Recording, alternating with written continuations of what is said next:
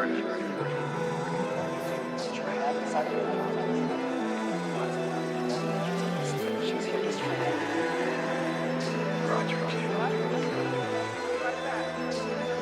and gentlemen, please put your hands together for our hostess.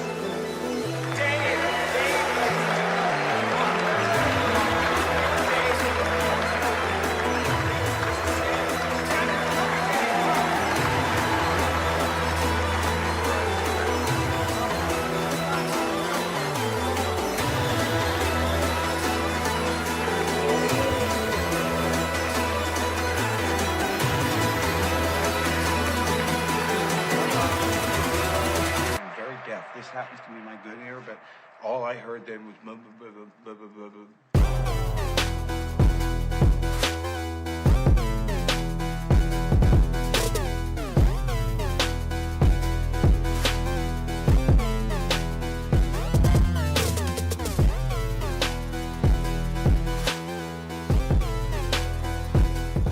In North Carolina, just an hour and some change southwest of Raleigh, sits the cradle of American golf.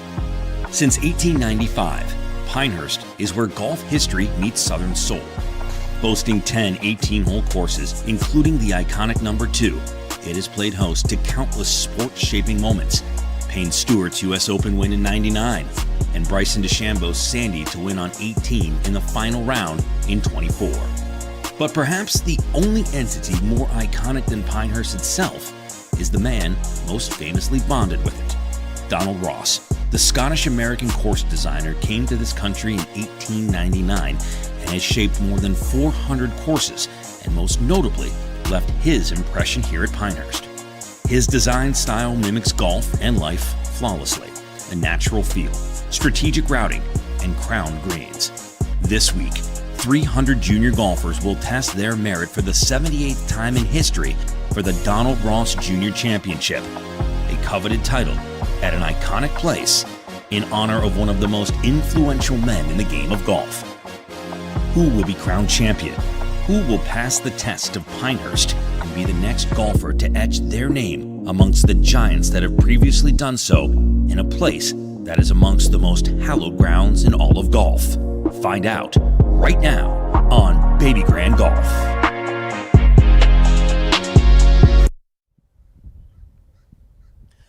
And we are live at the 2025, at least a few days left in that year, 78th annual Donald Ross Junior Championship here from Pinehurst.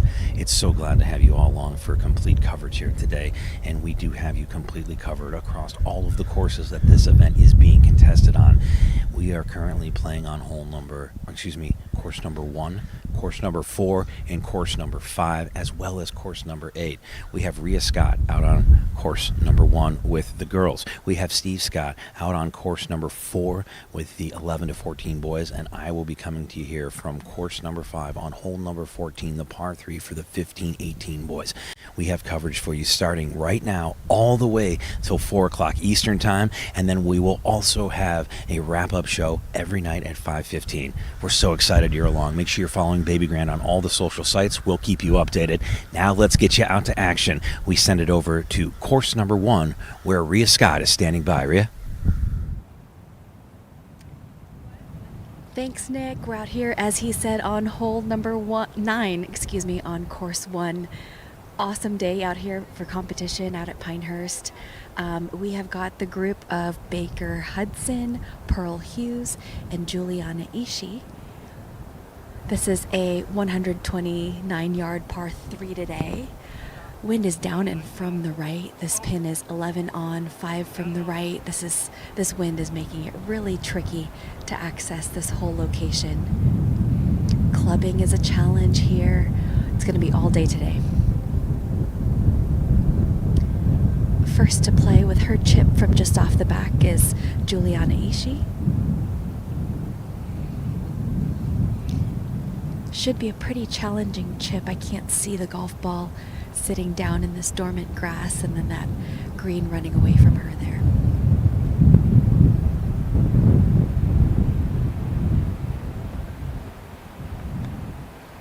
Juliana did a great job popping that up and out of that dormant grass. Really nice.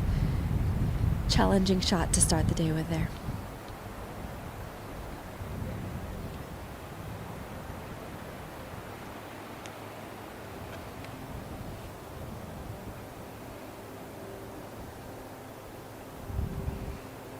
Again, these winds are forecasted with gusts up to 38 miles an hour today.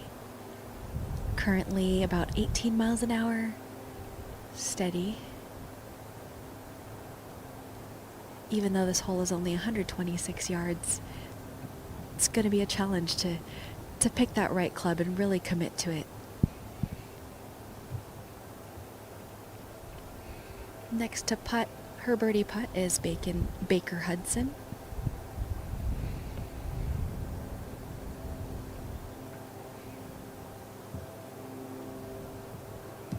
This group started on hole 7 today, so this is their third hole of the day.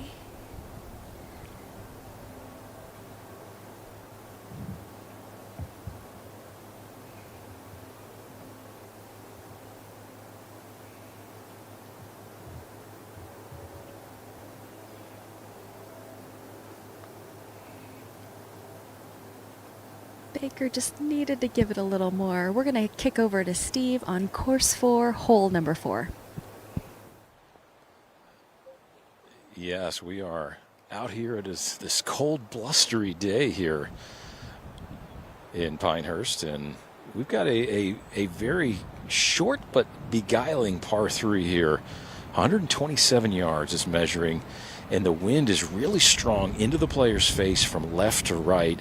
And any miss to the right of this green will fall down some 30 feet down, and takes the dormant Bermuda grass and runs all the way down.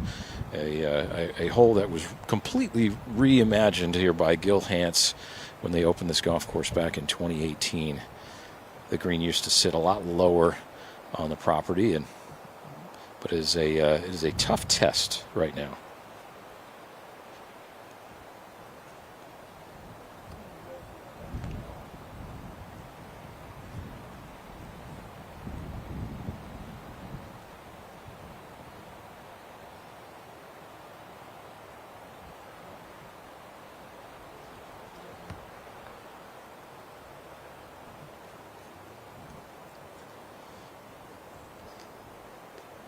That was Lucas Lynn there, just trying to dribble that ball down. Any par on this hole would be a fantastic score.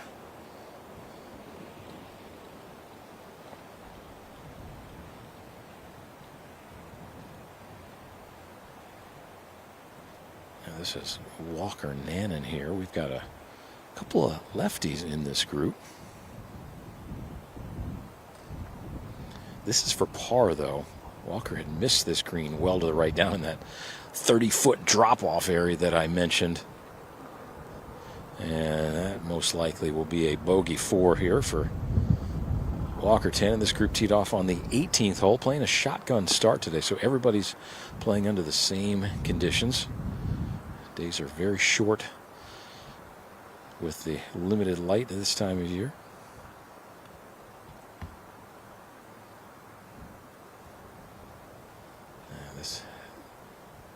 Tanner Warner. He's got a Clemson logo on his towel. This one tracking down the hill. And that will dry up short, but that will be an easy par 3 there for Tanner. And they'll move on to the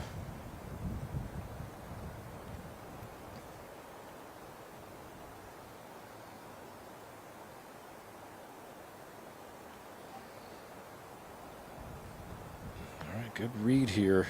Not a whole lot of break. Actually, almost break towards the back of the green, interestingly enough. All right, let's head back to Rio over on course number 1.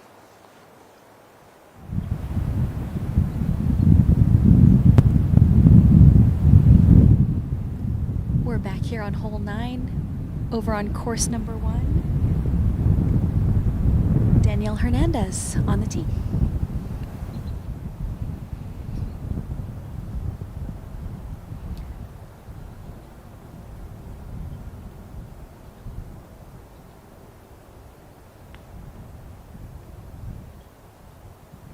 Looking good for Danielle. Really nice there. Anything on that green, on that section, is a really, really good shot. Again, challenging to gauge with the wind. Where you have to aim is probably off the right edge of that green because of the wind. On the tee now, Rachel Joyce. She's from Pinehurst. Committed to High Point University. Should have some local course knowledge here.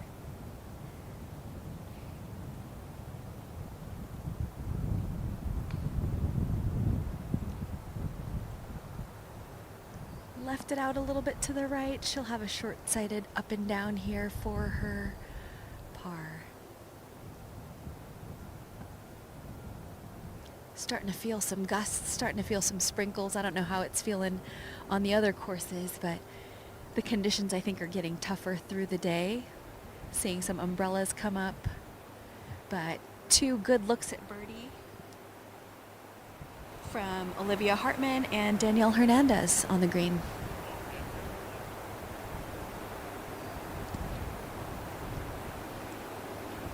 Let's take a look at the leaderboard for the Donald Ross Jr.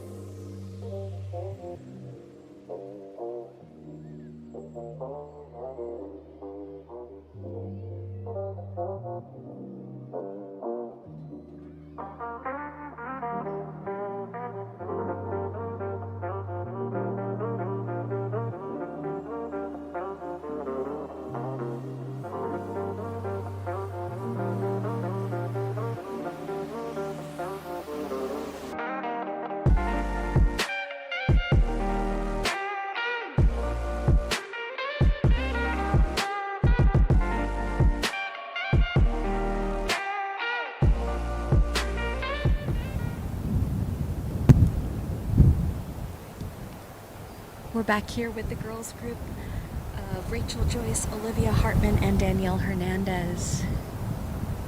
This group started on hole 6 today. Again, some showers starting to make their way in, adding to the challenge of the day.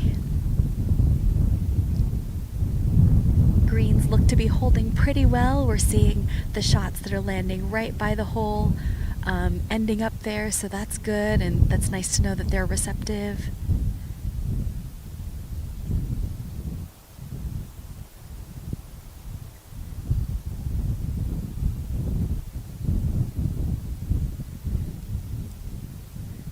These short-sighted chips are challenging.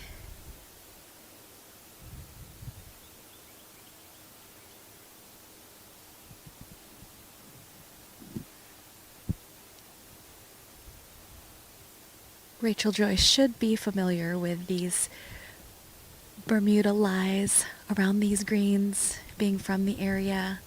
Nicely executed. Whoa, great shot for Rachel. That's a 2.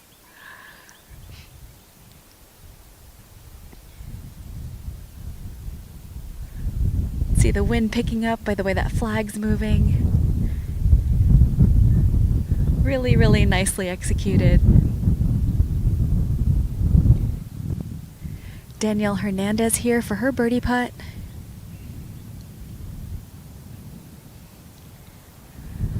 Should slide a little away from her. Wind is starting to be a factor even on these putts, so I think that makes green reading a little bit tricky. Just not quite as fast as she thought it was going to be.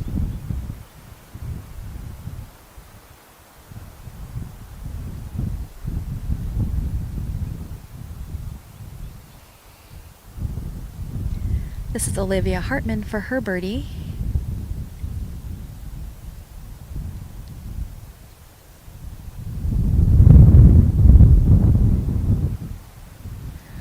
Olivia gave it a good run.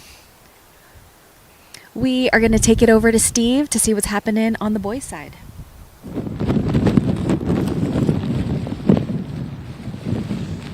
All right.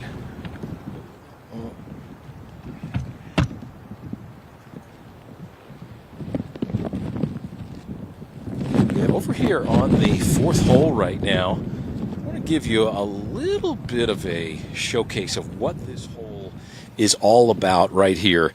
And as we pan through here, to my right, you're going to see this low chipping area over here. Any ball that's missed, this hole is only 127 yards today.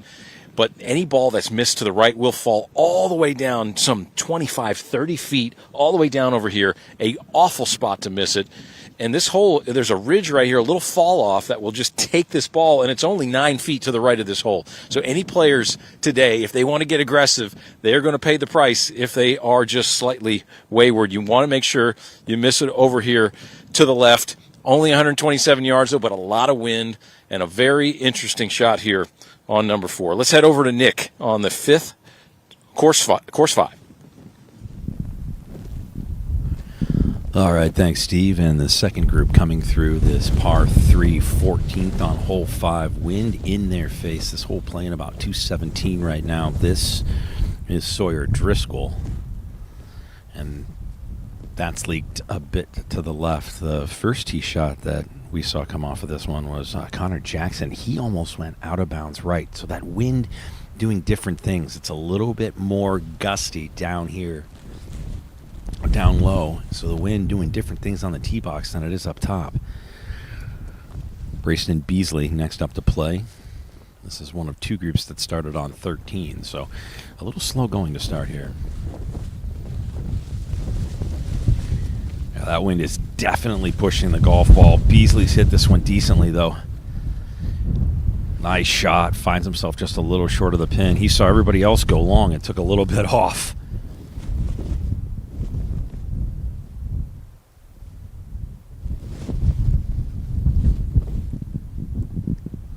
Well, Seth Clayton is going to re-tee. He doesn't realize that his ball is actually okay. He thinks he's out of bounds, so playing his provisional. This is Seth Clayton's second attempt.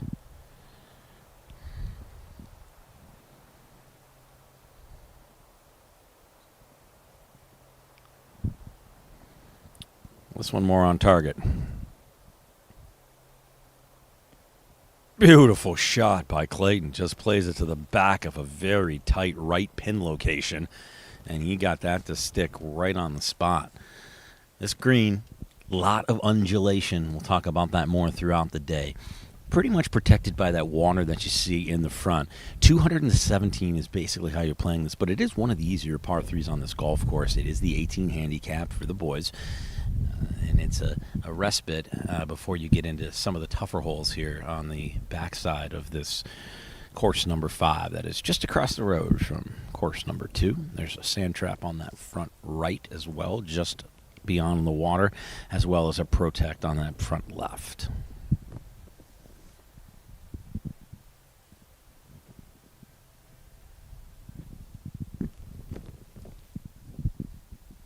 All right, well, while we wait for these guys to get down to the green and identify their golf balls, let's hear from the man in charge here at Pinehurst, the tournament director, Nolan Miller. Nick Ismati with Baby Grand Golf coming to you from the 78th. Can you believe that? The 78th Donald Ross Jr. Championship here at Pinehurst, alongside Nolan Miller, the tournament director, who also happens to be a good friend of mine. But Nolan, it's always good to see you, and it's always great to be here at Pinehurst. Yeah, absolutely. We are very glad that you guys are able to come along with us for this ride, as we have almost 350 players out there this week. Absolutely incredible. A huge turnout for this event. Given that it's right after Christmas, of course, that's an incredible turnout. But this place has a way of drawing in a golfer because of just the storied, hallowed grounds that it is. Yeah, Pinehurst is a very special place. 10 golf courses here. We're only using 4 of them this week, but we are using Donald Ross's original design, course number 1, and his very first golf course here in Pinehurst. Obviously, the namesake Donald Ross, probably the entity most connected to this place other than the golf courses itself. But what does it mean to be able to continue to honor the history of such a legendary architect who really has shaped American golf? Yeah, he's a pretty special name that we're proud to have in the Pinehurst history books. He was our head professional here towards the end of his career designing. He resided here his last 20 years out on the third hole of course number 2. And I mean, he's a staple in American golf. He's done over 400 golf courses, all of them very different. Not all of them look like number 4 here over. It is a year-round sport. Days like today, I wouldn't really be probably playing golf. But tomorrow, in the mid-60s, grass is dormant everywhere, so that always creates a little bit of a different challenge versus the thicker Bermuda grass that we're used to here in the summertime. And then it's going to be chilly again Tuesday morning, maybe a frost delay, hopefully not. Again, tee times don't start till 10 a.m., so we're hoping that doesn't become a problem. But the cold weather definitely makes it a little bit harder. Hands get a little colder. Got to warm up a little bit more. But feel those thin shots a little bit more. My goodness, yeah. I would be in trouble. These guys are center of the club face all the time. For me, no, not that at all. Nolan, thank you so much for obviously putting this amazing event on and just being a part of Pinehurst. This place is truly special. Absolutely, we are very lucky to have you guys with us. All right, Nolan Miller, one of the great tournament directors here, and boy, does he have a big job coordinating all of this this weekend. And of course, Mother Nature starting to creep in a little bit. But back with you here on course number 5, hole 14, par 3. This is Sawyer Driscoll, his second from that front right bunker we talked about. Now, we mentioned this green and just how tiered it is, and classic style here at Pinehurst. Sawyer Driscoll, oh, look at this. Find the hole. Beautiful out. And Sawyer Driscoll will have that left for par. Well, a little bit of trouble for Connor Jackson. He was long on his first shot. Thought he might have been OB. Managed to stay in, but a difficult chip that had to come out of the pine straw over the cart path onto this green, and he just got a little bit too much of it, so he found himself all the way on that back side there. And these greens are fast right now, and this one runs away from you. So this is Connor Jackson for par from about a mile. Probably has to put a shoulder turn on this one.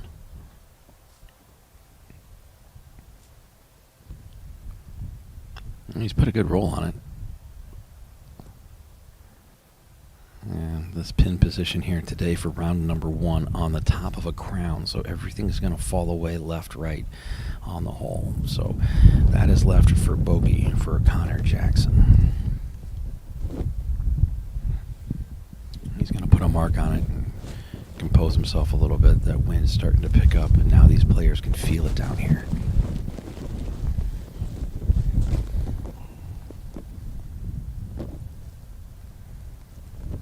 Brayston Beasley was the first player to hit this green. He has this for a birdie.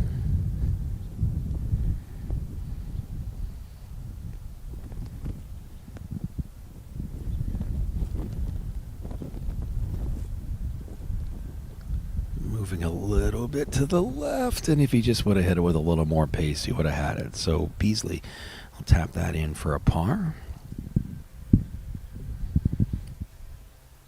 Best shot of the day was Seth Clayton. Only one to attack this pin in 2 groups so far. Everybody else playing it safe in the middle of the green while they get warmed up and get the body acclimated to these chillier temperatures here today. A bit of a wild roller coaster weather-wise here at Pinehurst. We'll talk about that in just a moment. This is Seth Clayton for birdie.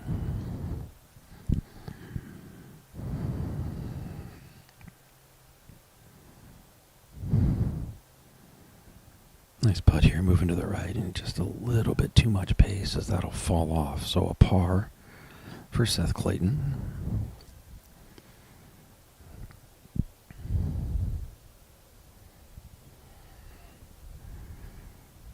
And Connor Jackson will be next to play, trying to clean up his bogey here.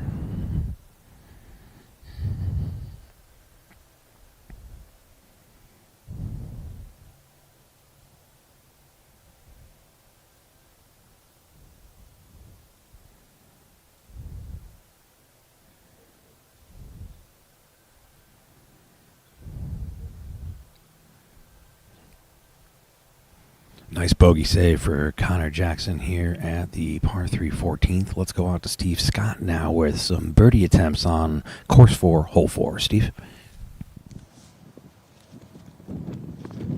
All right, guys. Yes, we have a couple birdie putts. One just worked its way up towards the hole.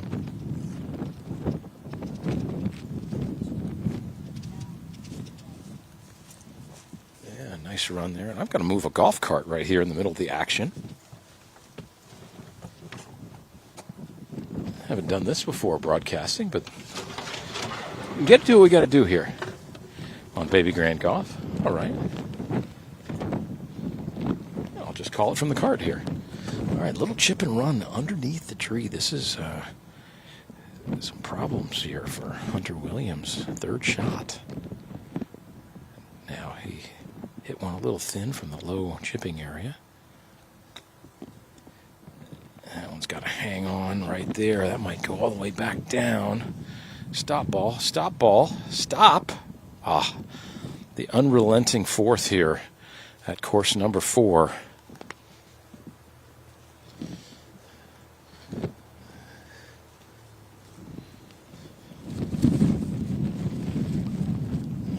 This is Jack Weston cleaning up for his par.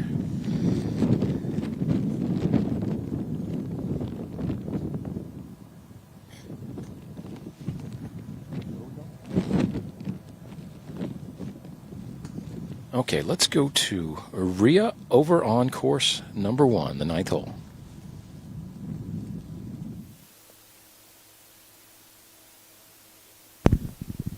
Back here with the girls, Mia Hart is on the tee. Couple shots started off by Paisley Frida, Vanessa Georgescu. Vanessa found the green there on her shot. Again, the wind is getting more and more challenging to gauge through the day. This group started on hole 5 this morning.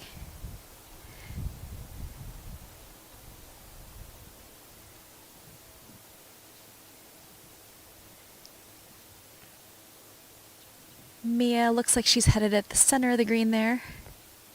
Nice solid shot on that fat side of the green. Very good.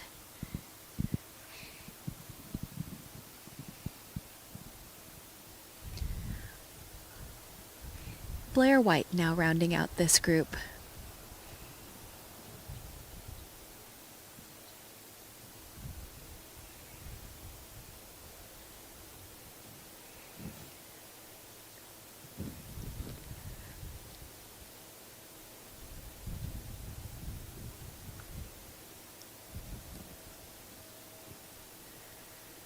It's been interesting to see how many players are actually ending up on the short side of the pin on this hole, just because of the way the wind is blowing. So these are, oh, right at it for Blair. Great shot right underneath the flag there. Very good.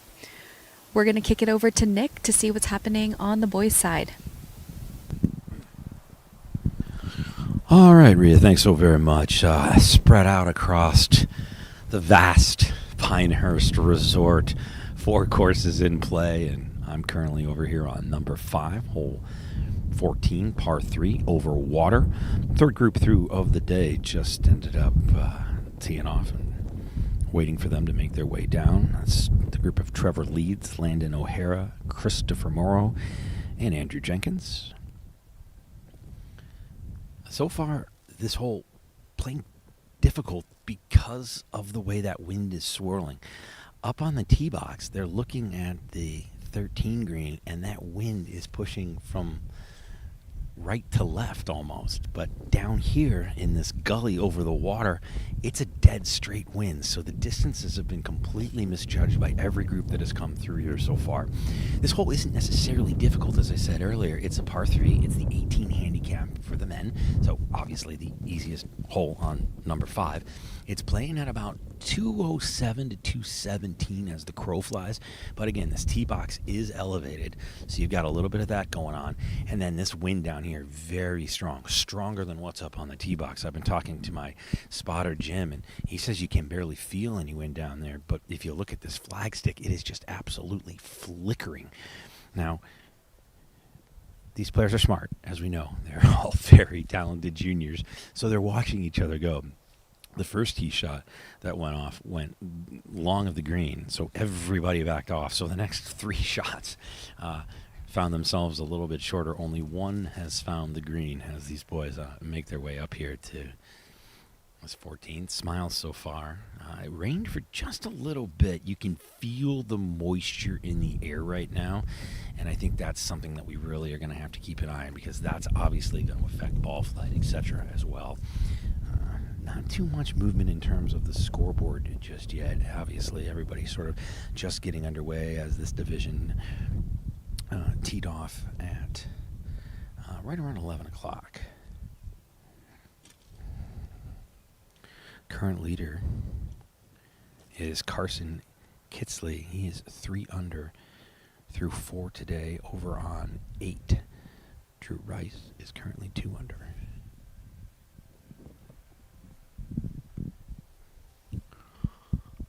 The first to play here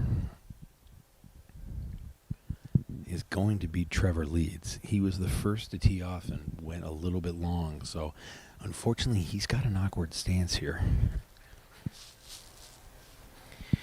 He's going to be in a little bit of a tricky spot.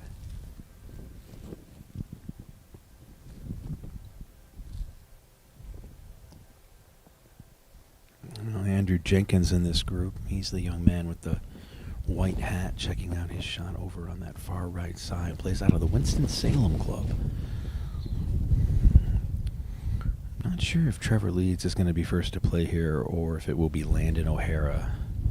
Looks like Landon's going to give it a go.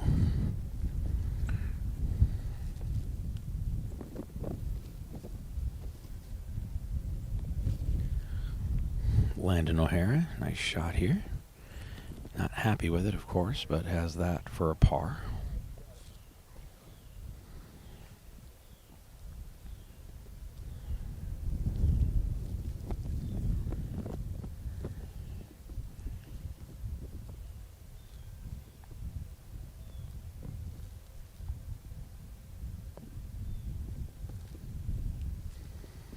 Nice chip here.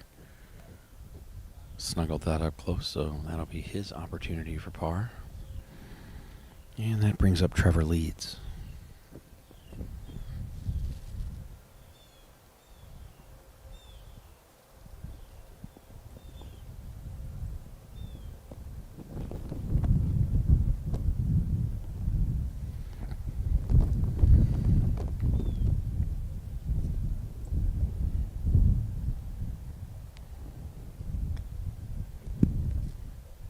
Well, nice idea there by Leeds. He was trying to do the right thing and kind of dive into that hill to get it to bounce around, but just a little bit too much on that one.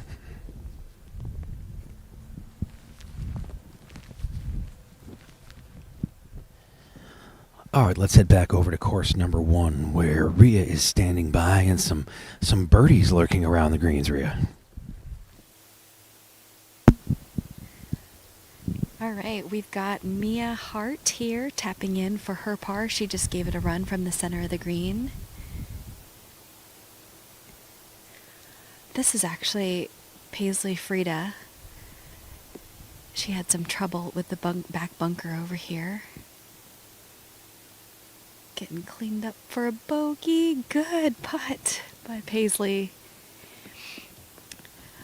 And Mia Hart now lining up her birdie putt just from great position right underneath the hole. She hit one of the better tee shots into this hole that I've seen.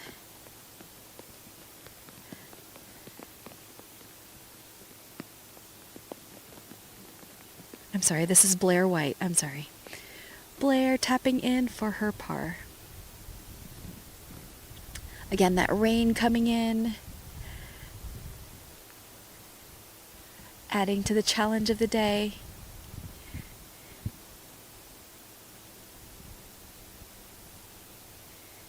We are going to head over to Steve.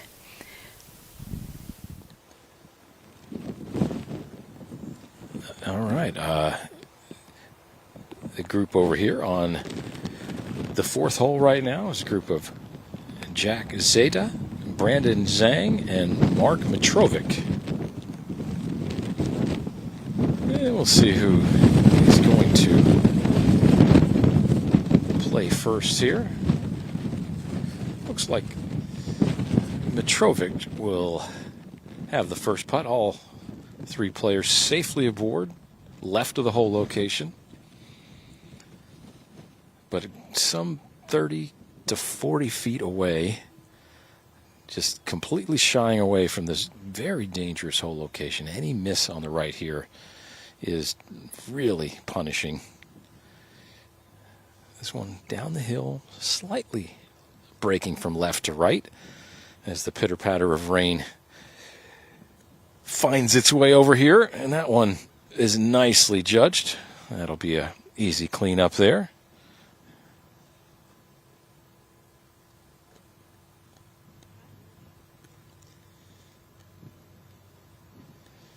All right, next up will be Brandon Zhang.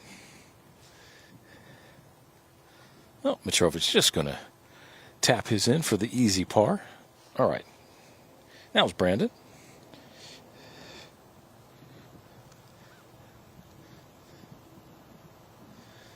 This is going to be a glove-on putt here. Not everybody putts with their glove on their left hand. This one going to be down the hill, a little speedy here for sure. And that one's not going to be getting up to the hole. That'll be about 3.5 feet short for Brandon's par effort.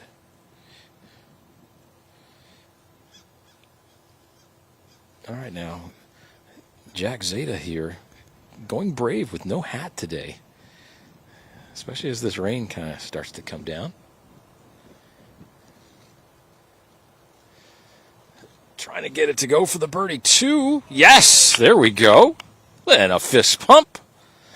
Maybe that's the secret to make a birdie here. Wear no hat. I think I'm going to try that.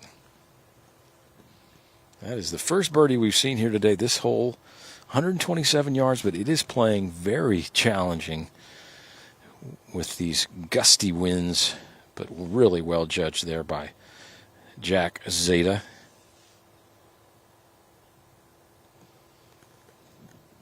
Yeah, just a little cleanup left for Brandon Zhang.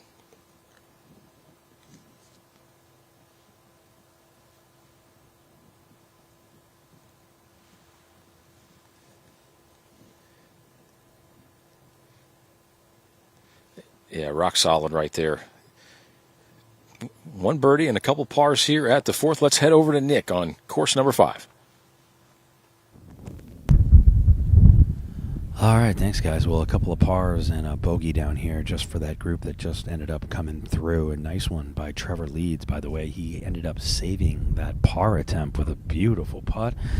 And how about the birdie there by Christopher Morrow? Now we go back up to the top. It's Connor Wolf, Hayward Jennings, Reed Jesse, and Keynes Cameron. And they are taking a good long look at this wind. It has definitely been a point of contention for these players trying to figure it out. And it is just swirling up there. And they're taking their time on these tee boxes.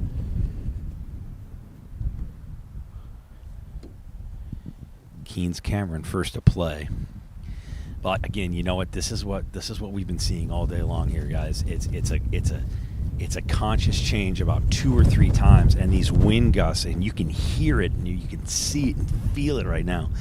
A good indicator is that flag stick that's behind the players on the tee box. That's on 13 green. The problem is that wind direction is different than the way it's blowing down here. Cameron Keynes has finally settled on a club. He's been over this ball for a good while, trying to contemplate what he's going to do.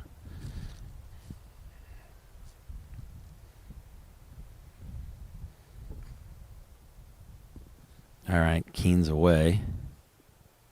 This one might be a little... Yep, right in the middle of the green. That's the safe play, and that's what you do when you're indecisive like he was over that ball. No need to attack that pin in a tricky position. It's up in the front right back corner, and it's right on the precipice of a crown, almost a Donald Ross-esque crown like you would see on 2. All right, Reed Jesse is next up to play. Interesting, the leaders for the boys 15 to 18 are currently on course number 8, which is traditionally a lot harder than course number 5.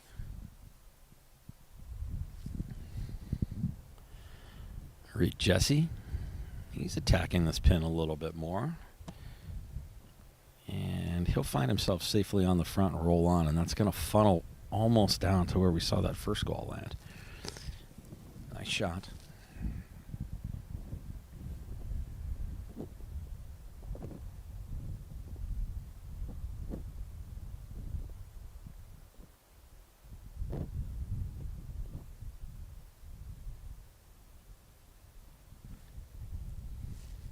Hayward Jennings next up to play.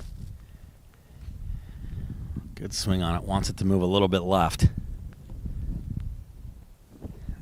Yeah, and for good reason. That ball will find the false side on the right of the flag. He went right after the flag, but that just finds its way down into the gully. That's going to be a difficult chip, especially where that pin is positioned and the undulation that he's facing.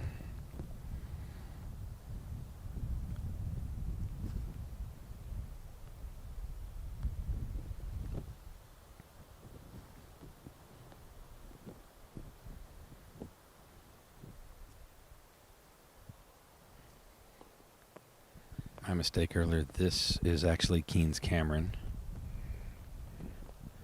Wind picking up, rain picking up here on 5 as well. Keen's ball is away, and he's safely on that left-hand side. So not too much carnage over here currently on hole number 14.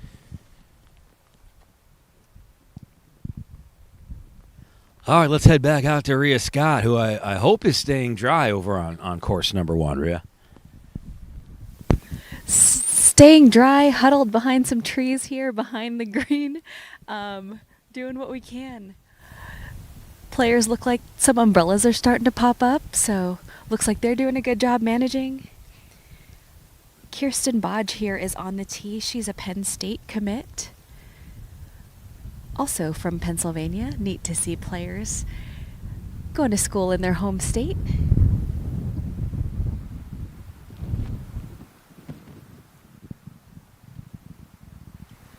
Couple wind gusts really picking up. Can hear it and see it in the trees and the movement.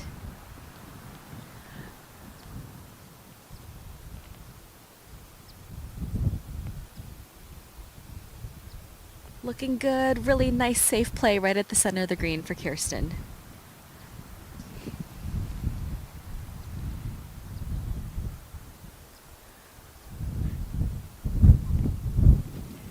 Catherine Bowie is up next.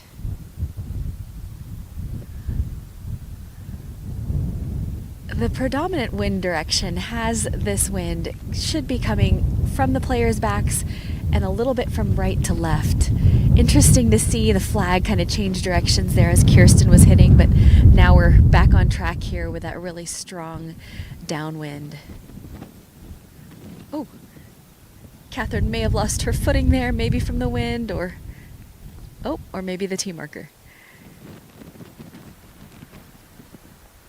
Hope she's okay there. Compose herself, get ready to hit her shot. Lots of wind checks, lots of backing off from what I've seen today. Gotta stay decisive in this wind.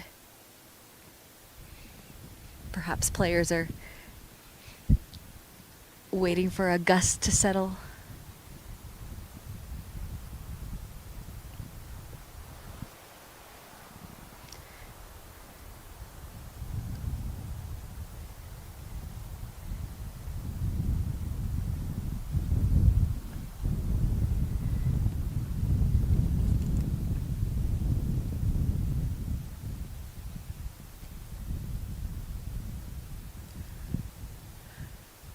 From here, looks like she's aimed out to the right side of this green.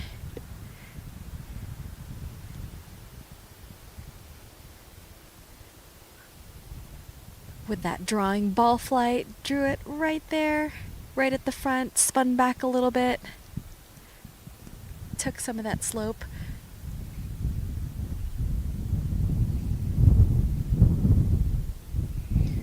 Jillian Burks, also from Pennsylvania, rounding out this group. Looks like Jillian played here last year, finished 9th in the 2024 edition of the Donald Ross.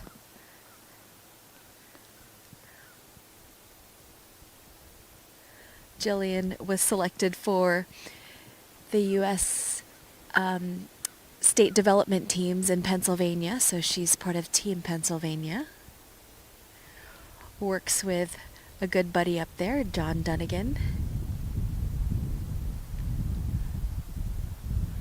Nice high flight there, might come up a little bit short.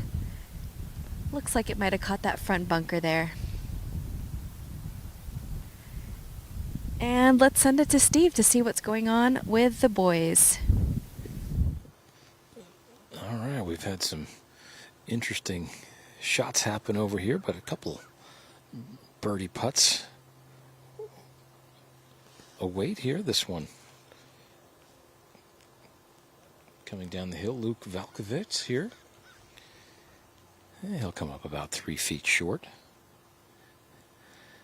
All right, now this is Samuel Vink right here. He's had a really troublesome hole. Missed the green to the right. Took him 3 shots to get to this point. This for double bogey down the hill.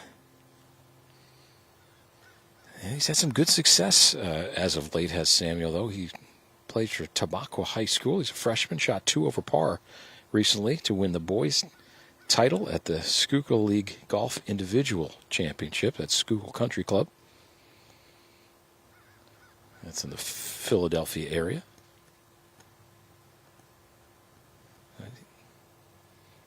All right, let's head over to Nick for a birdie putt here on the course 5. All right, thanks, Steve. This is Reed Jesse with an opportunity for birdie here after his tee shot safely found the middle of the green. I'm giving that one a good whap. Shouldn't have too much left there for a par. And this is Connor Wolf. Connor also found the middle of this green, so no problem there. He's got this for a birdie as well.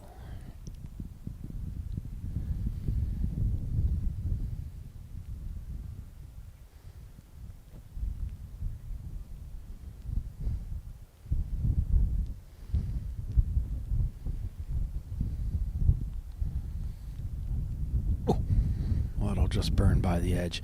Tricky putt to read, especially if you're down in the middle of that green, because it's not fully two-tiered, but the way they have the pin set is just on this crest, so it falls off dramatically to the left and to the right of it. Just a little cleanup right here. Connor Wolf, easy tap in for a par.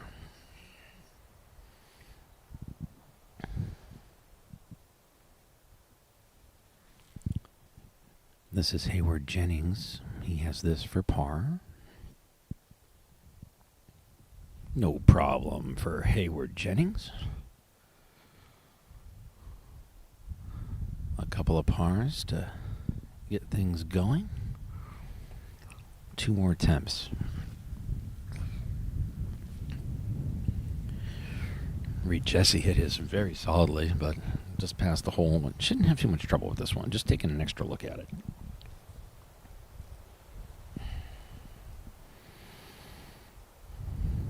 Reed Jesse, a par.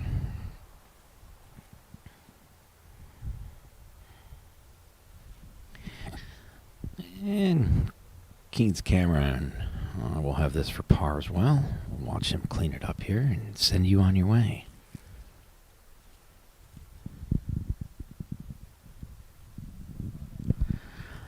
All pars here at number 14 on 5. Let's go back to Rhea Scott on 1. Back here on course 1, hole number 9. Catherine Bowie looks to be putting first here. Good birdie look up the hill. Green's getting a little bit slower with a little bit of the water on it. Something that I've learned over the years is that anytime water gets on the greens, it changes things by at least one number on the stimp. If you recall, Catherine's shot just spun back just a little bit on that front section of the green there.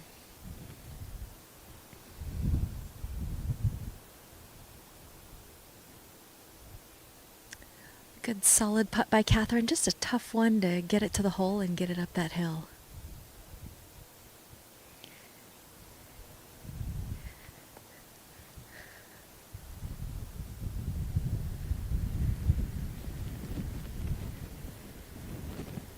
Good solid par for Catherine. Kirsten Bodge here from the center of the green, nice and pin high. A little bit of a slider.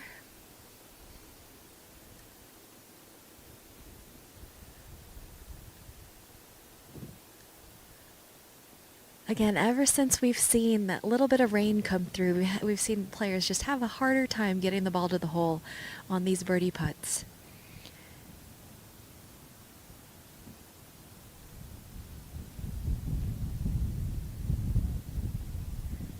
All right, let's see what's going on over there with Nick on course number 5. Oh, well, timing is everything. We just missed a hole-in-one. Beautiful shot by Ivan Domajinko, and he was able to just absolutely nail it. Landed it about 30 feet in front of the pin and just let it track right in. A beautiful hole-in-one. Oh, goodness. Jay Harrison next to play. It's a 3-ball here. Went right at it as well, and again, that wind wreaking havoc, so that ball will hit the backside and fall off.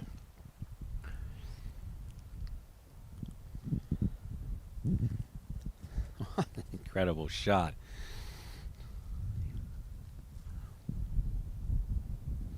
Jake Valentine next up to play.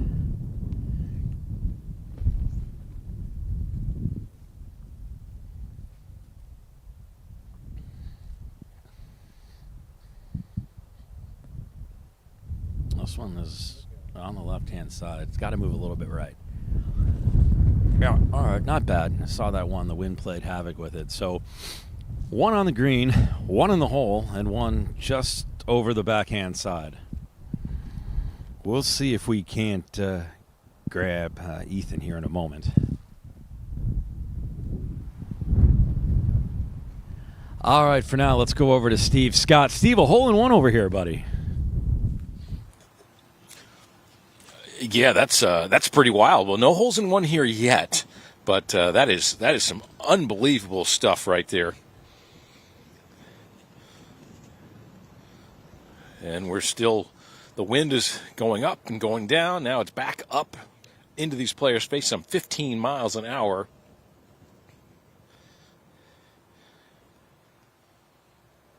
This is the group of Ari Stuchner, Houston Teffenbrunn, Cooper Tomlin, and Eli Townsend.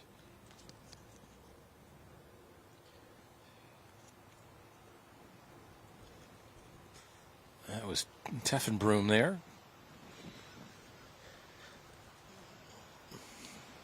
2 balls on the green, 1 ball missing the green.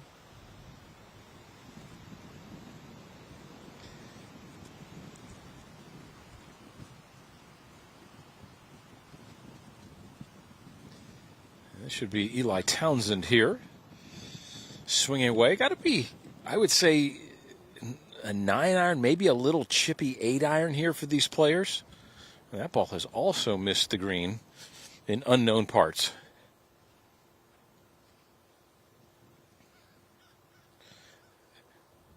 All right, let's talk back to the hole-in-one man back there on course number 5.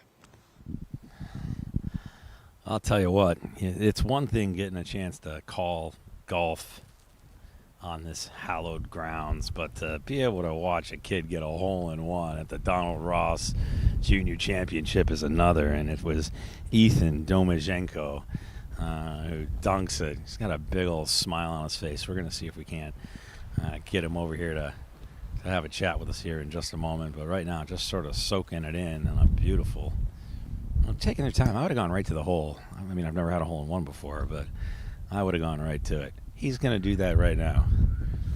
He's taking his time, but Ethan Domazenko heading over there. Gotta like this. There we go. Ethan Domazenko with an ace at the par 3 14th. That's where he landed. Like I said, about a 20, 25 footer. Manages to just stick that one. We'll see if we can talk to him in just a moment here. Jay Harrison. He's going to take an extra look at it. It was cool to see the reaction on the tee box. Everybody pretty stoked for Ethan.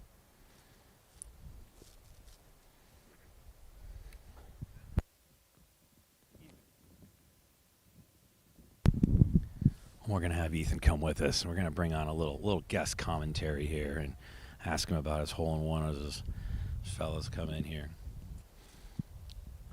All right, Ethan. Well, that was kind of fun. Yeah, it definitely was. Big gust of wind in my backswing. Just happened to, got lucky and hit it right on the flag, went in. What were you thinking? What'd you have in your hand there, club-wise? Had an 8-iron. I was just trying to go middle of the green, but yeah. All right, stay with me for a second here. Jay Harrison has this chip on the backside. He attacked that pin too.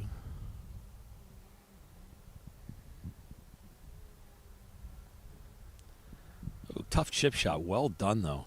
Snuggles that up for a tap-in par. All right, so have you had a hole-in-one before? I have. This is my third. Oh, come on now. All right, how's this one rank in terms of the other ones? Definitely the top, because before I was really young. I was like 11 when I made my first two, so definitely number one. Did you know it went in before I hollered at you? Yeah, I think I just saw it disappear, and guys in my group seemed pretty excited, so. How's it going so far? I know you're just getting your round started.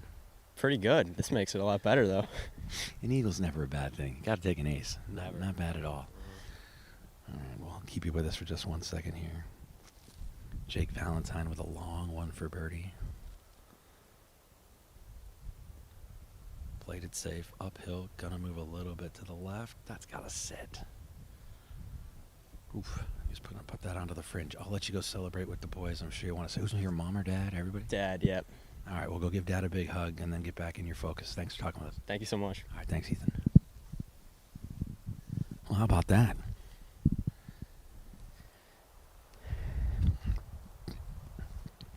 All right, Jake Valentine's going to take a long look at this one for par, but let's hand it over to Steve Scott. He's on number 4. All right, well, we've got a kind of intermixed here with some, there have been a few threesomes that have come through, and now we've got a foursome right here.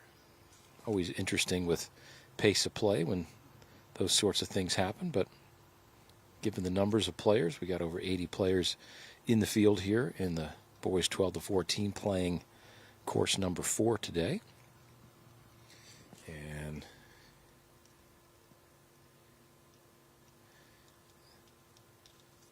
next up to putt.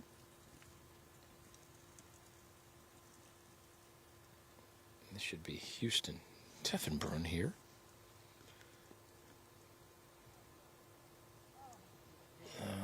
Really nice effort.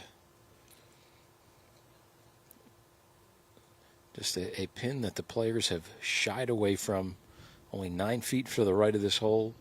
Goes down some 30 feet down an embankment, and the dormant Bermuda grass really accentuates how far that ball rolls.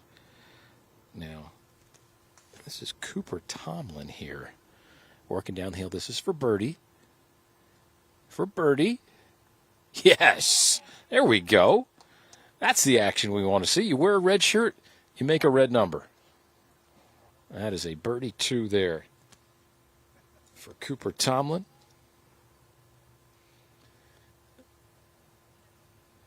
That was fantastic. Only the second birdie we've seen here today at the 4th since we've been out here for a good hour plus now.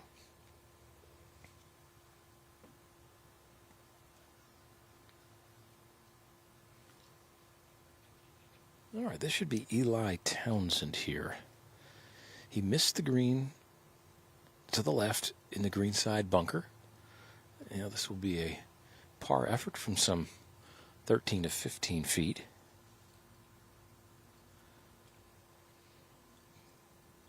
Not a whole lot of break to this one. Actually, it's a bit of a fooler. It's easy to miss to the left. There's a bit of a slope that almost pushes the ball towards the back of the green, towards where the camera is sitting right now. So let's see if Eli can read this one properly.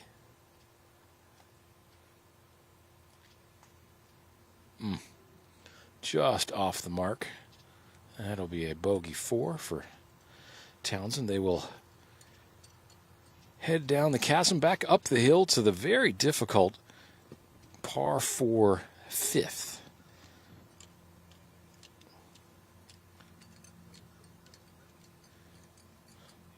These players battling the elements today. The rain has stopped. Any portion of rain that we saw come through here, just a little smattering of pellets coming through. And these players will work their way over this course number 4 here. All right, let's head back over to course number 5 and Nick is money. Oh, we're going to be the hot hand now. I see what's happening. We get 1 hole in 1 here, and everybody's on board with course number 5 now. Glad to have you guys here, the par 3. It is actually the easiest hole in the golf course, as I've said a couple of times, but it is playing difficult despite the hole in 1, and players are just really trying to decide what they're supposed to do. That weather, as Steve said, has pretty much moved out. And guys, just misjudging this. We've got 1 ball long, 1 ball short, 1 ball left of center, middle of the green, and then that ball right there, that'll just find the bunker. That was Jose Vega who found his way down into that right side there. So everybody off the tee here and on their way down to the green, but certainly the reverberation of excitement has gotten back to them about the hole in 1 just a moment ago.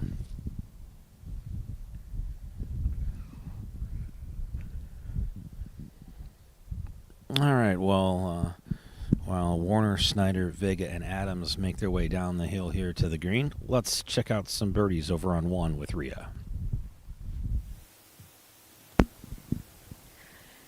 Ever Ezel over here, just off the green on the right. She actually gets to play with her twin sister, Scout, in the same group, which is kind of fun. Wonder how much that happens in tournament competition for them.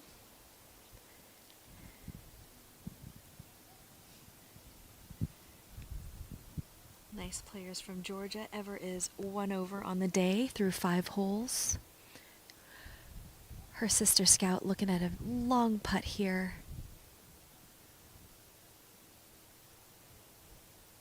Back left corner of the green. Going to the right corner. Again, players have been having a hard time gauging the speed of this putt ever since that water came on the greens. And you got to think that with the wind as strong as it is, the wind affecting some of the speed judgment as well.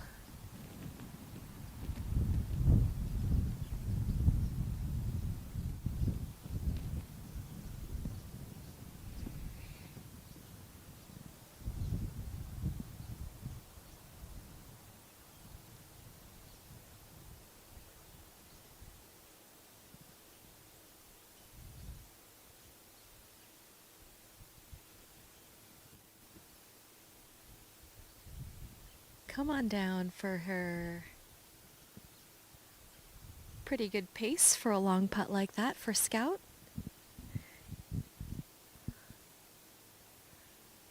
And Olivia Erasmussen getting ready for her putt. Similar spot as Scout. Hopefully she took a good look at hers to just help gauge pace.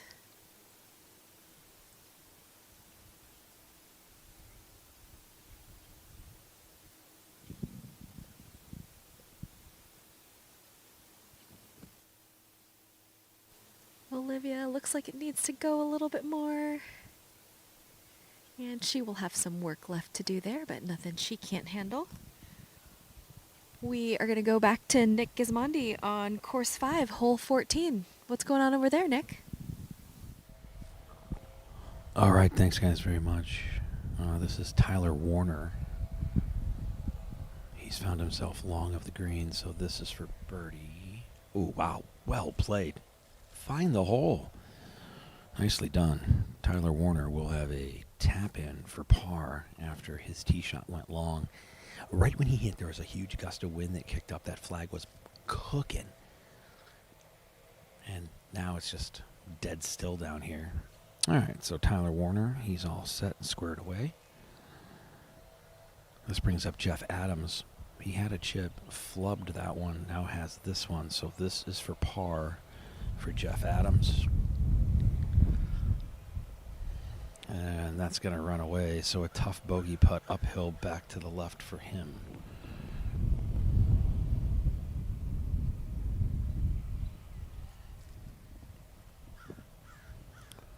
Bodie Snyder has this for birdie. That putt's going to move hard left, needs to slow down. Oh, it just grazes the edge of the cup. But Bodie Snyder will have a little bit to clean up there. Just a little tap in for par. He's going to take a mark on that, though, and give it a good look.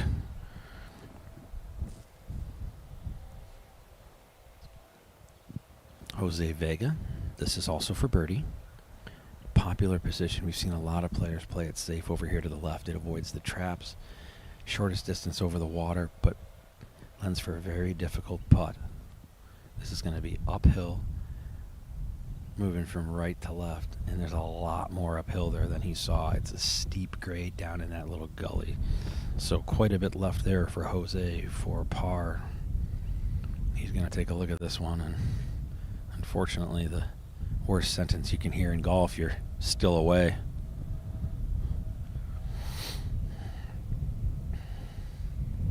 A sentence my cameraman Stan has never once heard. Such a good putter. I would have given him that last one.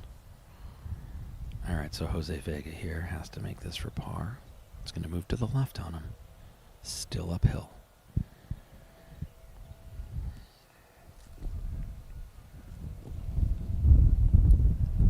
Vega. Oh, and it didn't die down left on him. Tough 3-putt there. Tap in for 4. All right, Vega all squared away.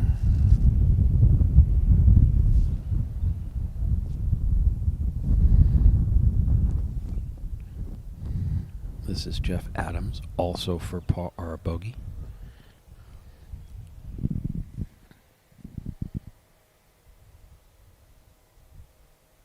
Oh, goodness. Snuck it in the back door. A nice bogey save for Jeff Adams. And Bodie Snyder, he's going to clean up his par here. This one's going to move just a little bit to the right. Oh, goodness gracious, he just missed that one. Oh, so 3 bogeys and a par here over at number 14 on course 5. Let's send it back over to Rhea Scott. She's standing by on course number 1. Back here on course number 1, we've got Sophia Afable's group, along with Kylie Bell and Mackenzie Blackledge on the tee. They started the day on hole number 3.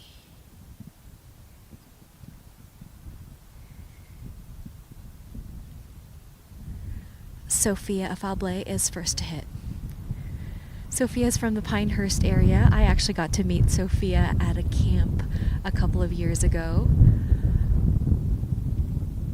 Fun fact about her that I remember is that she builds her own golf clubs. Apparently she knows a ton about equipment and shafts. I believe her parents have a golf equipment company here in the area, so pretty neat for a young person to just know so much about golf clubs at this stage. She's committed to Loyola Chicago, headed there to play college golf. And I'm sure feeling a good advantage here with the conditions and some knowledge of these golf courses here at Pinehurst. Pin high, just a couple steps off that right.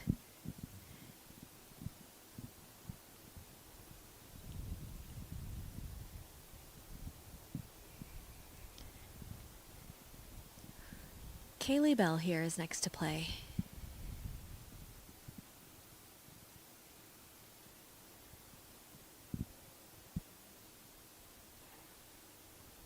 Kaylee has not had the start that she has wanted. She's 5 over through 6 holes. In the air, the shot looks right at it. Ooh, really good shot for her. Just underneath the pin there. Good look at birdie. We're going to toss it over to Nick Gismondi on course number 5. All right, thanks, guys. Another 3-ball over here, and again, it's kind of the same thing. I'm going to try to run up to the tee box here in between shots and get a sense of what the wind is doing up there, because we're seeing just a significant variation in what these players are hitting. You've got one right now on the very front of the green, so it came up short, but tried to play it safe to the center. The first ball that was away found its way all the way to the back, almost to the cart path again. And here is shot number 3. Nicely done there.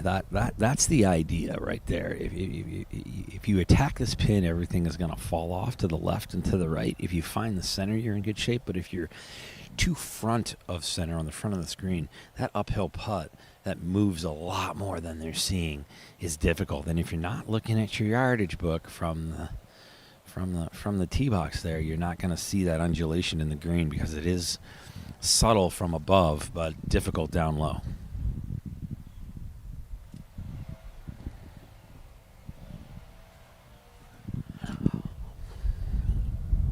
All right, Logan Skaggs, Danny Gimbel, and Luke Kilty, who was in the running for the Elite Invitational just a few weeks ago in Ponte Vedra, Florida, that we had here on Baby Grand Golf.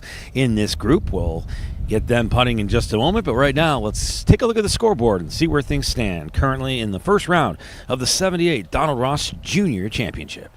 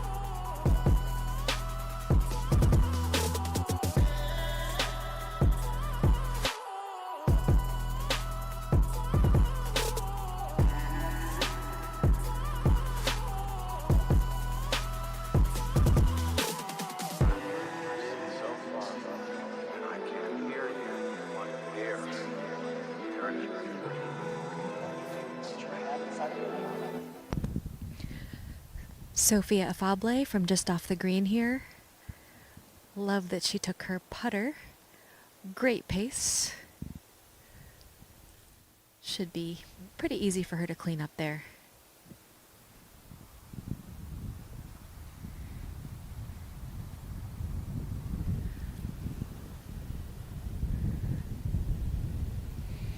Again, this hole playing 126 yards. This flag, again, moving now different directions, even though that predominant wind is down and over their right shoulders. There it is. There's that flag moving the predominant direction now. It's pretty interesting to see the directions that the flag moves, you know, when it's kind of between the trees. I think that's why players really have to trust the direction that the wind is moving up above the trees and not where it's swirling down below. Mackenzie Blackledge now with her birdie putt.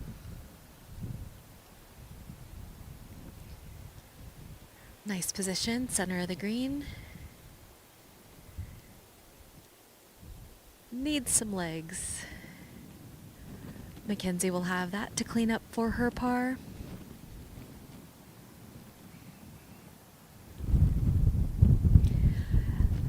Kaylee Bell here for her birdie. Let's see if Kaylee can give this good pace here. Again, players have had a tough time getting this one up to the hole.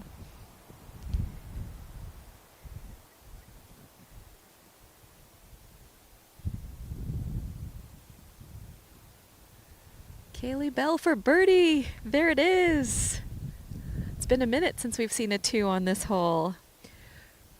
We will pitch it over to Nick on course number 5, see what's going on there. Logan Skaggs, his birdie attempt here on number 14. Long lag putt, get some legs, and the man brave enough to wear shorts, who I talked to this morning, who said this is warm compared to where he's coming from in December. So Skaggs will have this to clean up for a par. He's going to throw a mark on it. And I know we're not supposed to have favorites, but this brings up one of my favorites in the field, Luke Kelty. Just an absolute fantastic kid. He's got this for a birdie. Landed this one on the back of the green. It was a real nice shot. Luke had a terrific showing at the Elite Invitational. Was in the mix, just one off the lead coming into the final, and ended up not being able to get it done. But his father, Derek, here as he was at the Elite, watching, a nice calm presence. And this is Luke Kelty, his birdie attempt. This is going to be an uphill putt. That wind is pushing hard from right to left. The ball's going to want to go to the right.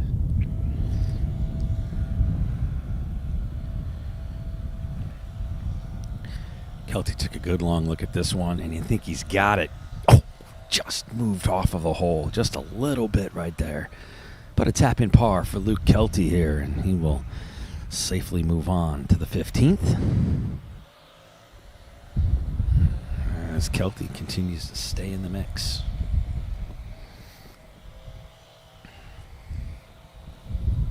Danny Gimbel had to chip this one on to the green. He was long, so this will be his par putt.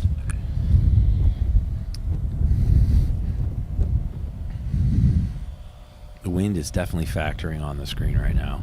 We got a bit of rain down here in this little valley as well, so these greens are running a little slower than they were when the day started. And that one is just going to stay up top on the right, and Gimbel can't believe it. He takes a quick look at it here, and we'll just tap it in for the bogey. And Logan Skaggs, he's got this left for a par. He's going to give it a good look here, though.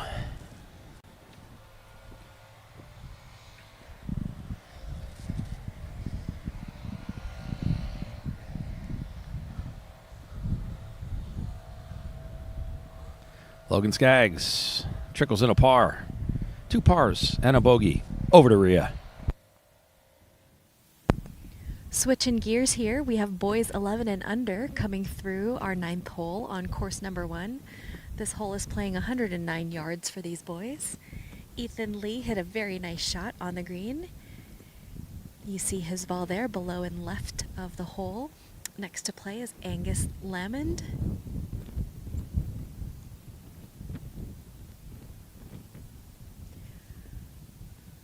You'll see that parents are allowed to caddy for players 11 and under, understandably.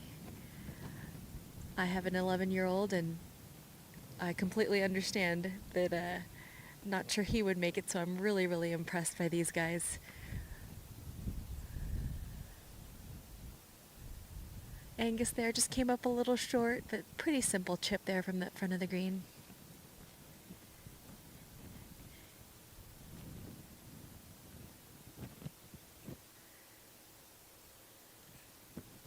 Evan Ketchum next to play here.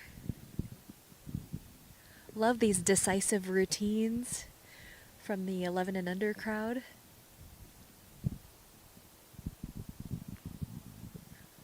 Great shot at it, coming right at it, just a little bit right. Good shot there for Evan Ketchum. We are going to pitch it over to Steve Scott, who is... What course is he on? Is he on 5?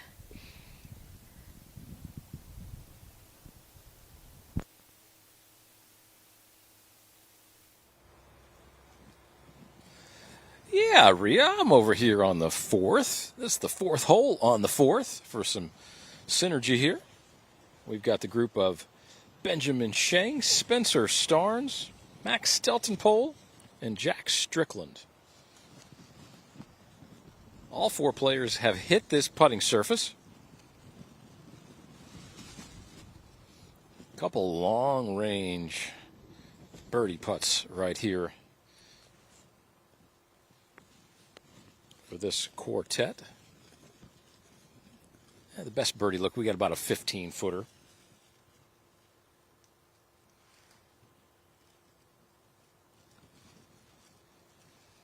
This should be Max Steltenpole here.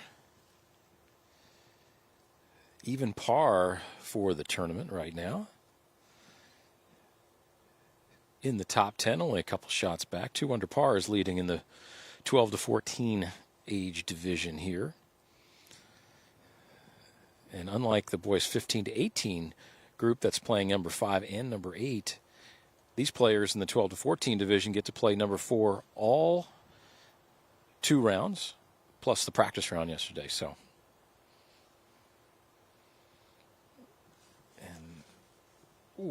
and that was Jack Strickland right there with a near miss. What a great run right there. Just a couple of feet past the hole. Strickland should be able to navigate that for his par. All right, Benjamin Sheng here recently shot his personal best, 67 in the New York State Invitational. Finished runner-up in that event, 73 the first day and a 67 on day 2. His Instagram handle, get this, is Ben Golfmaster. I love that. All right, down the hill. A little bit of a slippery one downwind as well. And the Golfmaster just slides that one past.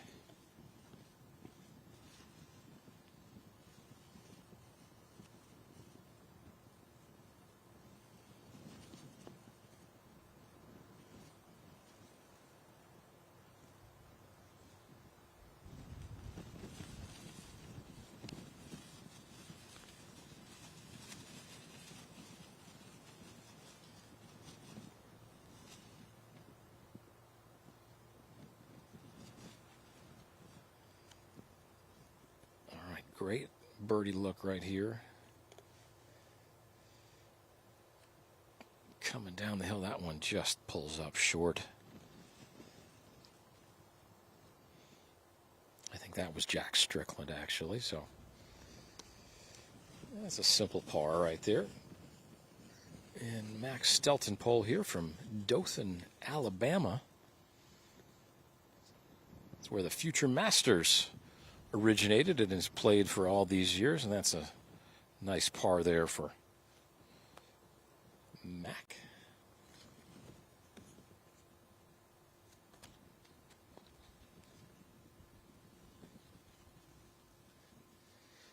All right, one more putt here.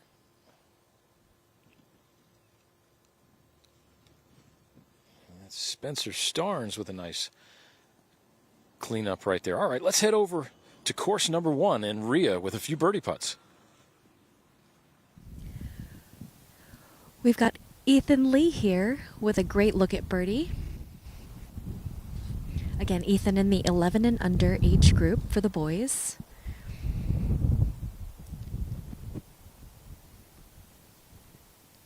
Good putt at it. Oh, he gave it a nice run there. Interesting to see the dynamic between the players and their parents. It's a fun dynamic too. See who asks for advice. And now we've got Evan Ketchum for birdie as well.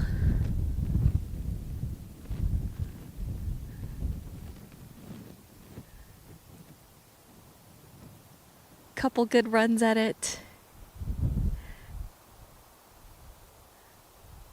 I can only imagine what it's like for these kids to be playing such a storied venue here at Pinehurst for the Donald Ross Junior Championship.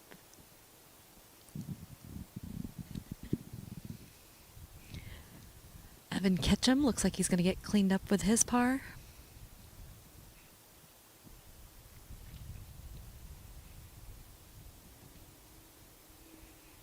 Good stroke for Evan there. Love the athleticism in which these young guys pop with.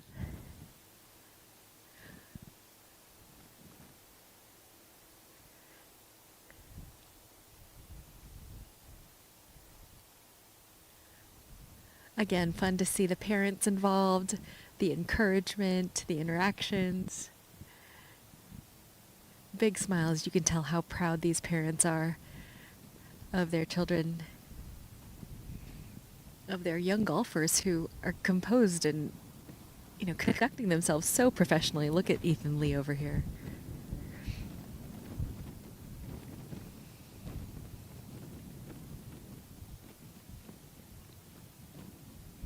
Should move from right to left for Ethan. Great putt for Ethan. Nice cleanup for his par.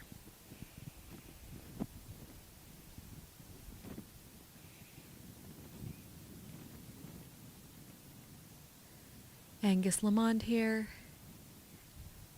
getting cleaned up. He was just off the right front of the screen.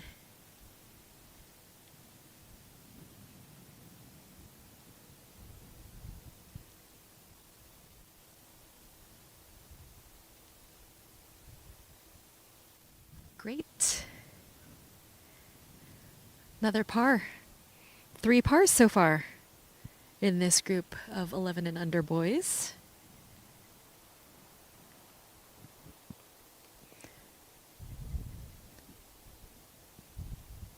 Rowan Hengler, also to clean up for his par. Look at this crew. All pars. Pretty fun.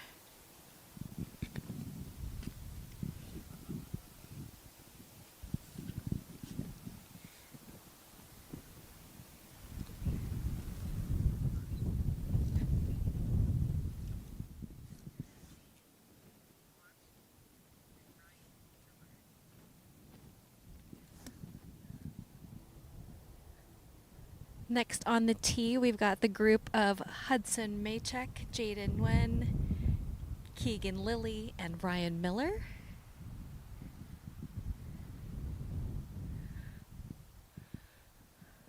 As you can see, it's a long trek back up this 9th hole to get to hole 10. 10T is right behind where they just teed off from.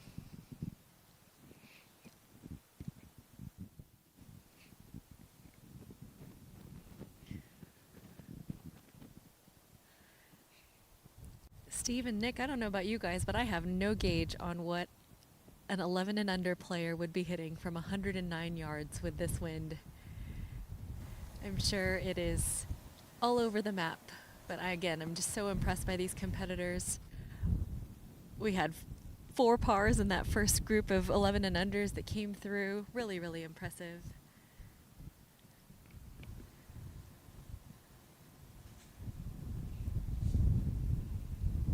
Sure.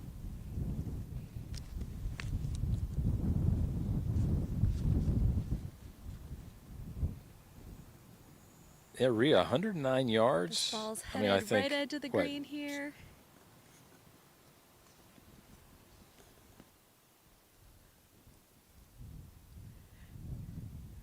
Nice solid shot there.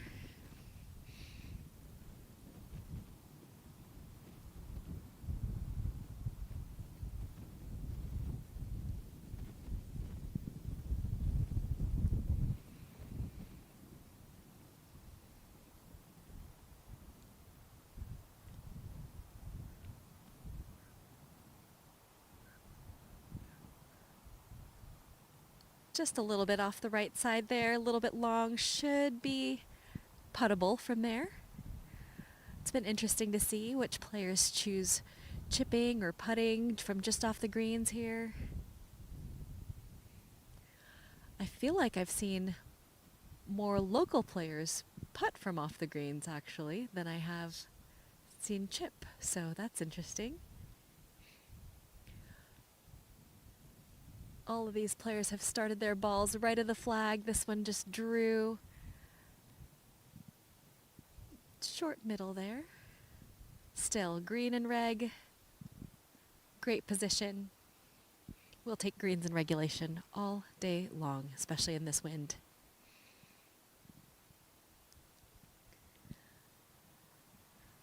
Again, we're seeing some variety of clubs being hidden here. This looks to be some sort of hybrid or wood. But to be able to compete in this tournament requires you to be a good golfer, so I'm sure that everybody in this field is accomplished already at such a young age.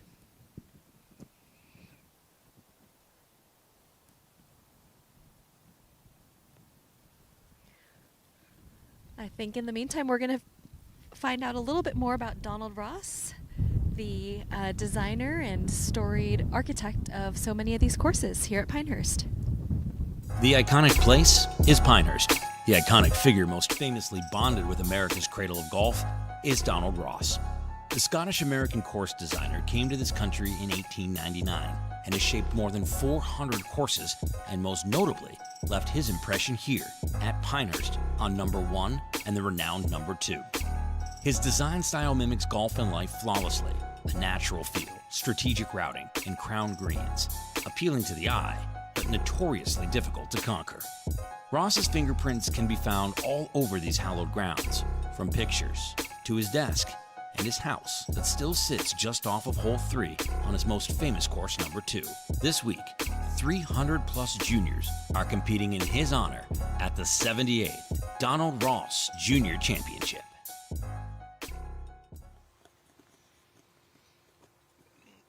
Oh, I love learning about Donald Ross and his impact on the game of golf, not only in this area, but all around the country. So cool. He originally laid out this course here. We're over here on the No.4 course.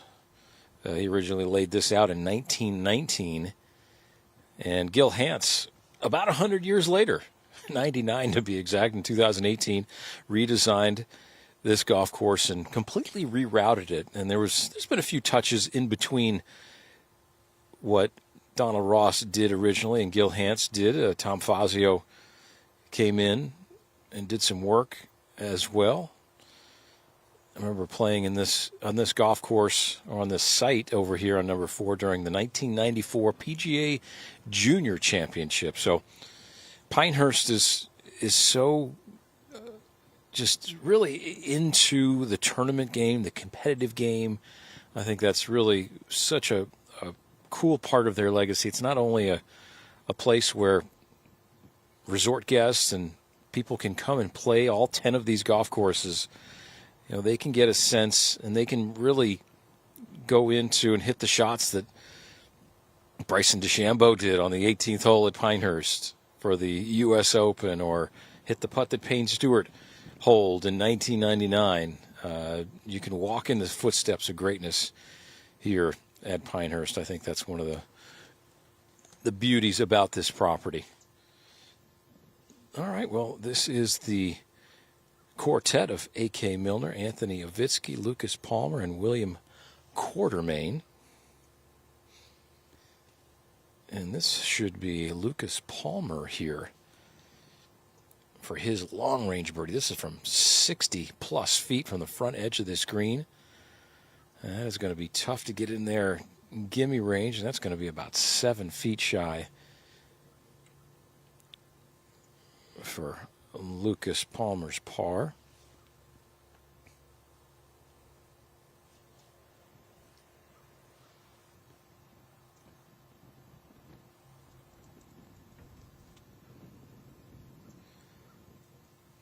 All right, they're going to throw some change on that one.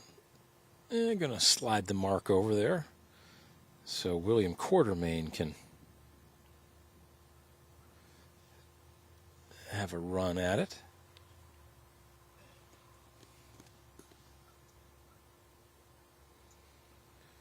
This too from about 50 feet here, just on the left edge of the green. All four players have hit the surface here. Again, the big avoidance here on this 127-yard par 3 is anything right of this hole. You do not want to mess with right here as this one works its way down the hill. Look out! Woo! Yes, that was a great putt. Could have gone in for the same money, but that'll be an easy par.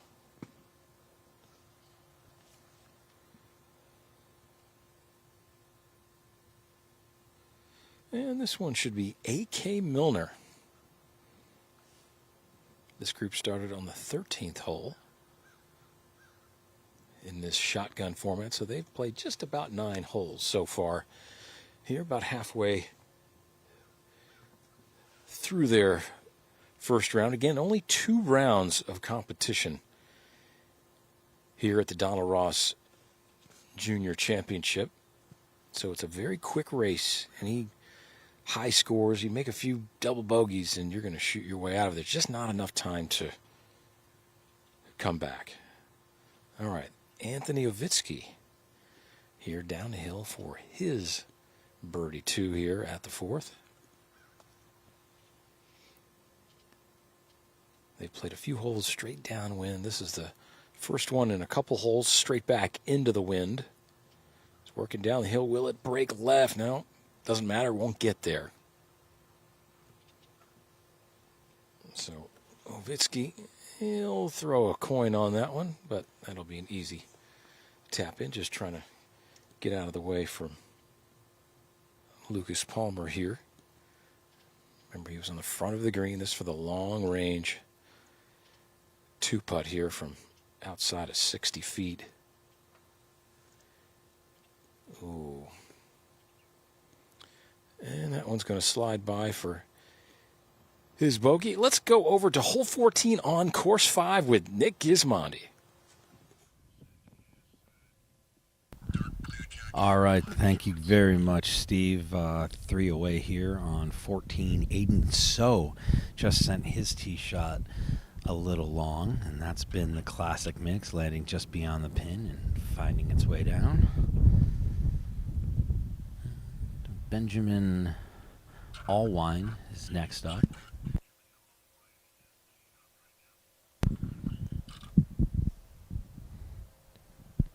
Here's Allwine's shot. He doesn't quite like it, needs it to move a little bit.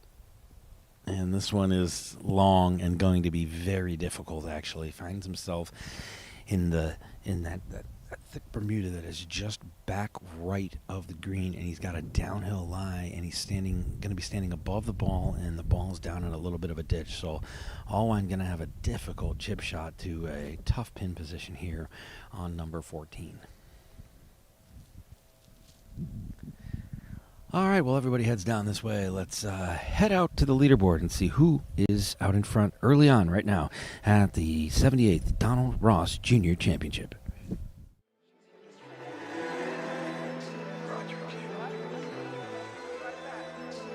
Ladies and gentlemen, please put your hands together for our host.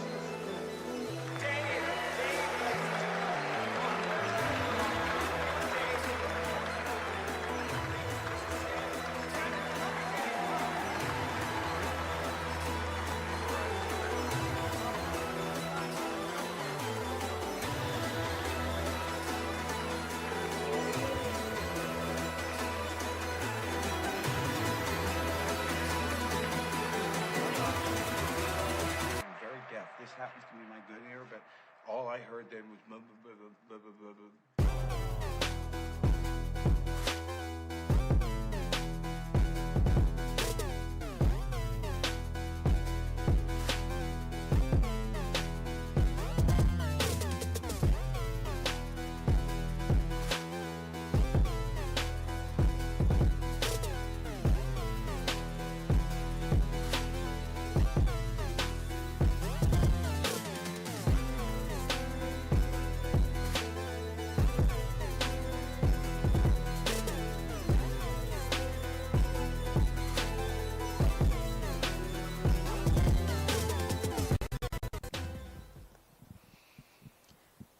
Back here with the boys 11 and under group.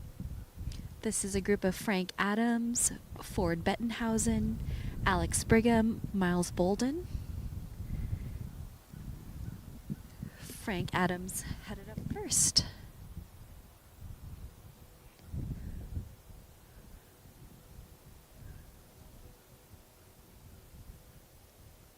Really impressed with the distance control these younger boys have had, especially considering the range of clubs that they've had into this hole.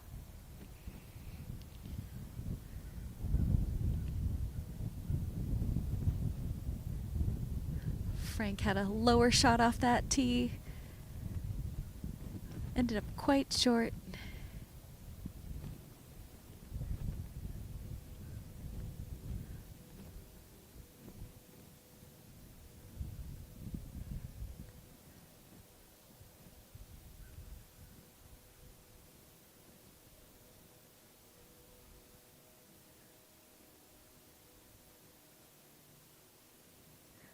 Ford Bettenhausen left it out to the right here, headed toward that cart path. Ooh, got a friendly kick toward the grass. We are going to send it over to Nick Gismondi to see what's going on the boys' side. Well, thank you, Riz Scott. Temperature improving, clouds parting, rain not raining. So, yeah, so we got that going for us, which is nice right now. These shots all went long for the most part. The only one that found the green here was Easton Carlson.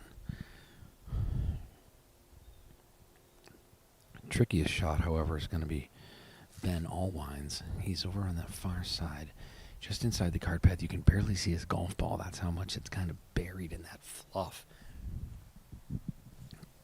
Ball is below his feet, in a ditch, buried in fluff. Water would be in play for me here.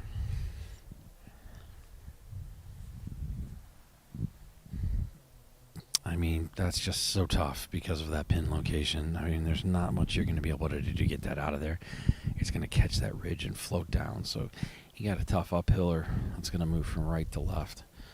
And that one will be for par. All right, let's check out Aiden So.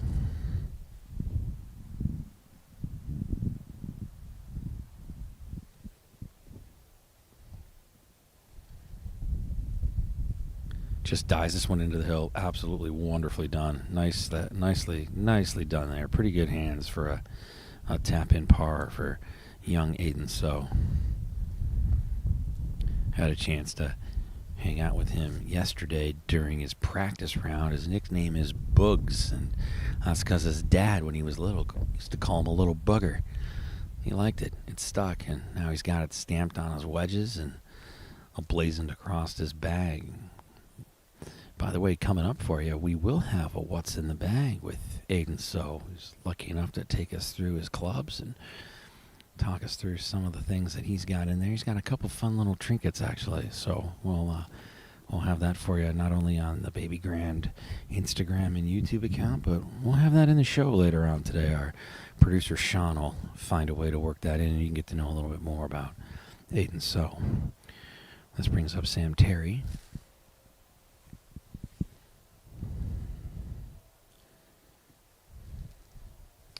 This is for birdie. Just finds himself on the backside there, and that one's going to come up a little bit short.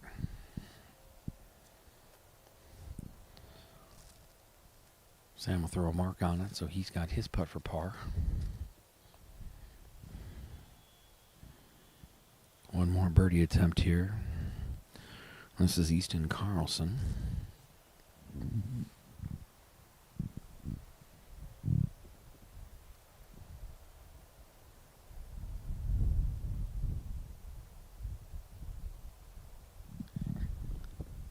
Oh, goodness, and it took a bite out of it. Just a little bit of a lipper. A tap in par for Easton Carlson.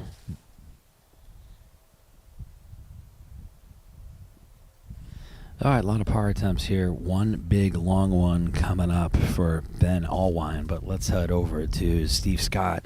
He's on course 4, hole 4. Steve? Thank you, Nick. Thank you. We've got the group of Thomas Randall, Ford Sanders, Oliver Shawn, and Jack Semeraro here. This wind is still whipping into these players from the left. 127 yards in total here for these players. Maybe just a little chippy 9-iron. One ball already on the green, and I think the sunshine is starting to pop out. It's a very nice thing to see pop out between the clouds. Maybe a little blue sky up there.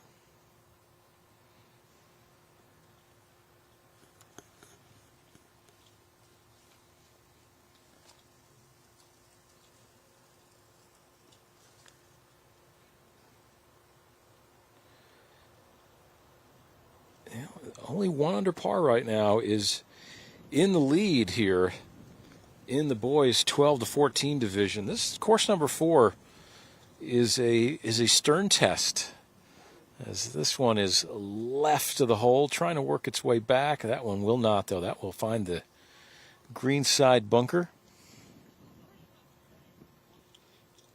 Again, Thomas Randall, Ford Sanders, Oliver Shawn, and Jack Semeraro here on the 4th hole. This group was the second group to tee off on number 13, otherwise known as 13B. Oh, this ball also headed left, worked its way back. That's going to spin down. Will it stay on the green? Oh, that's about to hang on. It's got to hang on. Oh, no. That one could roll 30 feet down the hill. That might be trouble.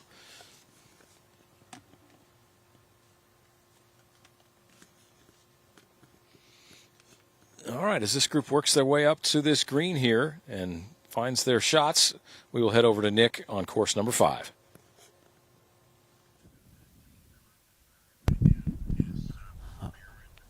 All right, Baron Vollmer is first to play here. Nick Anderson is in this group. He is at 1 under, currently just one back of the lead in the boys 15 to 18. Baron Vollmer.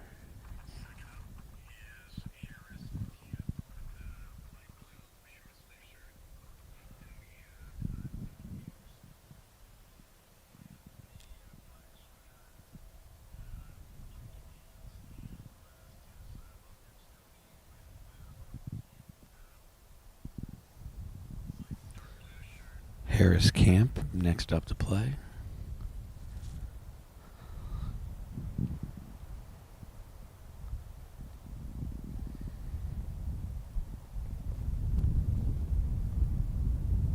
Good swing by Harris Camp. I've been talking to the guys, and they are literally all over the place with clubs on this hole because of the way the wind is blowing.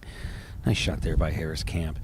A couple guys have hit 6-iron. Most popular club on this hole right now is an 8, and that's a big deal because of the wind. Close second would be that 7-iron. All right, this is Nick Anderson. He's currently sitting at 1 under. He is one back of the leader, who sits at 2 under. A bunch of guys tied at 1 under. Let's see what Nick Anderson has here as the sun begins to break through the clouds here on hole number 14 on course 5.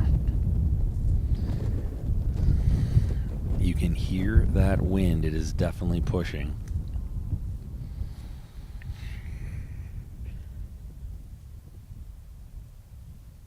Let's see if Nick Anderson can judge it. And just as he hit that, wind died. This one might come up a little short. Oh, no, he's actually caught it long. He's lucky that wind died. So that hit on the green and just sort of rolled off on the back left. So tricky opportunity here for birdie for Nick Anderson if he wants to get back to tied for the lead.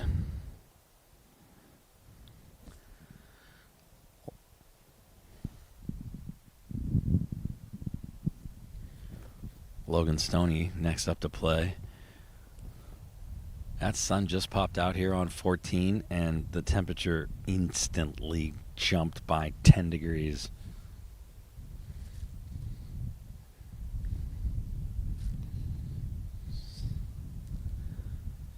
I haven't seen it change that quick since the Grinch and Cindy Lou Who. Still relevant. Holidays just barely gone. They're still playing Christmas music here at Pinehurst. Logan Stoney. Yellow ball. Interesting choice. Puts this one right in the middle. And you see these balls not moving too much on this green. It did take a lot of water. Good old rain kind of came through here. So the balls are holding the green when they get them on board. But we've got all four in play. And our group will make their way off the tee down here with a couple looks at birdie and two difficult chips. Over to Steve Scott. All right, well, we've got all the players up on near the surface right now. We just saw Jack Semeraro, who missed the green to the right. Didn't even take on the flag, played very conservatively, but rightfully so. This is a dangerous hole location, and you just don't want to make a 5 when you get out of position, so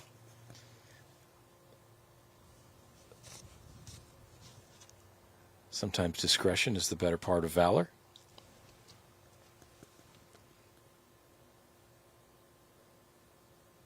And this should be Oliver Shawn here.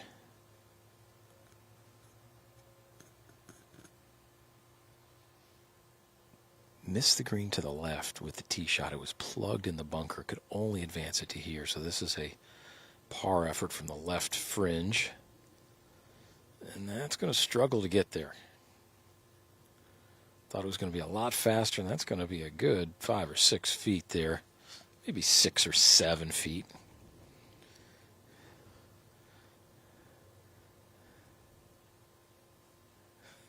I think that's what all the kids are saying these days, right? 6, 7. I don't know. There's something about that 6, 7. They make T-shirts about it, and anyway, we'll continue the trend. All right.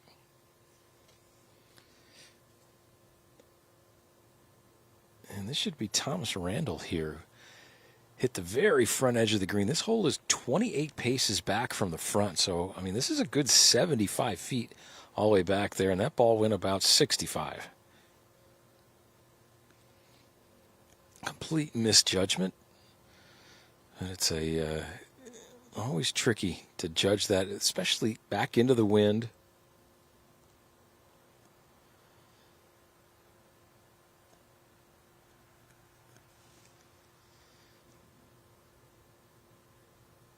All right, Jack Semeraro here.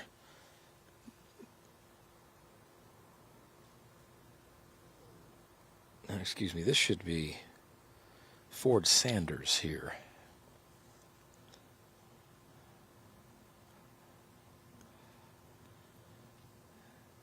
And this will be for birdie. Oh, we got some cool kicks going on here, too. I don't know if you can get a close-up of those shoes, but those things are sweet.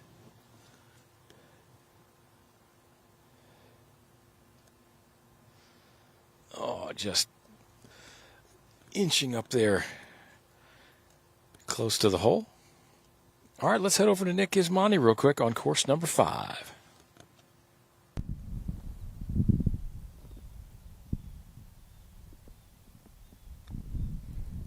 All right, thanks, guys. Yeah, that's Nick Anderson's attempt right now at a birdie. So buried a little bit in that rough. You could see it sort of grab. He's 1 under right now, 1 back of the leaders who are currently sitting at 2 under. So Anderson right now has that attempt for a par to stay at 1 under after that tee shot landed on the green and found its way off to the back into that real fluffy stuff.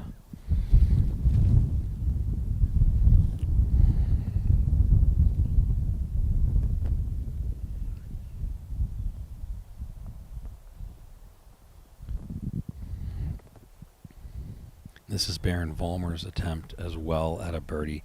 That was off the green. Tough to judge. Elected to putt it. That green, or excuse me, that pin, obviously, as we've said, still in that real difficult spot. Falls off pretty significantly right there. So tough putt for him for par. both Anderson and Vollmer, who found themselves off of the green, left themselves a little bit of work left to do. Logan Stoney for birdie. Oh, and he's really powered that one through the break. That's going to fall off as well. So another tricky putt here for a par. Nobody making this look easy, that's for sure. All right, Harris Camp. This is his attempted birdie.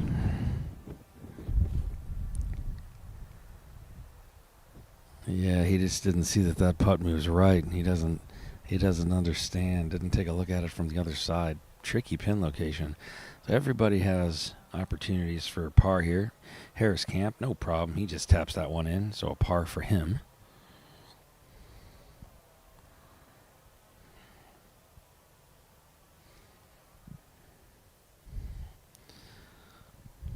Logan Stoney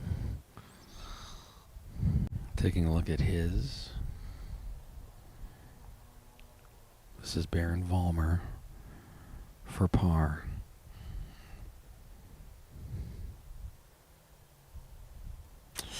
Just dives a little bit left on him, so a bogey for Vollmer. Camp is in for a par. Vollmer in for a bogey. Logan Stoney will be next to play. That's a tricky one there. So another bogey. And Nick Anderson, he was off the green on his tee shot. Has a putt here for par to stay at 1 under and 1 back of the two players currently sitting in that tie for the lead at 2 under.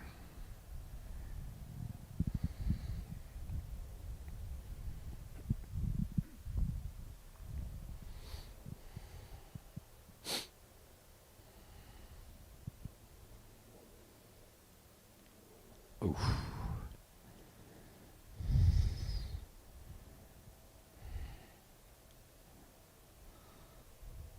All right, that's a tough one for Anderson. So he falls back to even right now. Your leader, Carson Kitsley, is through 9 over on the course number 8. Connor Wolf, who just came through here, remains tied for first at 2 under. He's through 6 here on 5.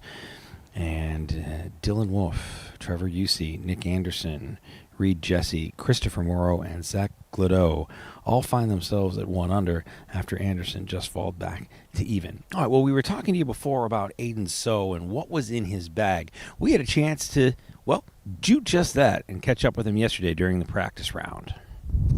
Nick Gismondi with Aiden So, doing a little what's in the bag here, hanging out on Pinehurst number 5, just making the turn. Aiden, this is first of all, it's a gorgeous bag. Oh, thank you. The thing I like the most is how loyal you are to your club, because I love this logo. So let's start right there. Tell me what club it is. Yeah. Tell me where it is, and I mean, the logo's awesome. All right. So I'm from New York. Okay.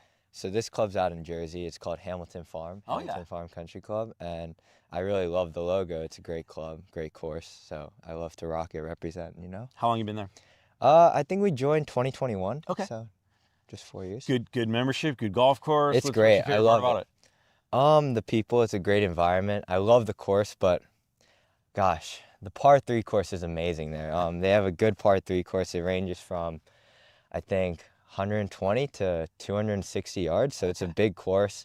They maintain it great. It's super fun to play. I love to go out there and just test my irons. Oh, that's awesome. All right, and speaking of your irons, take me through, first of all, what we got there. Okay, so for my irons, I'm playing ZXI 5s, the new Strixons. Okay. And I love them. I think I play the 7s in the shorter irons. Okay. Yeah, and then the 5s in the longer ones for a little more forgiveness. Okay. So, I mean, I love them. My favorite part about them is the sole. They have great turf action.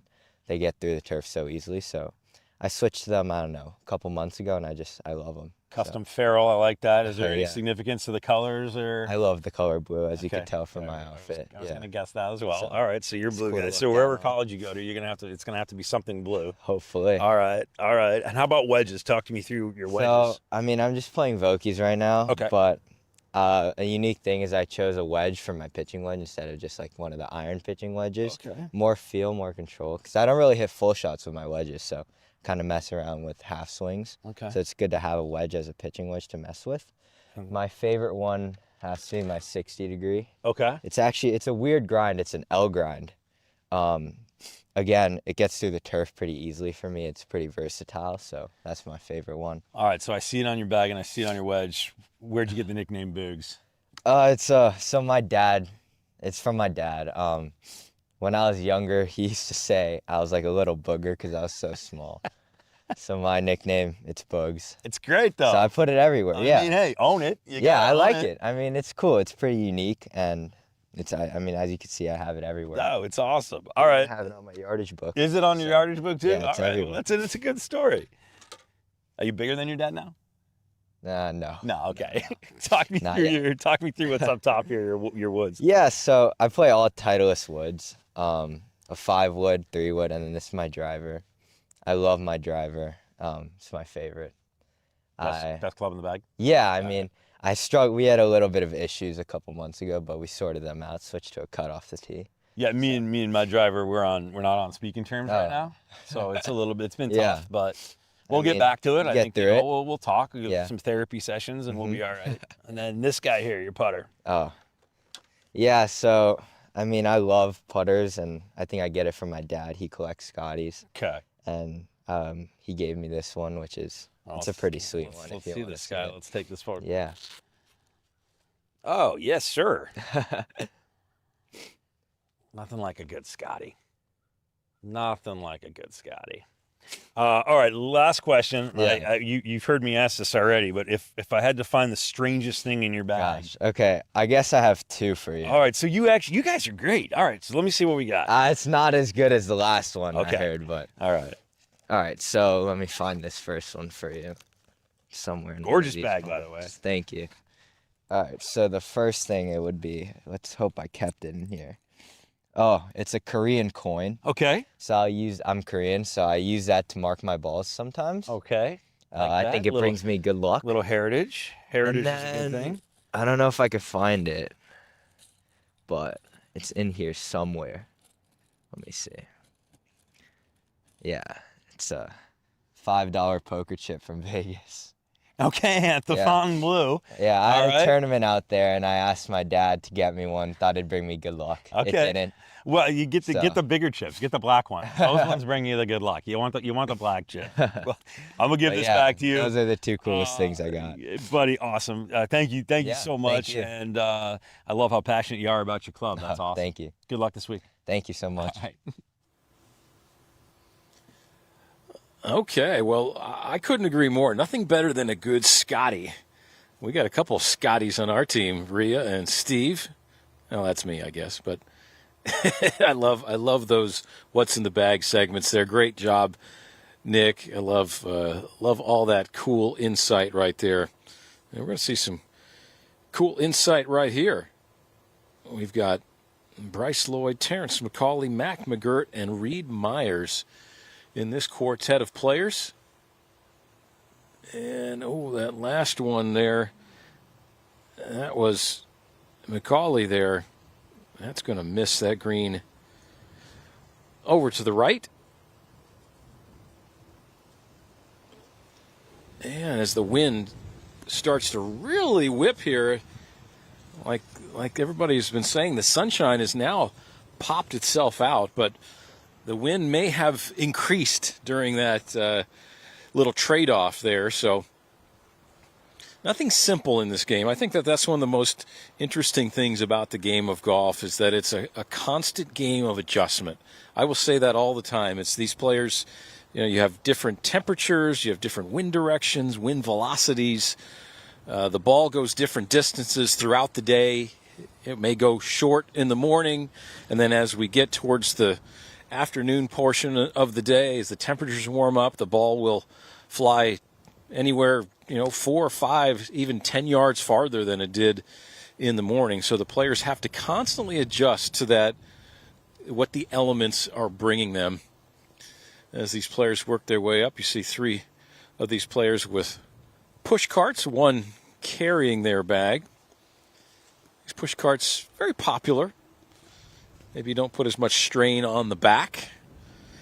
If you're no compression down there on the back, so always very interesting to see who does what. Sometimes it's almost more difficult with that push cart. It's heavier if the course is very hilly, but if the course is flat, I'll take the push cart over carrying it, I guess.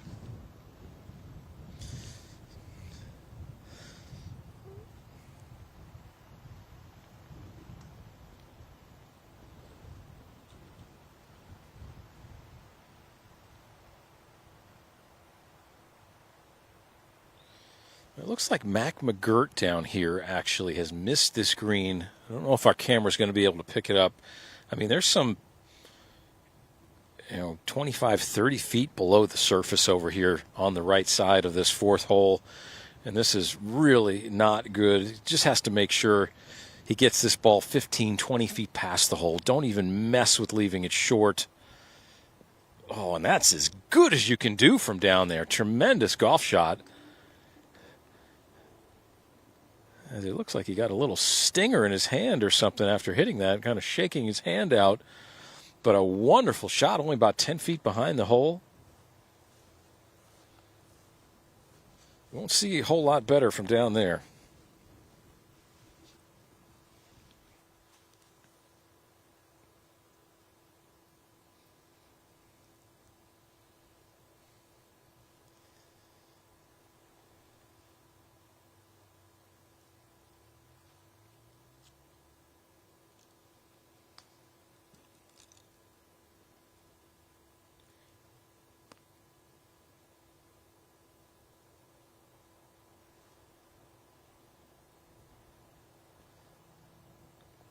This should be Reed Myers here.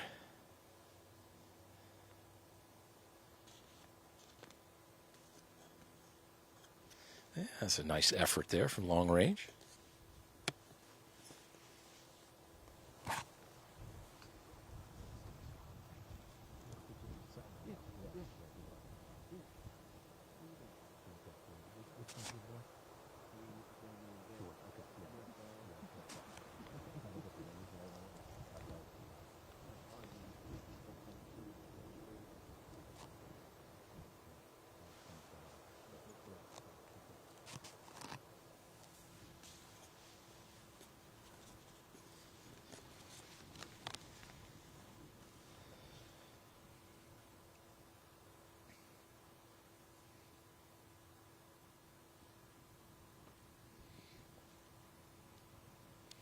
All right, got a little birdie putt right here.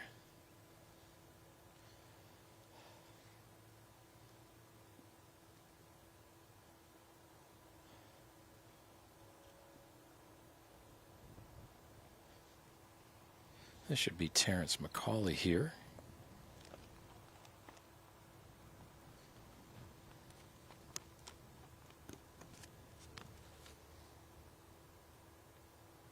All right, just trying to cozy it in there to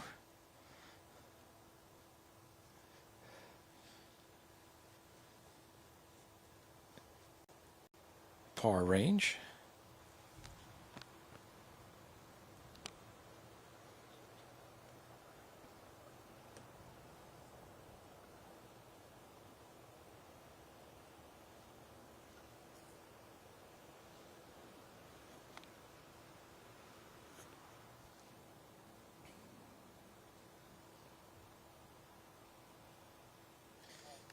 All right, excellent putt right there. That was Bryce Lloyd right there.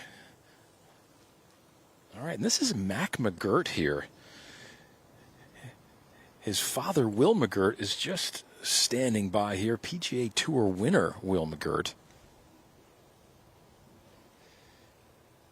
Oh, trying to get that ball up and down. That was a really tough spot to try to get that ball up and down from there for Mac. But some pretty good golfing genes in that family right there for the McGirts. Got to be pretty cool to watch your son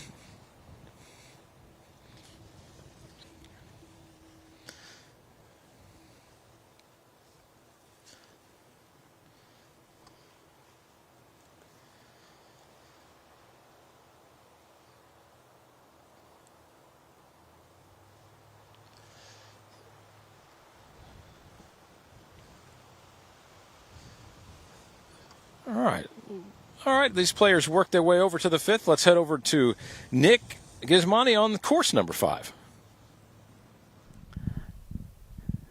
Thank you, Steve. A little trouble over here. Nobody can find the aircraft carrier, even though the sun's out.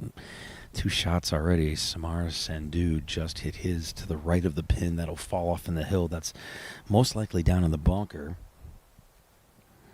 I believe Brady McIntyre has put his just over the green.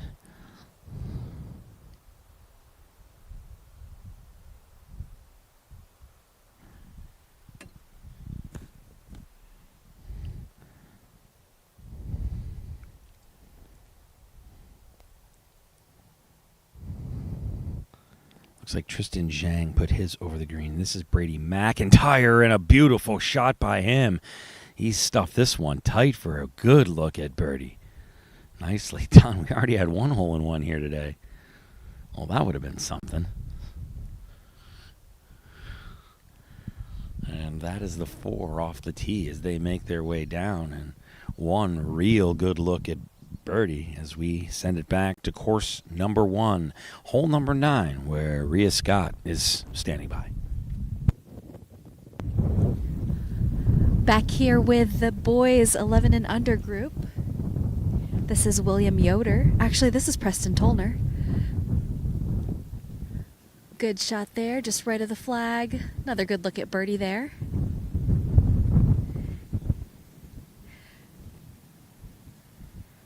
Next to play is one of our 11 and under boys leaders, William Yoder. Williams had a great day so far. He's even par on his round.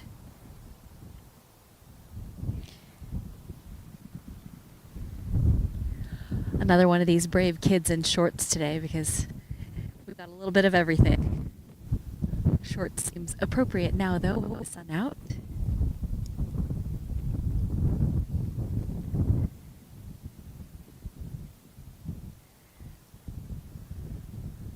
Black squirrel crossing the green here. William taking dead aim. Another great shot. 3 good looks at birdie for the groups of Max Nannon, Preston Tollner, William Yoder. 3 good looks for these guys. We are going to send it over to Steve Scott to check on the boys. All right, this is the group of Cameron Lee, Jason Leakley, Micaiah Lewis, and Ryan Liu. And this wind has been really steady for these players. Ryan Liu, 1 under par through 10 holes. He is tied for the lead. Only 4 players right now at 1 under par. It's a very strong test of golf here on Pinehurst number 4 today. And this one way up in the air left, though. Wind has grabbed it, and that could plug in the bunker. That is the tough thing about hitting into the wind. When you hit the ball that high into the wind, I'm almost willing to bet that ball has plugged in that left bunker.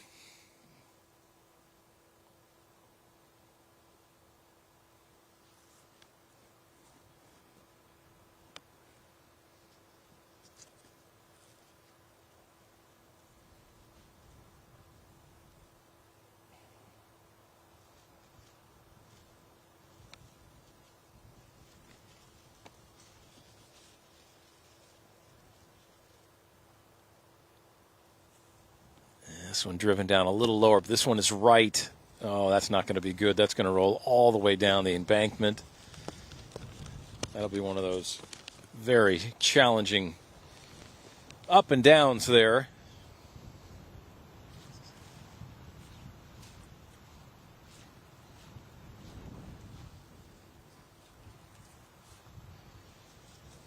All right, one more tee shot in this group. And no balls on the surface right now. These players having a rough time here in this quartet.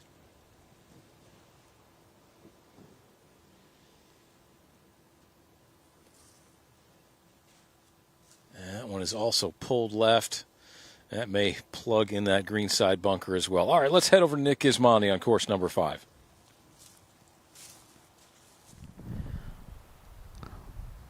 All right, thanks, guys. Samar Sandhu off that far side. Yeah, good chip here. That was, got away from him a little bit. My bad. I spoke too soon. Thought that was going to be good, but he blew that one past the hole. Real tough. Found him so short-sided there. Brady McIntyre.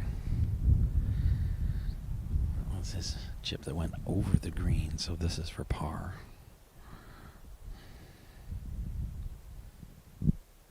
It's got to slow down. Oh!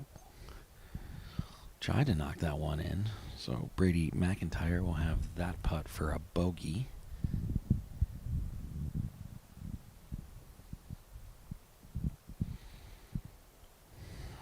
This green changing rapidly.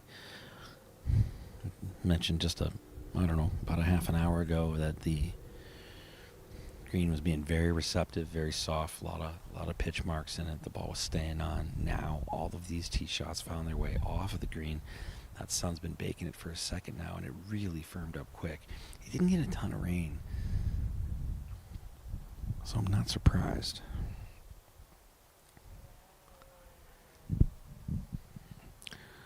Samar Sandhu has this for a par.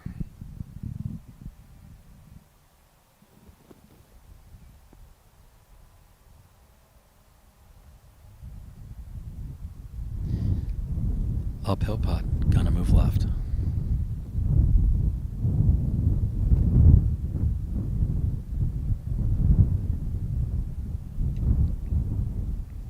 Yeah, it's got about a 25-footer here, and he's thinking about it because that wind is now also affecting it a little bit.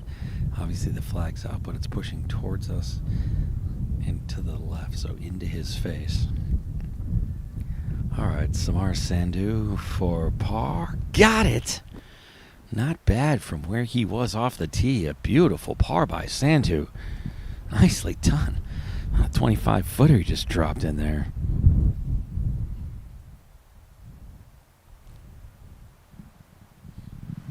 Tristan Zhang taking a good long look at his from all the angles.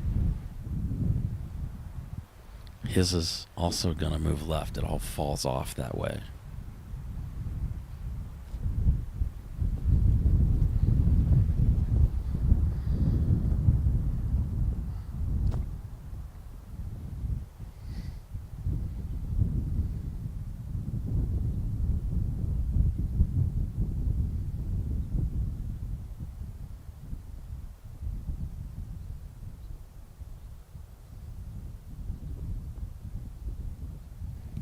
Tristan Zhang. Oh. Lips are on the edge. That'll be a tap in for bogey.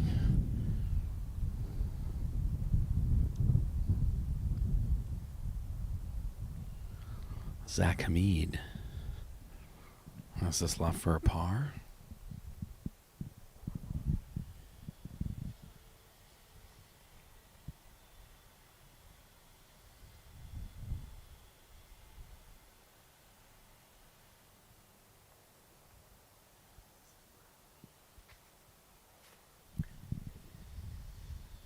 My mistake. That's a birdie putt for Zach Hamid. He had a beautiful tee shot, put that in perfect position.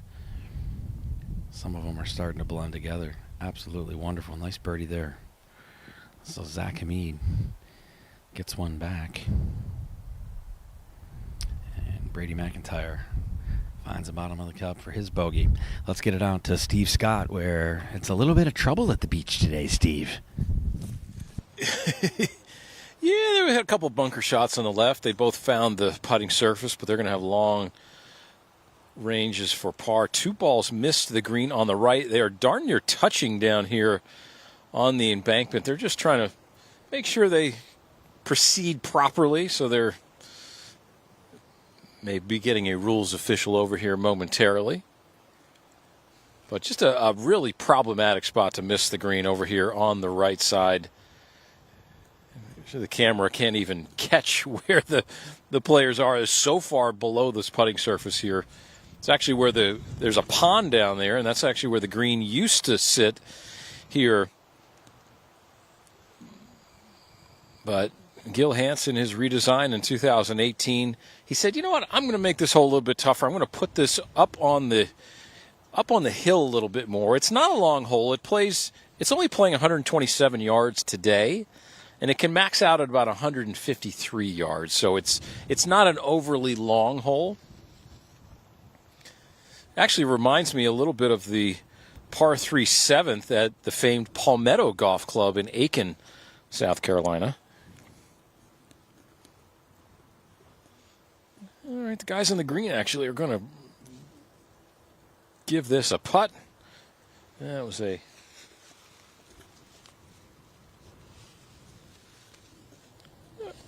All right, let's watch some girls over the 11 and under group with Rhea. Fun to see some younger girls out here today. Arya Tsarong hit second there, just right of the green. They're playing this from about 80 yards today. Paris Chen safely on the green there. You'll see her, that red-pink ball on the green, just below and right of that flag. Really good shot there for Paris.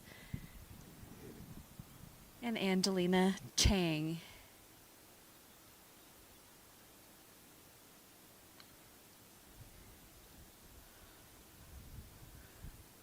This might win my award for most adorable group of the day so far.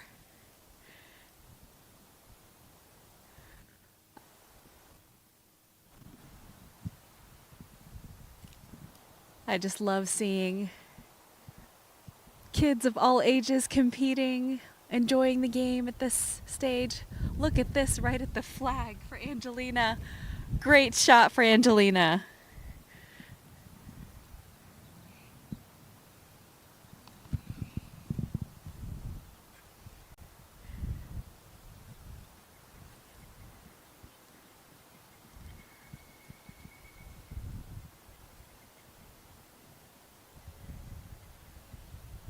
Two balls on the green for this 11 and under girls group. Let's send it over back to Nick to see what's going on with the boys. All right, thanks, Rhea. Yeah, next group ready to go here on the tee box. It's Jake Brady, Cameron Sharp, Jake Rideout, and James Fisher. These guys started the day on hole number 5. And they were just about ready to hit, and then the wind picked up.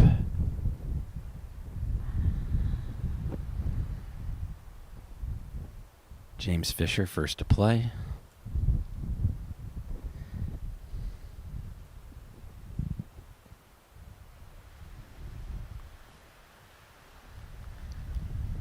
Oh, that wind is gusting. Nicely done. Good shot there. That's actually where the hole-in-one ball landed earlier today and released. That one landed and just stuck. It didn't even budge.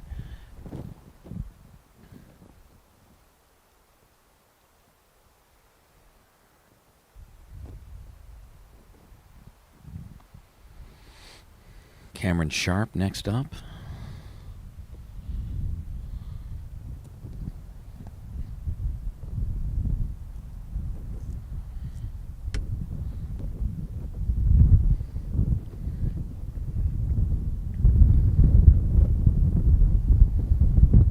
Beautiful ball here by Sharp. It's just got to sit. Nicely done. Pin high just on the right side. A couple real good looks at birdie here for the first 3 to go. Beautiful. Well, you don't see a lot of guys wearing shorts out here today. Jake Rideout is one of them. Oh, 3 great golf shots here. Oh, this one is pretty. This one might be a little bit right and short. That one may have found the bunker on the far side. So 3 aboard and 3 birdie putts. And then, well, you know what? Listen, he came dressed for the beach, Jake Rideout, with shorts and a polo on, and he found his way there. Let's head over to Arias Scott, and then we'll come back for our birdie putts. Again, we've got the girls 11 and under group here. This is Angelina Chang here for her birdie putt.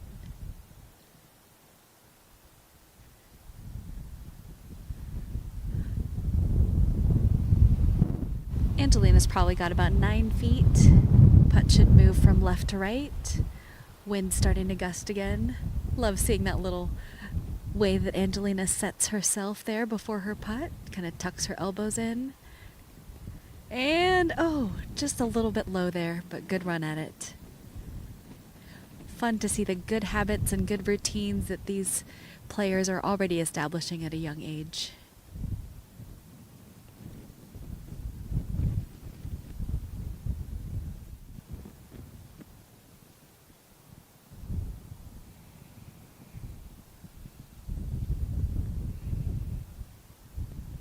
Angelina finding that connection there with her arms and elbows kind of tucked into her. Nice little tap in.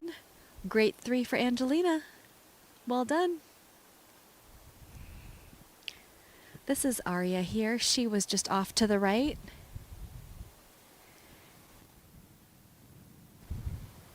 Little cleanup putt for Aria. Very good. Excellent. Good little hole for our 11 and under girls. We're going to send it over to Nick Gismondi. All right, thanks, Rhea. Well, like I said, 3 good birdie putt opportunities here, and Jake Rideout, who you see walking towards the pin right now in the white short shirt and the shorts, found himself just a little bit short. I didn't get a chance to run over and check out where his ball was, but I believe he's probably just caught that bunker.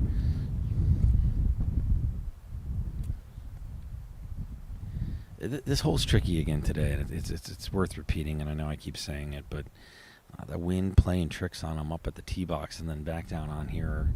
You've got some glare coming off of that water. The pin's in a tricky position. From the tee box, it looks just super tight, but everybody trying to attack it. So, yeah.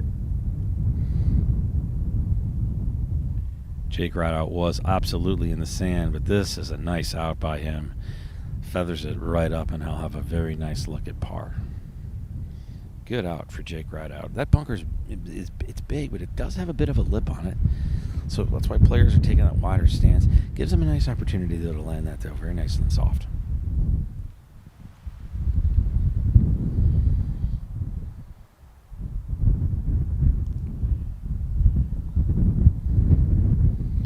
James Fisher taking a look around his. I think we have the tallest person in this age group, and we have the shortest person in this age group, all playing in the same group.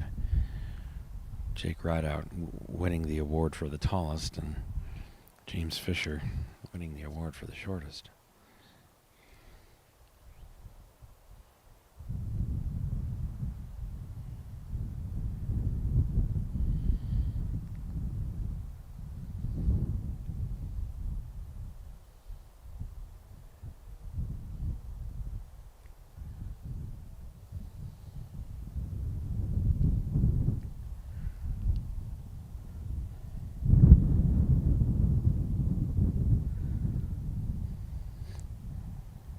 My mistake. This is James Fisher's putt.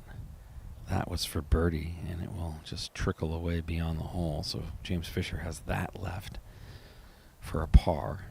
He'll throw a mark on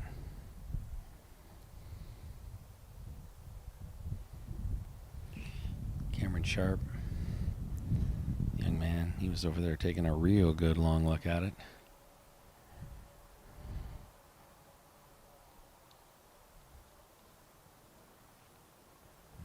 Here's Jake Brady. This is his attempt at a birdie.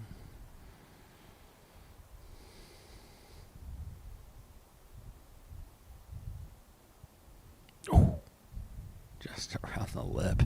Tough break there. He'll tap this one in for par.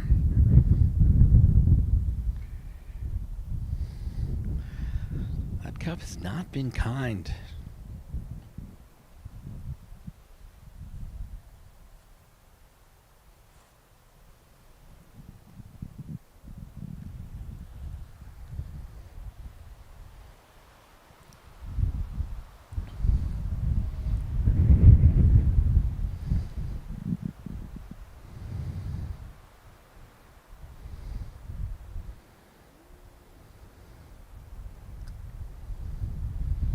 Cameron Sharp for birdie. Got it. Nice putt by the young man there, and a par now left for Jake Rideout.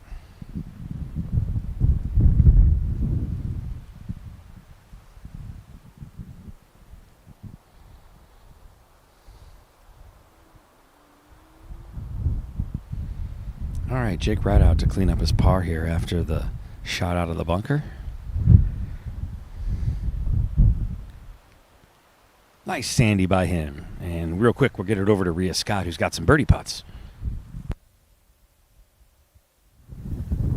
Continuing with the boys 11 and under group. This is a group of Bram Patrick, Burke Phipps, Timothy Randall. Timothy Randall there with his look at birdie.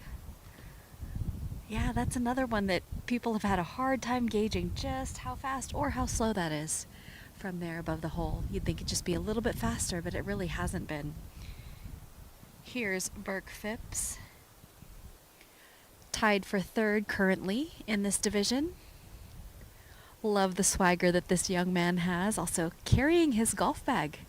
And I believe no caddy, so that's pretty rare for this 11 and under division.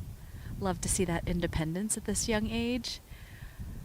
Confident putt there, too much speed. Again, he'll have some work to do, but nothing he can't handle. Timothy Randall chipped it up to here.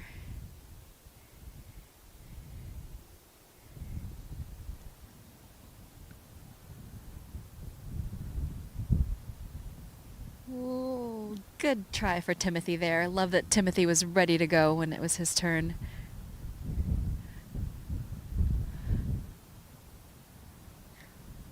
I think Steve Scott would like Timothy Randall's shoes over here. Some pretty good shoe game by Timothy.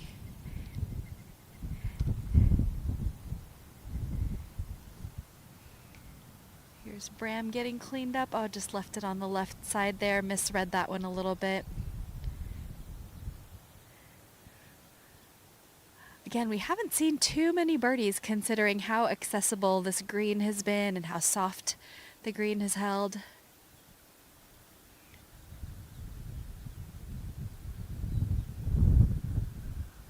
Patrick's going to want that one back there. We're going to kick it back to Steve. Looking at the 12 to 14 boys on hole 4, course 4. Okay.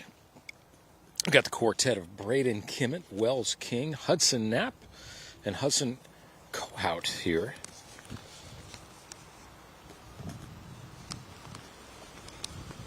And we've got one of these guys missed the green over here on this right-hand side. Just in the trouble spot. With his dormant Bermuda grass, the ball just completely rolls way down this hill. The only maybe saving grace is slightly back into the wind. If anything, a little right to left on the wind, but that ball is sailing long. That may go in the bunker. Oh, boy. All right. Well, that's going to be a tricky bunker shot right now. Cross the green. That'll be a third shot coming up and down for bogey.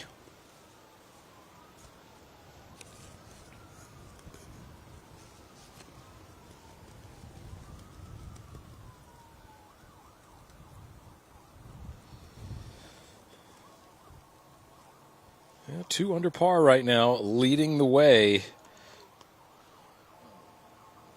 in this boys 12 to 14 age division.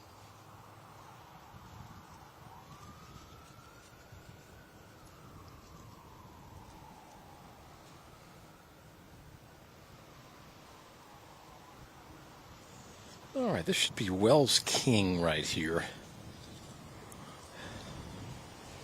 with a very tricky chip for his second.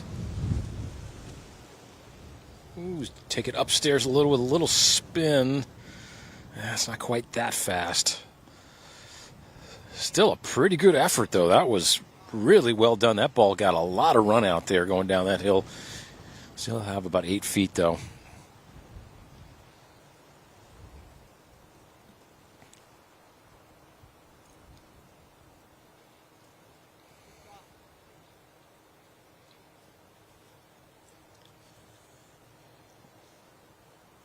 And that was Hudson Knapp right there with his third. That was a really nicely played bunker shot there. But that'll be for bogey from about 8 feet.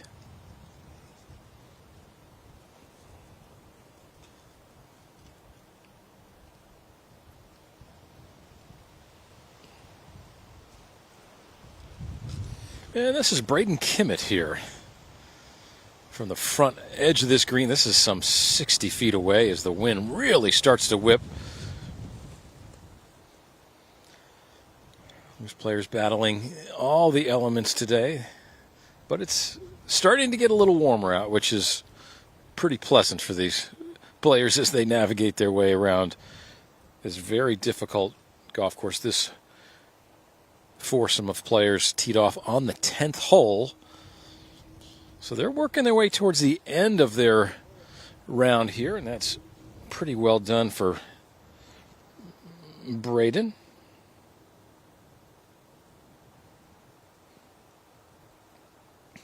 Anything 2-3 over par is a really good score today.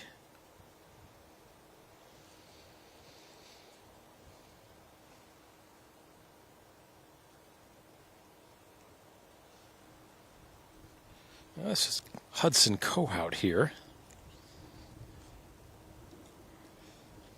Just working down the hill. Wind left to right. Slope should take this ball left to right.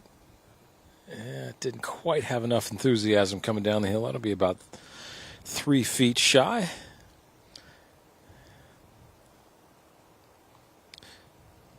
All right, let's check out some girls' birdie putts there with Rhea on course number 1. We are back with the girls. Just off the green here on the right. This is the group of Zoe Meldrum, Grace Roberts, Brady Wolf, and Rory Lynch. We've seen some pretty good shots here from just off the right. A lot of these chip shots, considering not a lot of green to work with, but it is nice and uphill and hitting soft. We've seen equal success here with putts from off the green and some chips as well.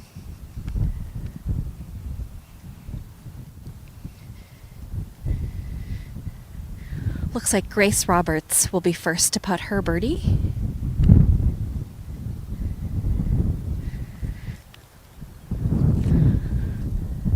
Grace with a really good look at it here. Straight up the hill, should break from left to right. Probably about 12 feet for Grace. And just left it out there.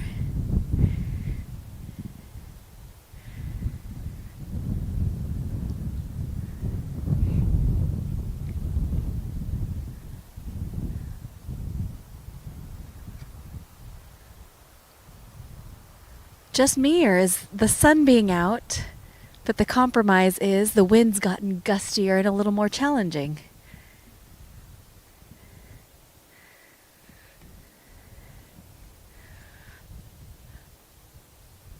Clean up par here. Oh, good run at it. These players finding a little more consistency in the speed of the greens now that the wind has dried it out a little bit more. Just that top moisture is kind of gone from the greens when they're putting. This is Rory Lynch here. She hit probably one of the best shots I've seen all day. Great look at birdie.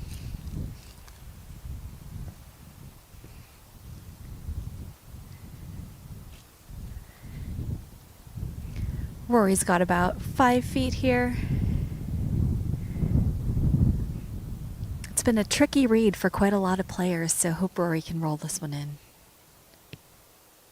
And she does! Great putt for Rory. Love seeing the big smiles as they walk off the green. We are going to send it over to Nick Gismondi to check on the boys. All right, thanks, Rhea. Cannon Moriarty has this attempt for birdie after he put his tee shot back on the back left of the green. This putt is going to break to the left uphill. Nice attempt at it right here. So that left for par for Cannon Moriarty.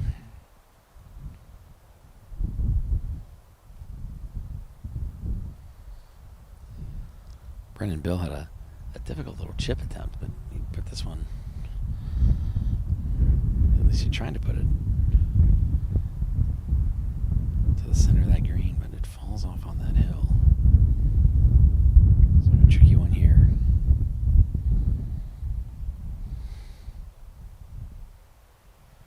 Well, he just got an education. So couldn't believe he couldn't get it there, so he's got that left to tap in.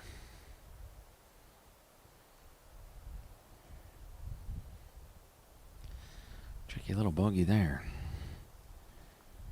Missing this green, as easy as this hole is, can lead to some numbers. This leaves Zhang.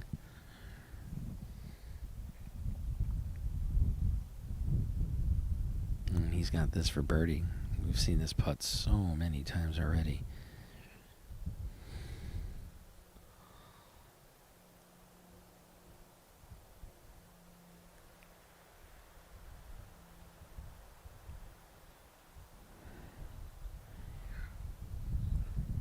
Zhang for birdie, and he has blown this one by a little bit. He's going to have to give a little comebacker here. Those are the ones you start to think about a little bit. I believe Rhea said it earlier in our pregame show. Sometimes you're trying a little too hard for the birdies when, if you just play it smart, easy pars are never a bad thing. This isn't a hard par, but it isn't a tap-in either. All right, confidently Zhang puts it in, and they will move on. Let's go out to Rhea. She's on number 1 with the girls and the leader on the tee box. Rhea? Addison Garner here on the tee. She's leading our 12 to 14 girls division. She's only 2 over on the day. 1 shot lead over Min Lin U.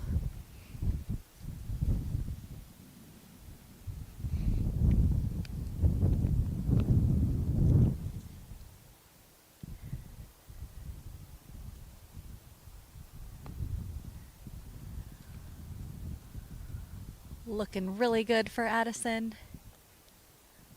It's a little bit long, but should still be a nice look at it. Hope Addison can get gauge of that speed, because that's that putt that people have had a really hard time just gauging. It's downhill, but it's not quite as fast as people think it is.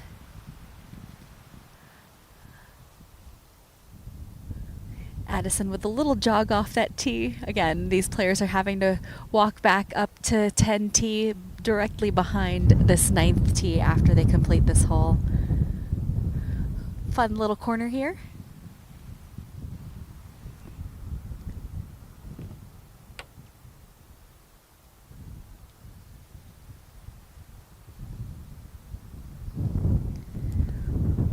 We are going to send it over to Nick Gismondi to see some shots with the boys. Well, it's a 3-ball right now, and these guys started on hole number 4. This is the second group that was off hole number 4. We had one go right out of bounds, so it's a re-tee here, but it is a 3-ball. It's Winston Thomas, Carson Higginbotham, and Liam Hooten. Hooten hitting now. Oh, he needs this to move. And sit down. That one was right at our cameraman, Stan.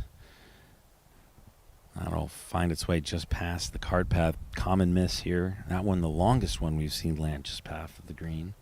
So a difficult shot. And here's the re-tee. Brendan. That's Hooten. And a good chance to still make a 4 indeed. Well played there. All right, Rhea, back to you. Getting interesting over here at 14 with the wind.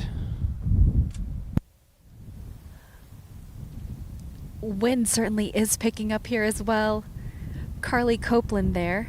Oh, actually, I'm sorry, that was Ava Emerson putting from back left corner of the green. Again, really challenging putt. You're just trying to get it in a good speed range there. And I'd say she's pretty successful from that range. Here's our leader, Addison Garner, with her look at birdie. Addison's had a really nice day today. Really solid. Again, only 2 over on the day in some challenging conditions. With this being only a 2-round event, every single one counts, as it always does.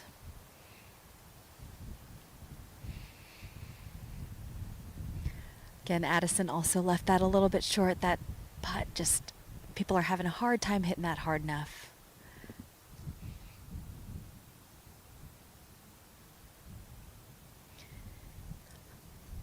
Carly Copeland for her birdie.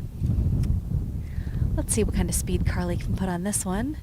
Looking good for Carly. Oh, looked good for so long there. As she taps in for her par, we will send it over to Steve on course number 4.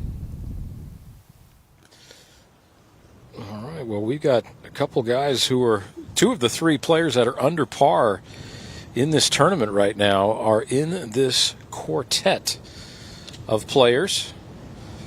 We have Joshua Hong, Hudson Hurt, Levi Jamison, who just putted there, and Justin Jang.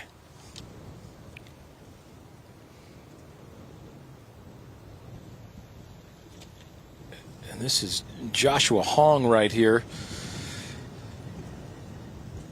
He's putting for birdie. That will not go in, but nice effort nonetheless. 1 under par for his tournament so far is Joshua Hong. All right, now Hudson Hurt, our leader by a shot. He's got 2 birdies, no bogeys on the day. This to maintain that bogey-free stead here in round number 1. Playing an excellent round of golf is Hudson.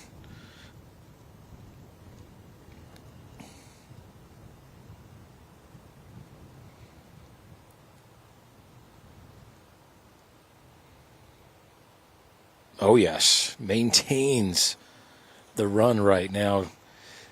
Only 4 holes to play for our leader, and this foursome right here, 5, 6, 7, and 8 will be the holes that they will finish up on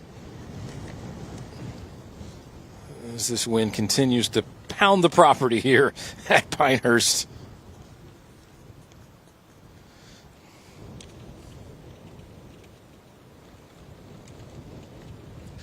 That's Justin Jang right there.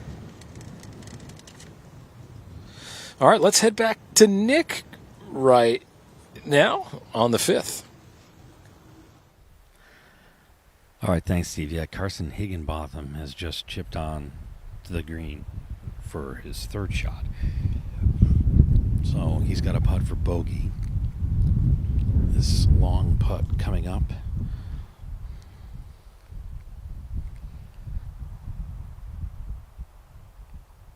It's on the far side. Liam Hooten. Nice young man playing in the Donald Ross Junior Championship for the first time. Had an opportunity to meet him yesterday in the world-famous Deuce Bar and Grill off 18. This is his putt for birdie. Just talked to his dad. Had a little bit of driver trouble, but does he itch this one in for birdie? No, but a great putt. And it's a tap-in par for the young Liam Hooten. He'll take that flagstick out, get the cleanup done, and it's a par for Liam Hooten here at the par 3 14th on number 5.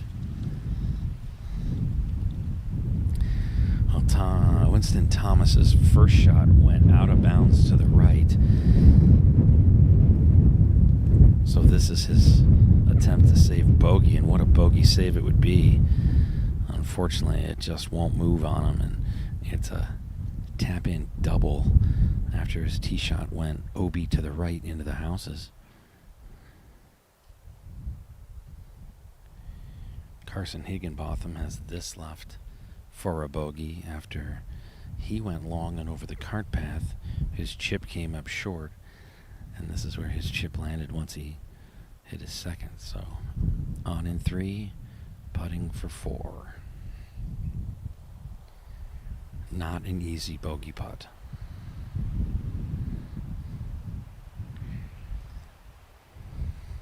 Good save right there by Higginbotham. That's a nice 4 after a couple of tough chips. This wind getting a little fierce on number 5, Mr. Steve Scott. Yeah, I think you're sending it our way here too on this 127-yard par 3. And this one is headed left. And watch, those balls could plug in that bunker. This is the quartet of Colton Johnson, Michael Jordan, yeah, J.T. Kelly, and Beckham Kim. All right. Let's see how they all come through here on this par 3, playing very tough. Only seeing 2 birdies so far today on this hole, despite its short length of only 127 yards. It's just some treachery if you miss the green. Wind coming basically dead into the players right now. It was cross and hurting earlier. I almost think this is a little bit easier, just working straight into the players. Tough to get the ball all the way back to the hole as well. A lot of balls coming up 30, 40 feet short here. Players have played the last 2 holes straight downwind. This one turning back into this westerly wind here, and it is a fierce day. Hopefully the wind will die down a little for these players as they go. You're probably hearing it through my microphone. It's just it is really something out here right now. Players having hit a lot of knockdown shots, a lot of controlling distances. I always thought these days where the wind was blowing like this really separated the field. And it certainly does. I mean, Hudson Hurd, who just came through here, he's really putting a hurting on this field as far as, and there's only 3 players under par right now. Hudson Hurd, Jack Cole, and Joshua Hong. All right, well, we're going to send it over to Rio on course number 1 with the girls. Berkeley Hundley here with her birdie putt. Again, nice and uphill, right up the chute. The nuances to this break, again, been a challenging one for people to just figure out. Come on, Berkeley. Pulling for a girl whose name is similar to my alma maters there, University of California, Berkeley. She spells her name a little bit differently, though. Moving her spot for Min-Lin Oo. Min-Lin has this putt to actually tie for the lead. She's only 1 shot back of Addison Garner. Min-Lin wasting no time. I love it. Good run for Min-Lin. Didn't quite get it there. Left it out and a little bit long. Really quick aim point process for Min-Lin, just really decisive. I like that. She even stepped up on the tee really quickly. Sometimes I wish older golfers would putt with the same athleticism and decisiveness as our youth. Min-Lin, should say 1 shot back of the lead. Right in the thick of things. Here's Berkeley to clean up her par. Very good. Couple pars there. And Esther Lewandowski.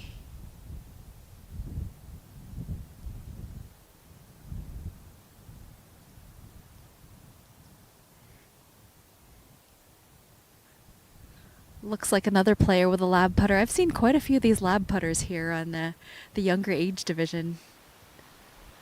Good. 3 pars for this crew. We're going to send it over to Steve Scott, see what's going on in the boys 12 to 14 division. All right, this should be Michael Jordan right here. That was pretty well done right there to get that ball all releasing. Now these balls are plugged over in this bunker over here, and there is nothing good about this now. This is J.T. Kelly. Ooh, that ball was plugged too, and he got way too much ball. That's going to go all the way down the hill. That is going to be more problems than he asked for. I'm going to see where that ball ended up. That thing is way down there.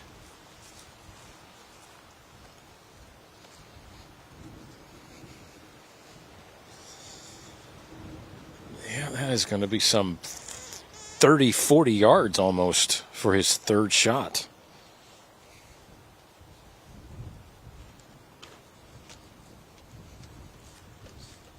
Someday to play out here. These junior golfers on all these courses, they are learning a lot about themselves and a lot about their games on a day like this. I think even us announcers are learning something about ourselves here today as well. This is just, this is really someday of golf, to control your golf ball, control your emotions with all the problems that can happen in a round of golf. This is it's a trying day, a lot of trials and tribulations, let's say. All right, well, they're putting the flagstick back in. J.T. Kelly, he is going to try to navigate his third here from some 25 feet below the surface of this green and 30 yards away. This is a very hard shot right here on a scale from 1 to 10 to get this ball within 15 feet. I mean, you're looking at a 9.7 or 8 in difficulty right here. And you could miss the green just as easy as you could hit it.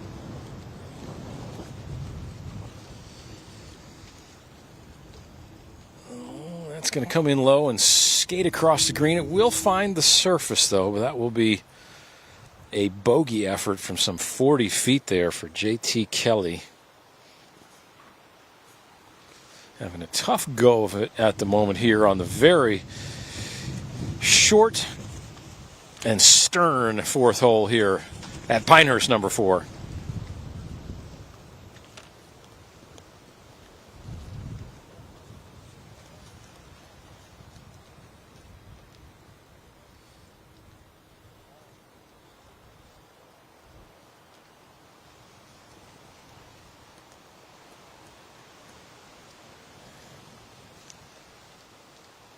All right, this should be Colton Johnson here in the all black with the white shoes.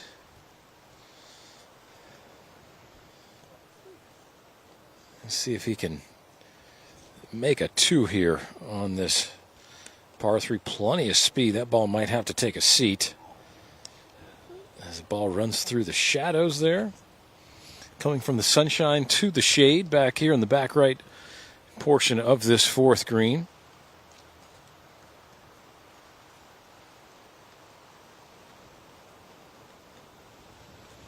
All right, this is Beckham Kim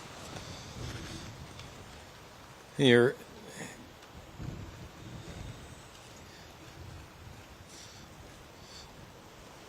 He's trying to figure out how this ball can get into the hole with this wind blowing back into his face. All right, let's head over to course 5 and Nick Gismondi. Thanks, guys. Tough chip here for Robbie Lamb. He went wide of the green but didn't get any release, so really had a weird lie there. Ball was below his feet, downhill, had to shorten his stance because of the cart path, so just a bit of a chunk shot there. So he still finds himself not on the green. Everybody went a little bit long here.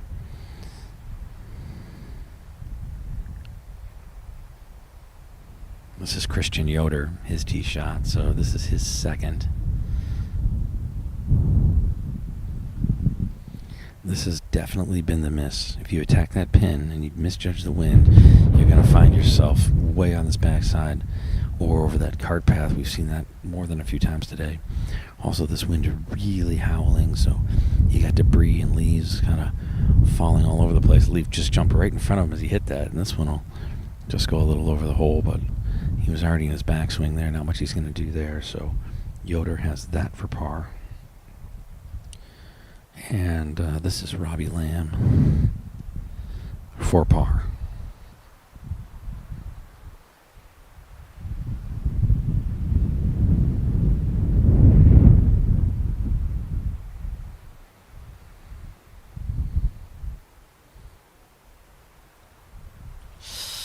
Oof, he hit that one real firm. It did not check as much as he thought. I'm pretty sure he was angling to put that thing in the side of the hill, but he jumped a little bit on him, so he's got a tricky comeback here.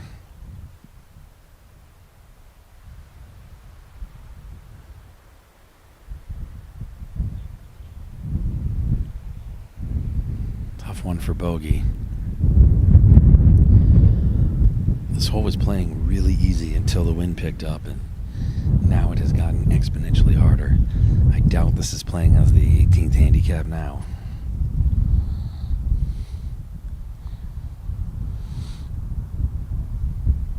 Connor Henry.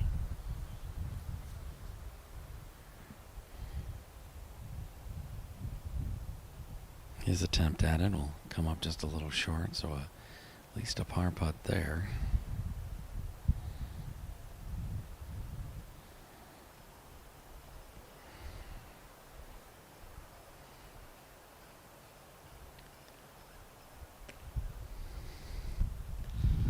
Everybody else putting for bogey.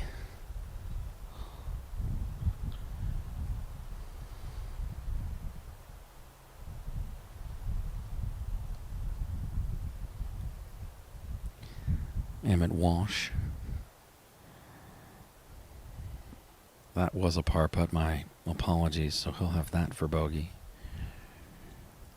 So everybody looking at a bogey putt here, except for Connor Henry. Connor Henry in the black shirt. He's got a chance at par.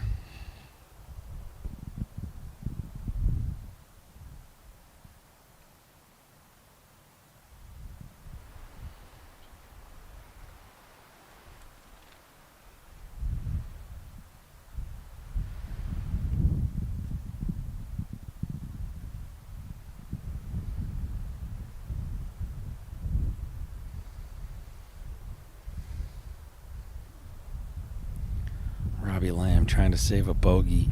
Oh. And another double here as it starts to get a little messy on 14.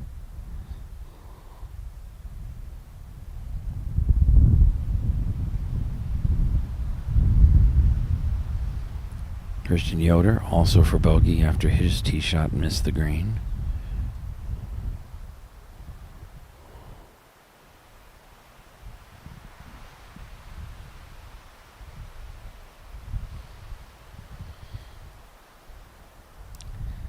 Yoder. Oh, goodness gracious. Carnage on 14 right now.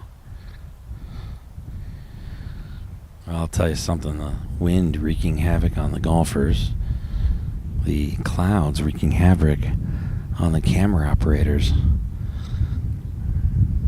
Bogey there for Emmett Walsh. And the par attempt now for Connor Henry.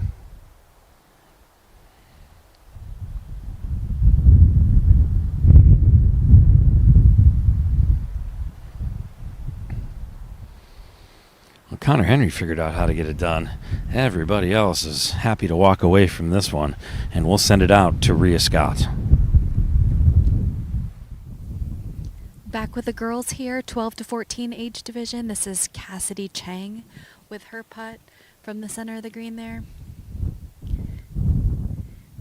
She will have that about 4 feet left for her par. Puts a spot on that as Caitlin Bodge is next to putt. Caitlin actually chipped it up to here from just short right of the green.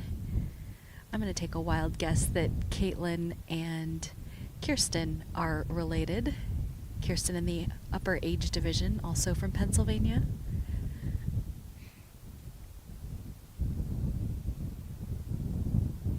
Wasting no time. Bryn Brandt lining this up for her birdie.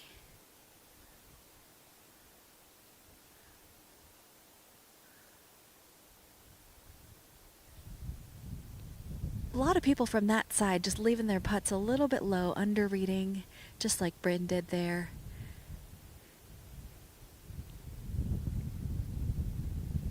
And Jocelyn Bannon hit a great shot into here. Did she make that? All right, Jocelyn rolled it in.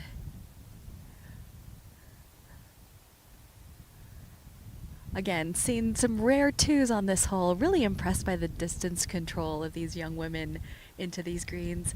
Been seeing more and more knockdown shots. I saw Cassidy hit a knockdown shot. She's cleaning this up for her par.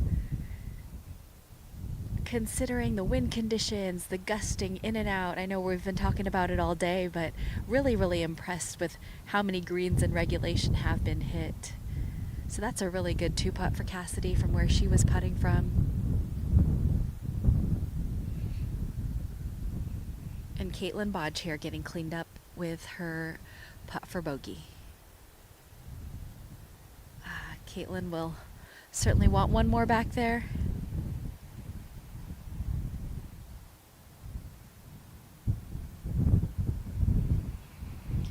This is Bryn Brandt getting cleaned up for her par. And let's take a look at the leaderboard in this 78th Donald Ross Jr. Championship.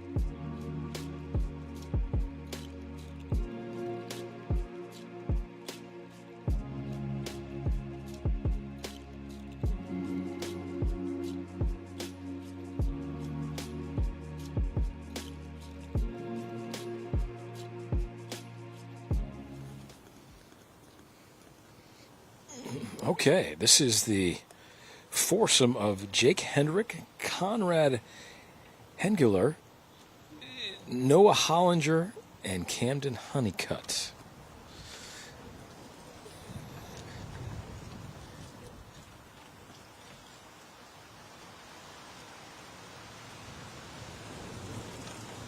And it is some afternoon right now. This wind has increased. The scores have increased. These players just trying to figure things out here, trying to move a few things off the green, but it's almost to no avail because more wind is just going to blow more leaves and pine needles back onto the green, so I don't think that will do a whole lot. And this should be Conrad Hengler.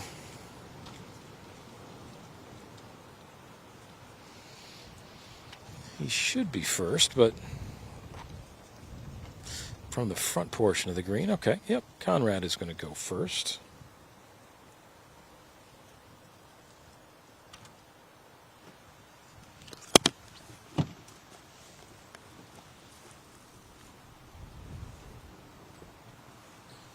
And this from some 45 feet away. Most players have left this putt short. That's pretty well done there.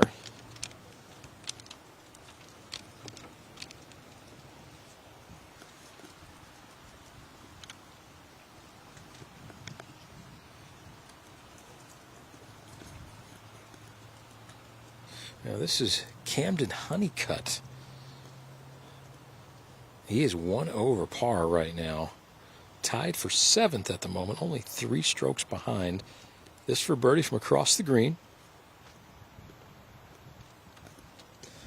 Oh, and he severely misjudged that one.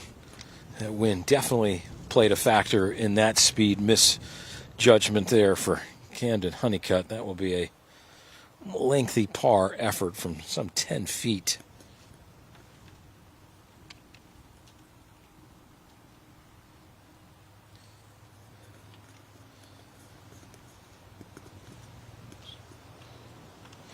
All right, Jake Hendrick right here. Yeah, first man I've seen today in the bucket cap. I would think that thing would blow off, but maybe he's got that thing extra tight on his head somehow, some way. Maybe do what Indiana Jones did, put a little super glue on it. Made sure it stayed on his head. On a day like this, those things go flying as helicopters flying overhead, all sorts of distractions for these players. Let's see if Jake Hendrick can roll it in. Yes! Emphatically with the fist pump. That's only the 3rd birdie we've seen today, and he is pumped right now.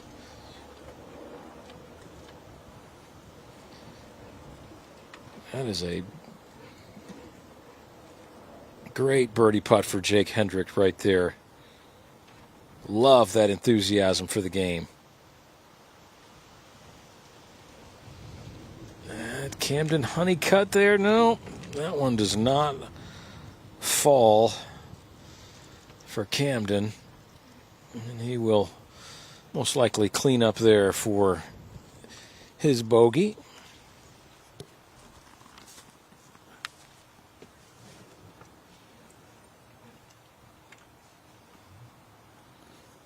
One more putt here for Noah Hollinger.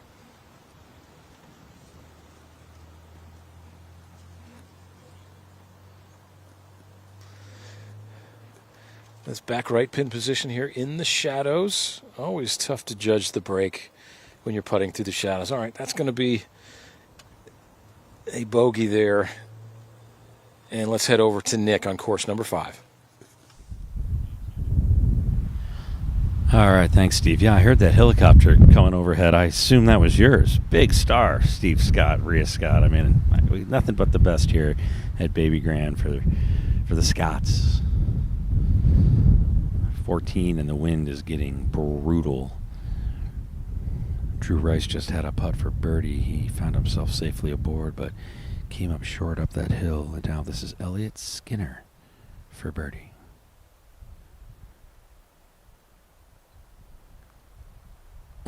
And that's just going to miss on the high side. So Elliott Skinner will tap in for a par. He's just going to finish that off. All right, so Elliott Skinner walks away unscathed.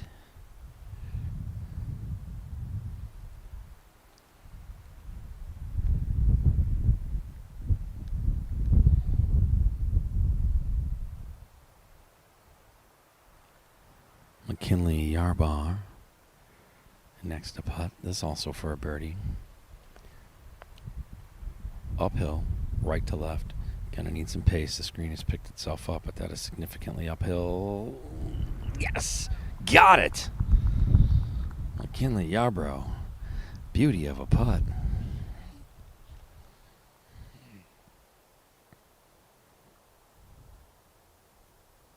And a nice birdie for him.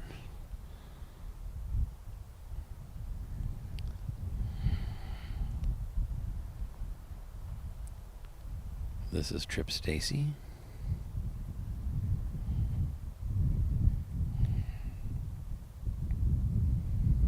Also for birdie. Oh, he knew it too. Needed it to move just a little left, so it's a tap-in par.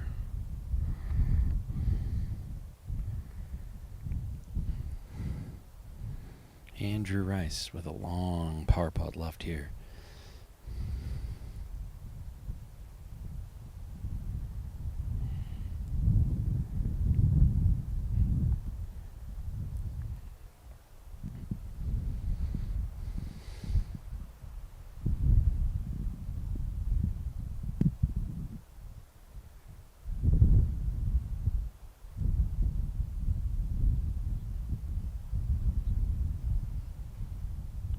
Drew Rice for par, and that one just didn't move at all on him. So I'll have to tap in for a bogey there, and we go back to Pinehurst number 1, hole number 9, and the Rhea Scott. Thanks, Nick. We've got Christine Park here. She just backed off this putt just with a gust of wind. Maybe a little indecisive there. Didn't hit it as the distance that she would have liked. Left herself about 4.5, 5 feet there. It's going to be a good bit to clean up for Christine. Christine is tied for 7th right now, 4 over on the day. This is the older age division, the girls 15 to 18. They're playing this from 126 yards today. We've seen a lot of movement up and down these tee boxes. It's been fun to see. This is Taylor Pike here. She had a great shot in. She's just got under 15 feet for her birdie. Taylor with a good effort there.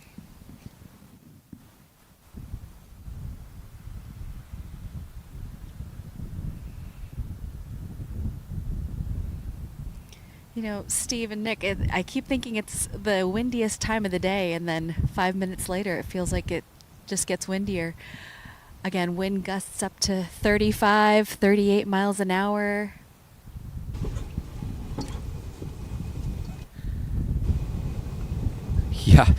Yeah, Rhea, it's drastically different over here at 14. It's a raised tee box, and this green sits down in a little bit of a gully, and it's gusting about 40 miles an hour up at the top of the tee box. I just heard from my spotter, whereas down here, the flag isn't even barely trickling at the moment, and it keeps changing on the players. So it has been an interesting one. This is definitely a tougher test than I think they bargained for coming into the 18 handicap hole here on number 5.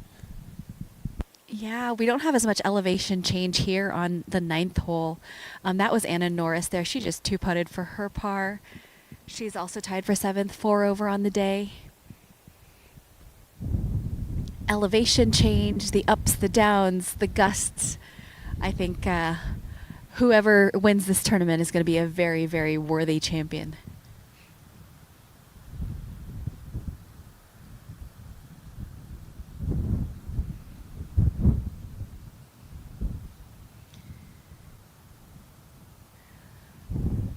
This is Christine Park here, getting cleaned up for her par. Should move from left to right for Christine.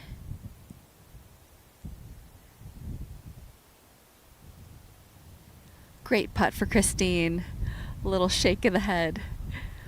We're going to send things over to Steve Scott to see the boys 12 to 14 age division.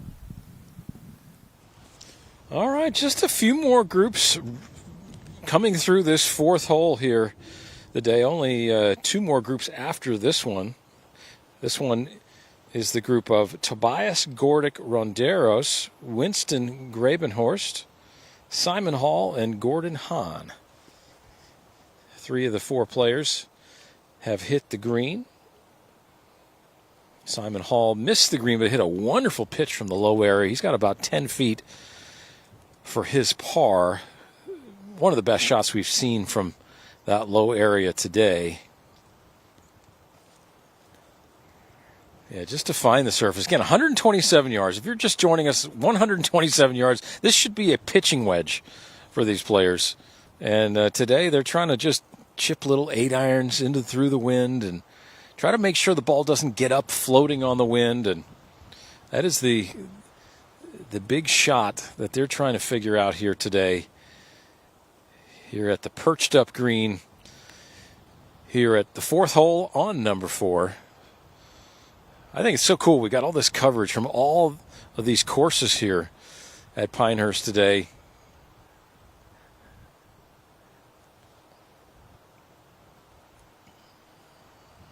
All right, this is Gordon Hahn over here for the long-range birdie from the left edge of the green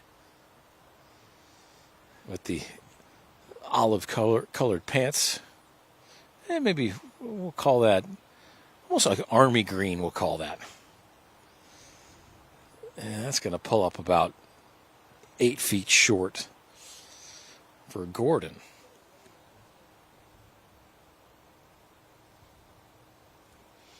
Now, here we have, I think she said there were twins playing in the same group. So that was pretty cool. A little family expedition here to Pinehurst for a few of these families. A lot of parents around.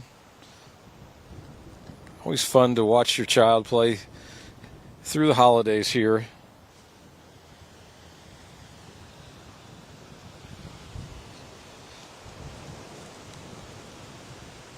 That was Winston Grabenhorst there. And I'm going to get blown down. I'm going to throw it to Nick. We must protect Steve Scott at all costs. Get that man sandbags, move them over their stat. Back on 14. The wind is absolutely gusting here right now as well. Isaiah Adele. Nice shot, and he was the last of this group to go. Well, Steve was battling the elements. These guys are going to make their way down the hill, but 3 on. And we'll have Rhea with some birdie putts over on course 1. Again, back here with the older age division of the girls.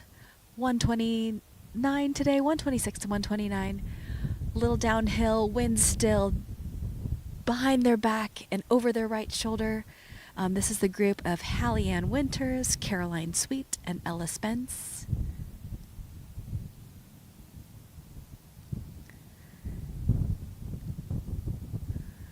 Ella with the visor is in there tight.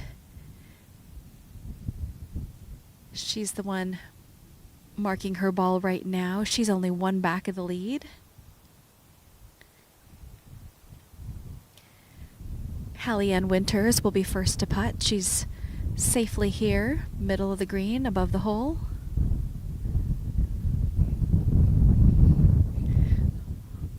We have seen all kinds of attire from these juniors today.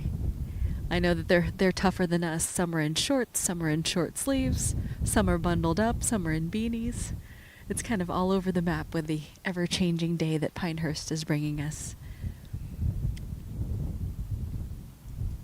Hallie Ann Winters, from this range, she's just trying to put good speed on it.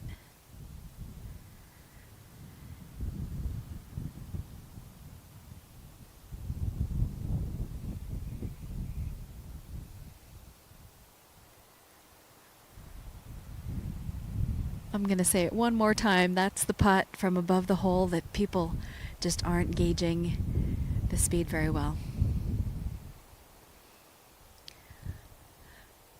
Caroline Sweet here with her birdie putt. She had a really nice shot in.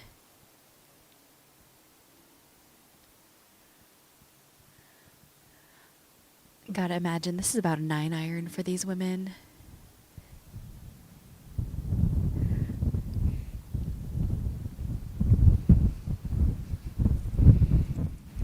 As Steve and Nick have seen, lots of backing off today. You want to be confident and comfortable when you're standing over the putt and getting ready to stroke it or hit it. And great putt for Caroline. Excellent. Another 2.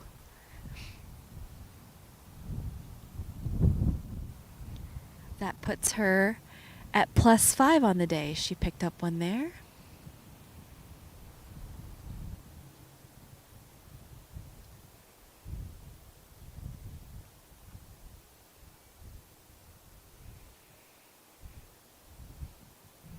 Hallie Ann Winters here to clean up her par.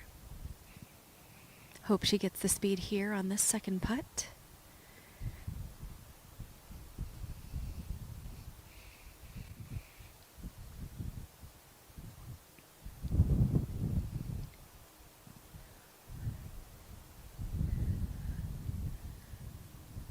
This is Ella Spence here. She hit one of the best shots that we've seen all day.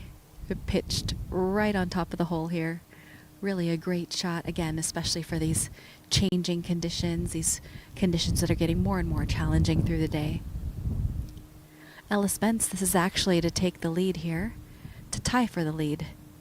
Oh, just missed on the right side there.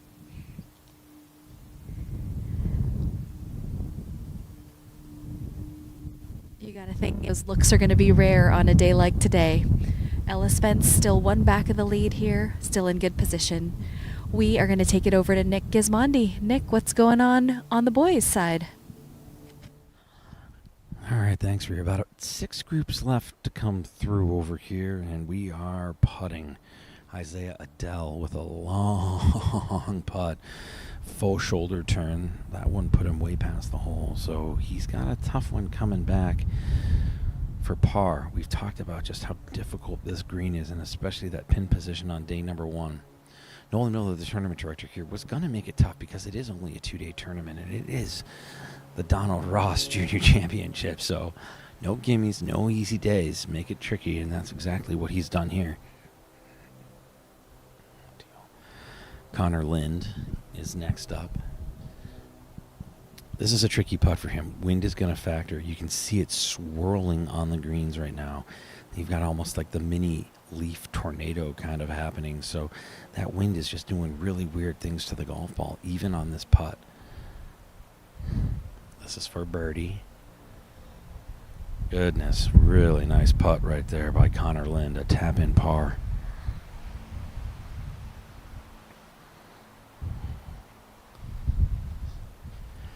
All right, no trouble for Connor Lind. He'll just tap that in. He walks away with a par.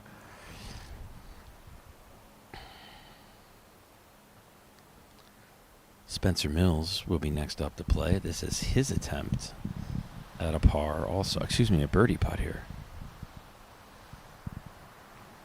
Can't take him away. Can't take those away from him on these greens right now. All right, Spencer Mills. The birdies have dried up a little bit here. Yeah, and that one's just going to move to the right. That's not a really well hit putt. Didn't quite read that properly. Just a little bit left for par. He'll tap that in. And that brings up one of the youngest in this field. Playing up. Beck Patrick will have an opportunity for a par. He's got that broomstick putter going. It's a big boy. First up, it's Isaiah Adele, looking to clean up his par. Had a big, long birdie putt. Blew it past the hole. Really couldn't get that pacing quite right.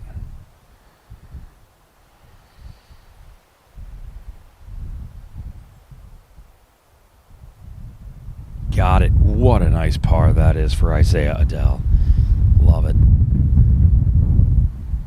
Nice comeback after a very tricky birdie putt. All right, Beck Patrick. I'm going to take one more look at it.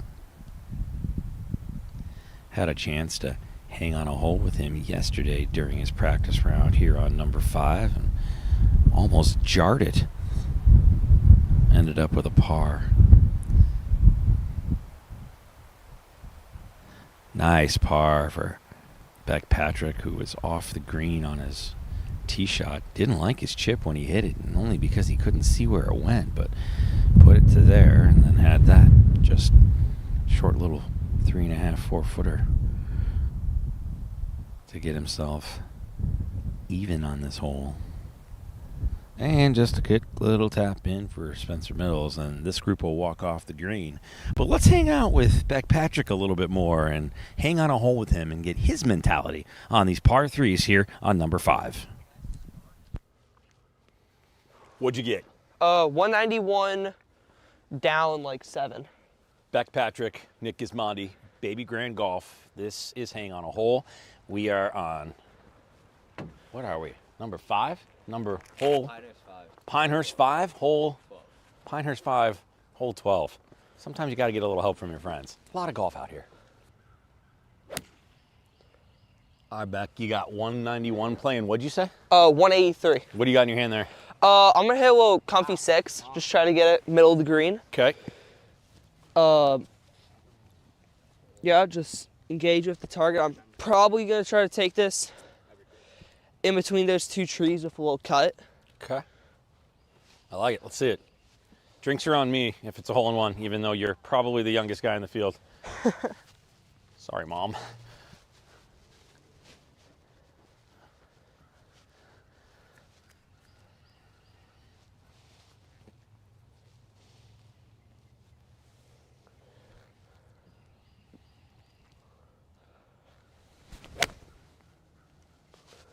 Go in. Go in. Seriously, go in. Sit. Sit. Is that deep? I didn't see it. It's either deep or it's in. Either way, beautiful shot. Thank you. All right, let's go up to the green and see what happens. Okay, well, you're taking both of those, which means it wasn't a hole-in-one, and you did go deep. Yeah, I don't know how it went deep. I played 185. Okay. Just in the cold, so thought the cold was gonna kind of tank it a little bit. And if you would have dunked that, that would have been crazy. Now I gave myself, I'd say a very difficult chip. I would agree. Short-sided, grain, running away from me. What are you chipping with? What do you got in your hand? I got a 60. Okay. Yeah.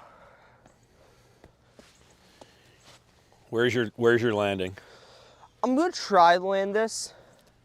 I'm gonna try to play a little lower one, land it somewhere in here. Just try to get myself hopefully inside of 6 feet. Nice, easy tap in par. Something like that, yep. I like it.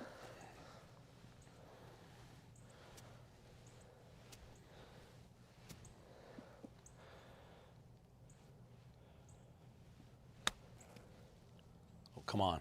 Stop there. That's so hard. I mean, you got to be happy with that. I'm not mad about it. It kind of sucks that it got a little collar boost off that chip, but. Broomstick. Yep. Okay. But it's a lab. I like it. Yeah. You want it in or out? Out, please. Thank you. All right, what do you got here on this putt? What do you see? So far, I'm seeing it just going a little right. Okay.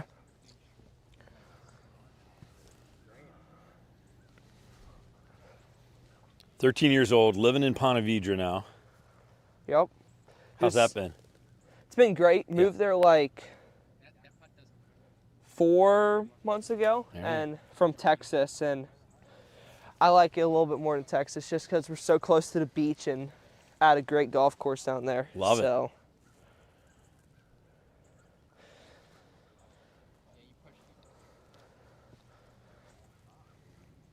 Back for par. Give it to him. Look at that. Easy day. Yep. Easy day. Nice par. Thank you. Hole-in-one would have been cool. It would have been a little bit better. Congratulations, buddy. Thank you. Hey, good luck this week, okay? All right, thank you. We're all rooting for you.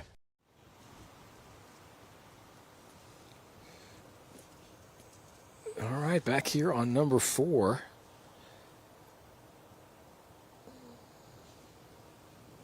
This is Luke Gladfelter. That was for birdie. Really good shot to get it hole high here some 15, 20 feet left of the hole. And he's going to go ahead and clean up.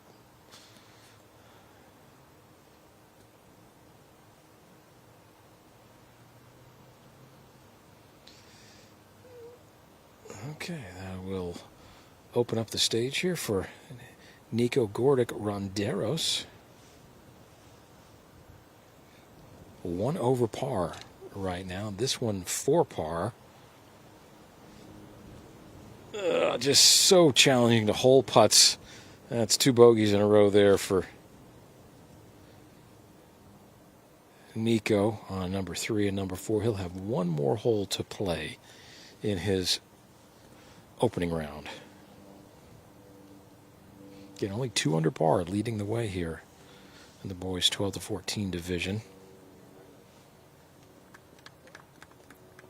Yeah, really strong putt there from Reese Goodson.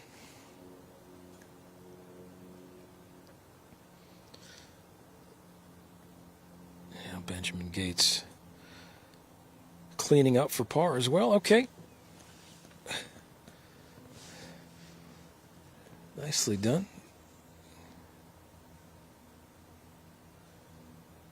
Nico Gordic-Ronderos here. All right. Taps in for bogey. And as they stroll off to their final hole of the day, we're going to learn a little bit more about the famed course designer and man of Pinehurst, Donald Ross. The iconic place is Pinehurst. The iconic figure most famously bonded with America's cradle of golf is Donald Ross.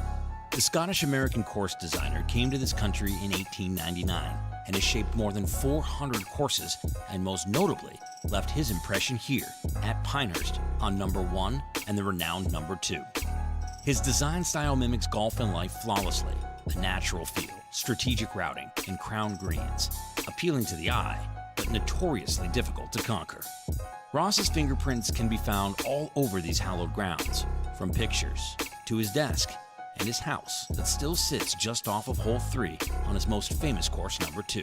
This week, 300-plus juniors are competing in his honor at the 78th Donald Ross Junior Championship. All right, our final group here to come through the 4th.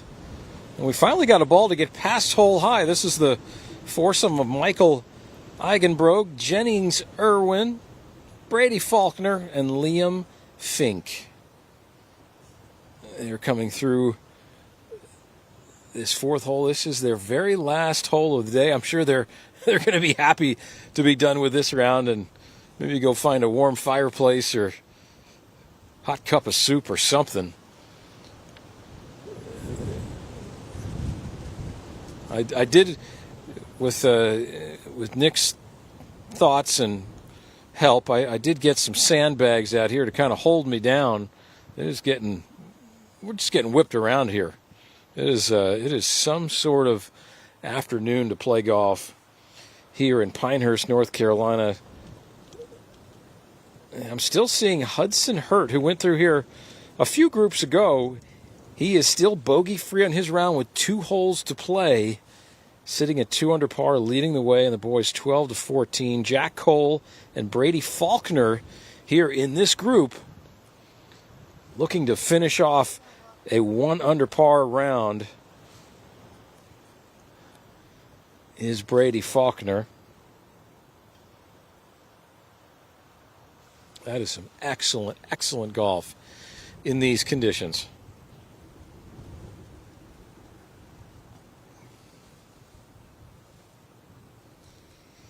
Just a testament of patience. You're going to learn how to hit knockdown shots, learn how to hit the ball really high and let the wind carry it when you're hitting downwind. Some test of golf here today. A lot of these players, though, choosing to float the ball way up into the air and letting the wind have its way with it. Yeah, there's 3 balls on the surface right there of the 4. There'll be 3 birdie putts upcoming for this group coming down their last hole of the day. All right, let's take a look at the current leaderboard right now. in the 78th Donald Ross Jr. Championship here, showcasing itself on multiple courses here at the beautiful Pinehurst Resort. Course number 1, 4, 5, and 8 in play this week to finish out 2025 in style. The iconic place is Pinehurst, the iconic figure most famously bonded with America's cradle of golf.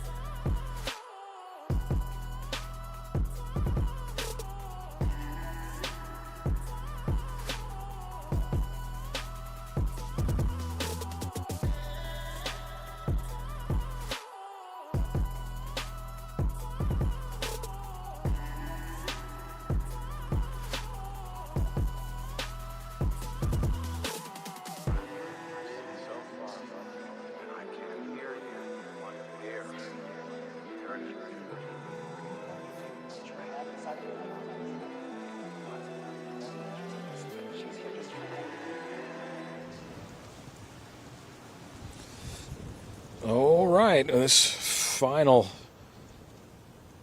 quartet right here, working their way up to the green. Liam Fink just hit out of the bunker. And this is Jennings Irwin rolling it down the hill there. And it should be inside a tap-in range for the southpaw.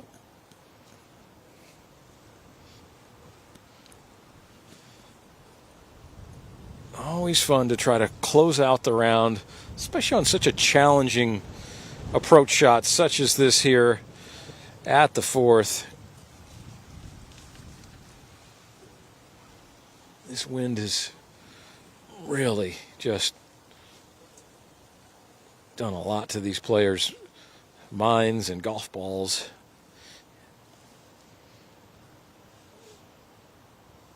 All right, this is Michael Eigenbroeg here, the hatless Michael Eigenbroeg.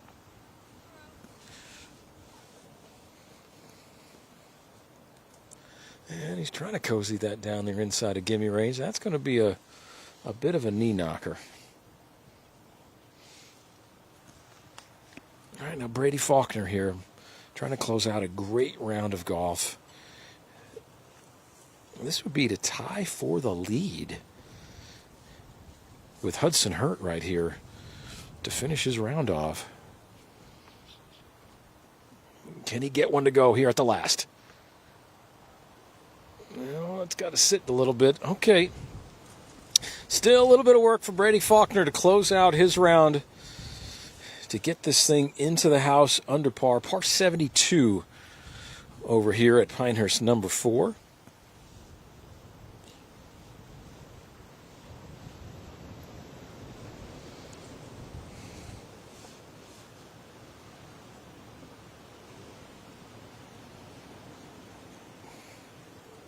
All right.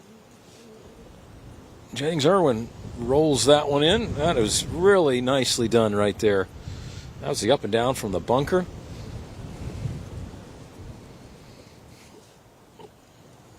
Very nicely done on the very last hole of the day. Always nice to finish it off with a hold putt.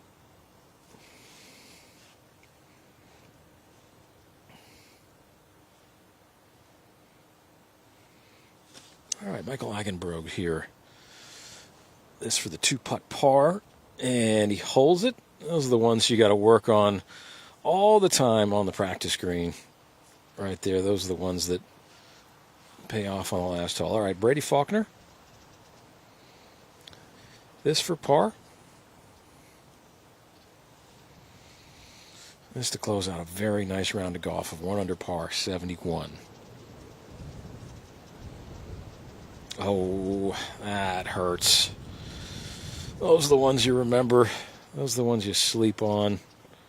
Still a really solid round of golf, though. Even par for Brady Faulkner. He is just 2 strokes behind our leader. And the scores have actually updated. He's only 1 shot back now. Jack Cole and Hudson Hurt 1 under par on their round. Brady Faulkner will finish at even. Now Liam Fink. That's nicely done right there. And the customary handshakes to finish up the round. The players will take the shuttle ride back to the nice warm clubhouse and find themselves a hot cup of soup. All right, let's head back over to Rhea on course number 1. We've got a fun foursome here on course number 1. Again, we're here on hole 9. 2 players from Ohio, Callie Reed and Sage Shriver. 1 player from Indiana, Sophie Roberts.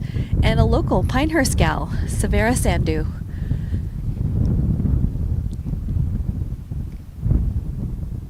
Severa Sandhu in the green shorts over there. She finds herself in 3rd place. She's +1 on the day. She's having a really, really solid day.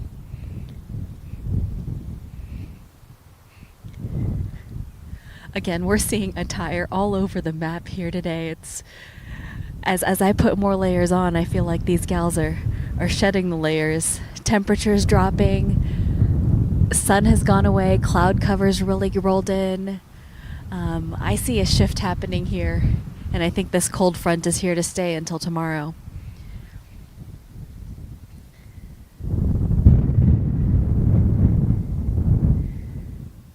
I believe it will be Severa first to putt.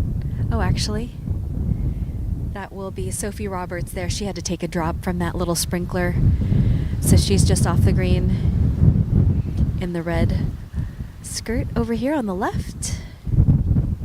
Again, Sophie coming to us all the way from Indiana. Love the choice of putter from right there. Really nice and easy to putt through this dry, dormant grass. Good roll there by Sophie. She'll put a spot on that as Severa Sandhu has this for birdie.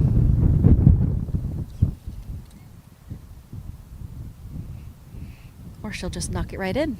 Love it.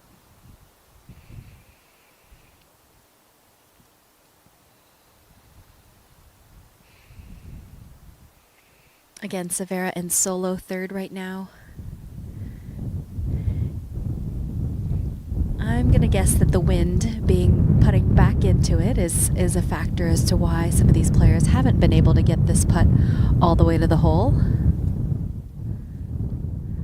When the wind is above 10 miles an hour, it starts to become a factor, and it certainly is that today with the gusts up to 35, 38.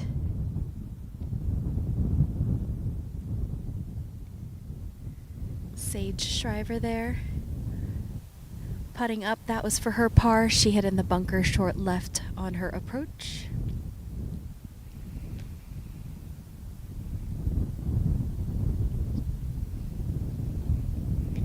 I love seeing players ready to go, and Callie Reed is certainly ready to go on her birdie putt here. Callie Reed with a good roll, just outside left. Callie's one of the players from Ohio in this group. Again, fun to see players from all over the country coming to compete in the 78th Donald Ross Jr. Championship.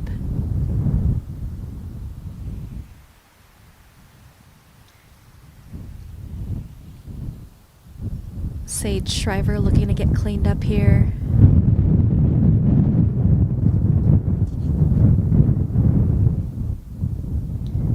Pretty good bogey save for Sage Shriver from Ohio. We are going to go over to Nick on the boys' side. Hudson Jones with the Texas wedge from a tough, tight lie, and it looked like it was going to be the right play, but he's just blown that past the hill. Almost impossible to judge the speed as he's got to go over 3 different grass types, pardon me. So he finds himself in a spot where he is now putting for bogey after his chip shot from down on the front of the green ended up escaping over and by as well. Isaiah Cantrell next to play. This will also be for par.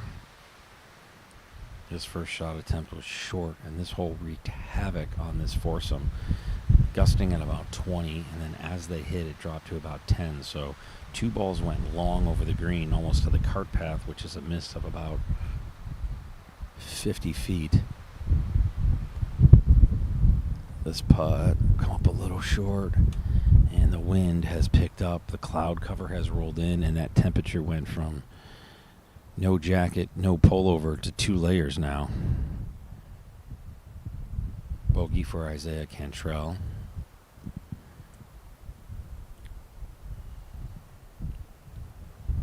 Par putt for Trevor Yusi. Just misses for a bogey.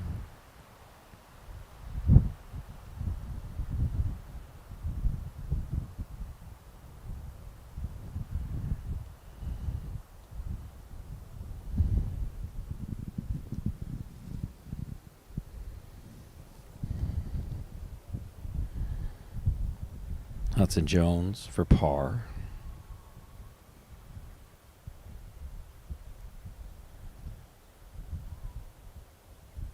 Got it. Nice putt there. Perfectly paced.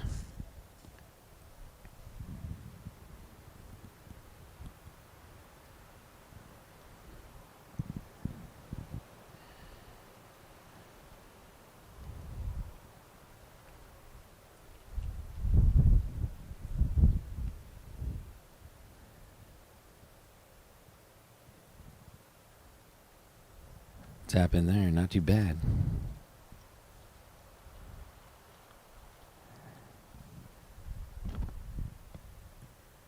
Oscar Lynn with a save and a half. And this is the cleanup bogey. Well, the wind at 14, a factor indeed. And I hear backup is on the way. Steve Scott will join me on 14 here at number 5 on the tee box, as our day is starting to come to a conclusion. 5 groups remain to come through here right now, waiting on the next. So let's head out to my friend James Sanders, and we had a chance to hang on a hole. All right, Nick Ismandi with James Sanders. We're hanging on a hole here on Pinehurst, number 5. This is hole number 5, par 3. What's the number? 172. 172. That's a good number. Very good number. What do we got in our hand? We got a good 7 iron. All right, 7 iron, 172. Let's see what Jamin's got. Bushnell's going to help us out with that launch monitor. We've got some distances here. That's the Launch Pro. We'll get your numbers after we hit this thing. And if you put this in, it'll be the greatest moment in television history.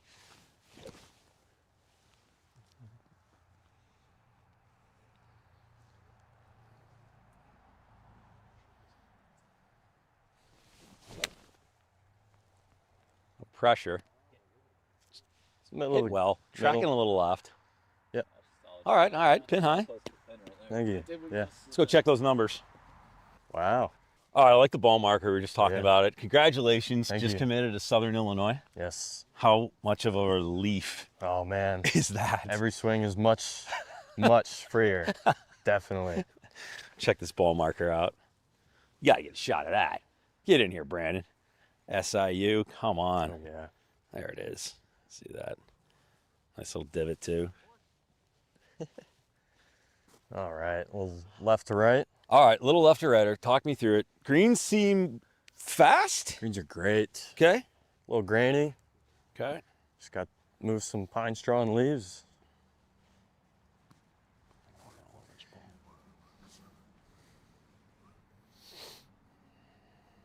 All right, Jamin. Scotty Cameron? Yes, sir. Okay. Had it forever.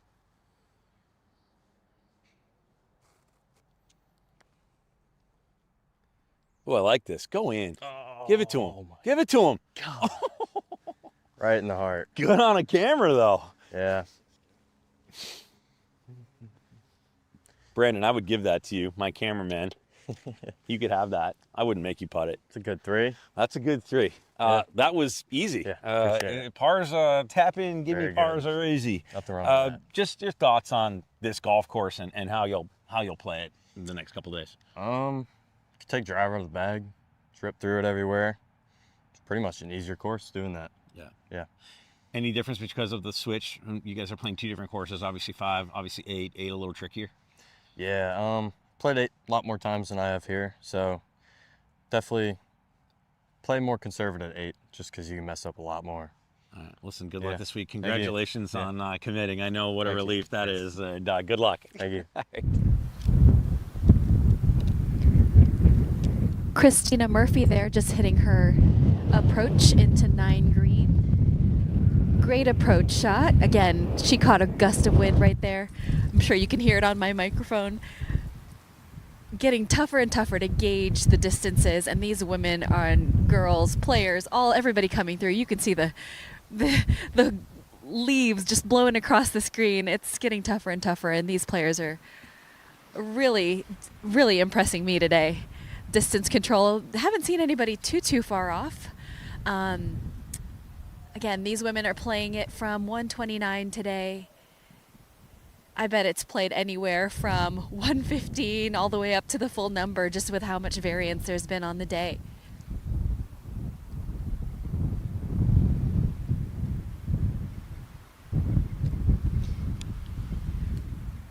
We are going to take a peek at the girls' leaderboard here for the 78th Donald Ross Junior Championship.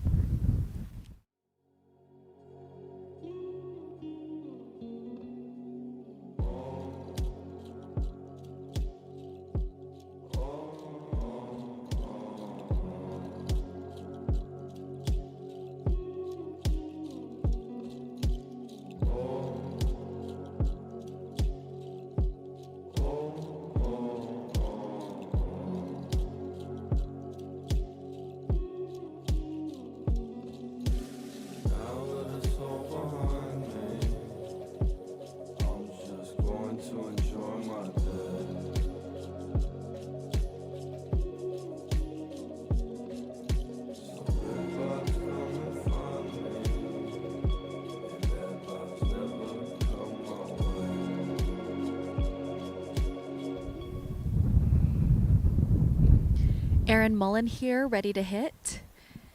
Just off the green on the right side there. She's currently in 4th place. She's headed to Lehigh for her college golf career.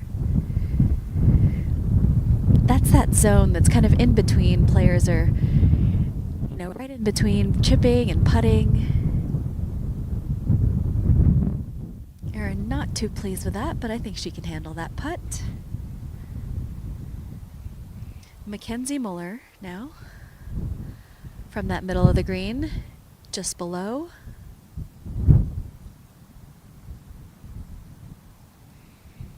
Again, impressed with Mackenzie's distance control. Anything on these greens, especially as the wind has kicked up over the last few holes. Really impressed with their ability to control. Look at this putt by Mackenzie. Nice roll.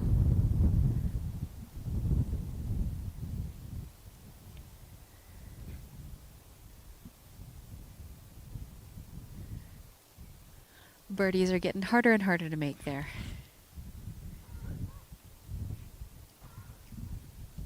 Christina Murphy also has a good look here.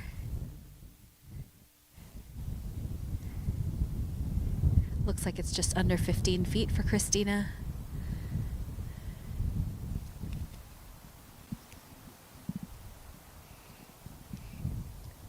This group wrapping up their last hole today. They started on 10. So last putt or 2 for this crew. Let's see if Christina can roll one in here.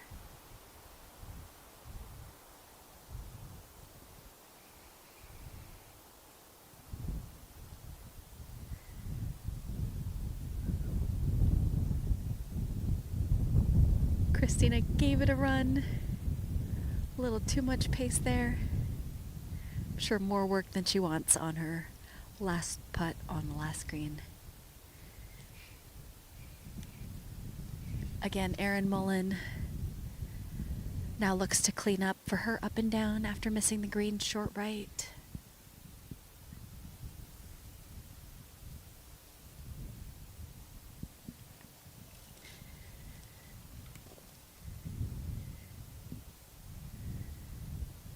Little right to left here, looks to be about 5 to 6 feet. Nice putt for Erin to stay in fourth.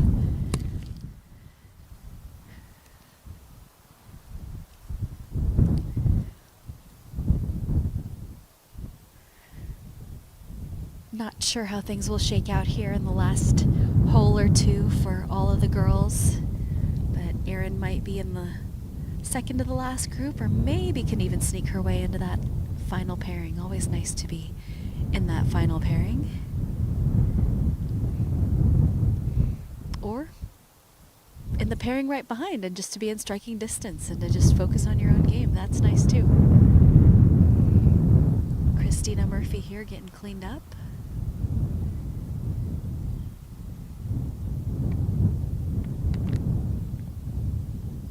There you go, Christina, after that aggressive first birdie putt.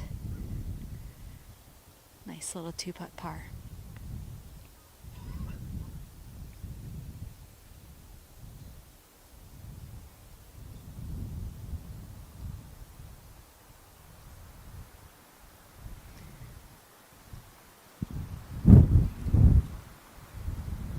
Mackenzie Muller rounds out this group.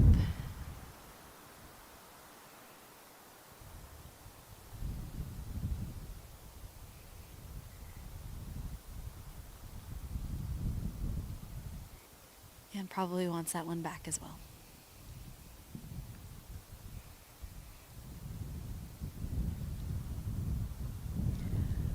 Let's see what's happening with Nick Gismondi. Well, thank you, Rio. Well, let's take a look and just talk about the scoreboard real quick as my group gets ready to get going here.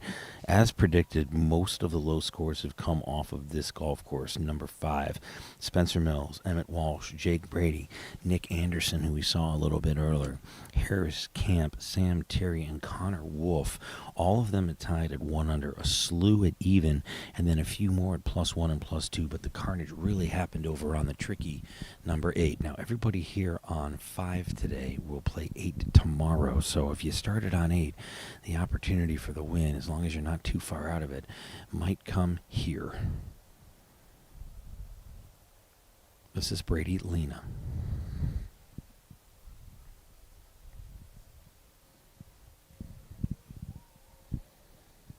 From the bunker, his second shot, we've seen this a few times, and he's done this very well. That almost went in. It'll just move a little past it, but very good bunker shot there by Brady Lena to give him a look at par. James Hoffling next to play. He missed the green to the right. Common miss today as well. Looks like he's got an okay stance, though. He's not going to be in that tree well and in that sort of waste bunker area, so he can get a good stance on it. Ball sitting up. Tough chip, though. He's got to get it up and over this lip, and then this green is going to slope away from him fast. That's got to die right there. Hit it. Breaks. Tricky. Tricky, tricky. Good to be on the playing surface, but a tough putt back for par.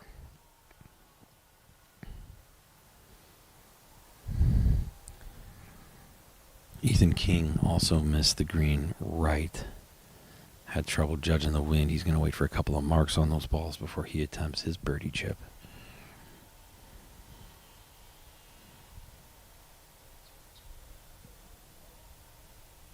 This looks good. Beautiful. Absolutely beautiful.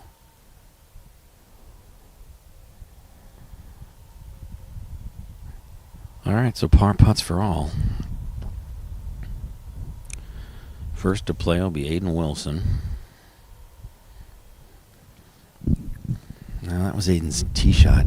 Long putt here, and this has also been that miss. If you're worried about taking on that pin, the smart play is to just put it safely in the middle of this green, especially if you've really studied your heat map and your yardage book, because though it's not crowned like what you see from a Donald Ross course over on, say, like number 2, it still has a lot of movement to it. And this is much more uphill than he sees. Unless he jars it and proves me wrong.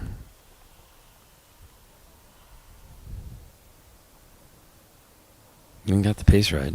That one will just trickle by. So a par opportunity now. Everybody with an opportunity to putt for par here.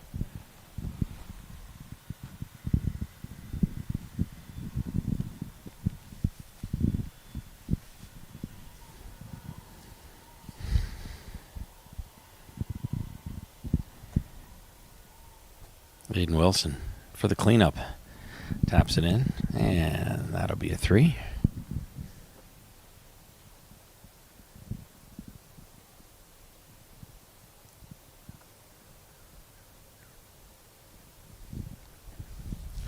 James Hoffling with his chance at a 3 here.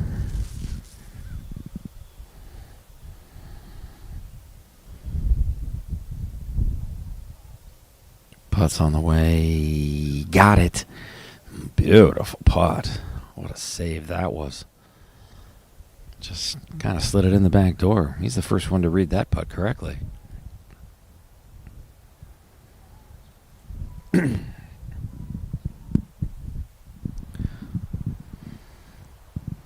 Ethan King took an extra look at his. This is Brady Lena for the par save.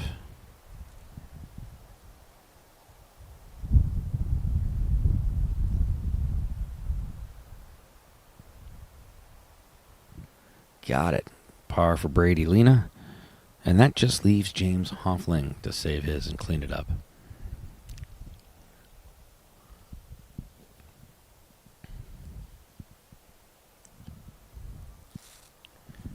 Not a terribly difficult putt. Perfect. Brady Lena and everybody away with a par here at the 14, and just 4 groups left to come through. Les with Rhea Scott over on course number 1 on hole number 9. Rhea? Another group here that started on 10, so this is their final hole as well. That was Samantha Nguyen that just putted from clear across the green. Again, goal there was just try to get it in a good radius for a 2-putt. Next to play from the back fringe there, Mignon. Ooh, just in the back fringe. Mignon's having a good day, good solid day. She's +4 on her day. Ooh, caught a piece of it. +4 on her day, T5. Really solid start. In good shape, good position for tomorrow's round.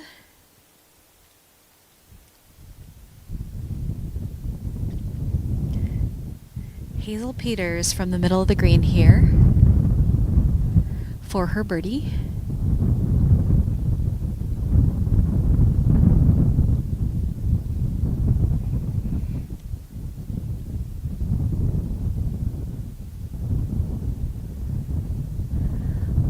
A lot more leaves getting in the way of these players, just getting blown around.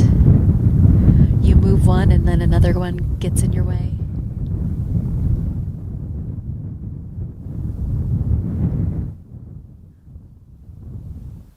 Good roll for Hazel.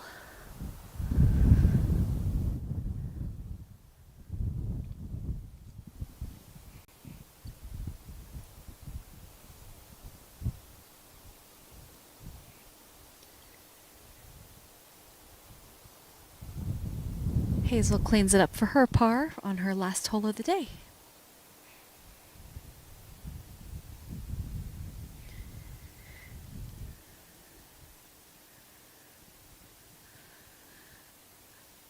I think Samantha is next to putt here. Again, she had that putt from clear across the left side of the green. Do I spy a hot pink lab putter? I think I like it. Not quite sure, but it is hot pink. Matches Mignon's outfit over there, but really fun flair. Love how these players are showing their personality through their equipment, their accessories. I mean, that was going to be a tough 2-putt for Samantha regardless there. She probably had over a 50-footer. Mignon Ooh here to stay at T5 +4 on her day.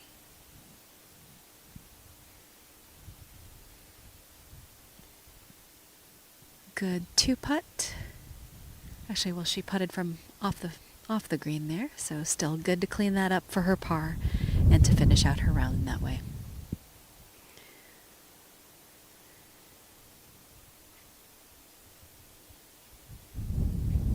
A little more decisive stroke there from Samantha. And again, these gals wrapping it up here. Completion of round 1 on the girls' side.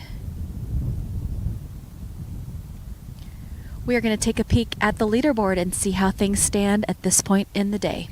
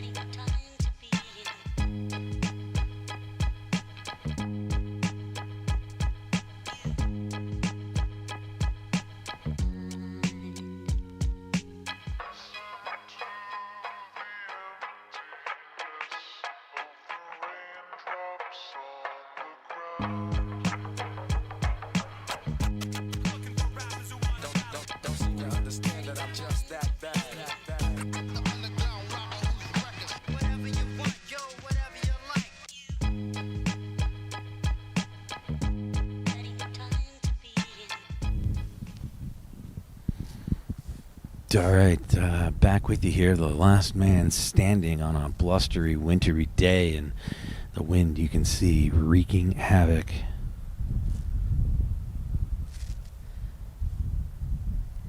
Skylar Joseph. What an absolute beautiful shot. No reaction, ice cold, but he trained it. What a birdie. How about that? He didn't even react. He must do that all the time. Absolute beauty of a chip. Dunked it. Nobody else saw it. Well, easy birdie for Skylar Joseph.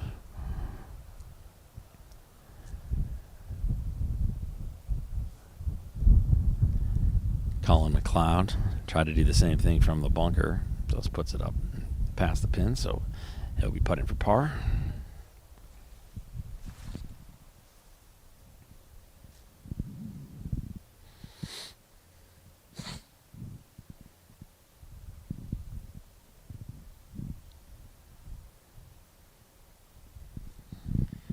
Now, Nico Ward will be next to play, and he's going to take a good long look at this one. This is the putt that's kind of hung everybody up here today. The pin is right on the precipice of a fall off to the left, to the right, and behind, and it's an uphill putt here, so speed's everything, and getting this read right is tricky.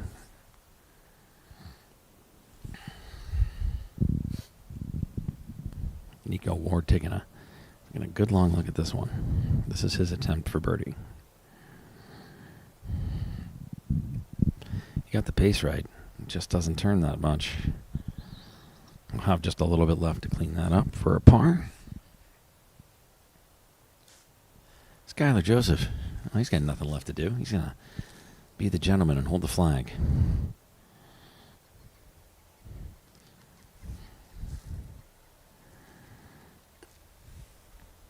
Chase Evans next to play for his birdie.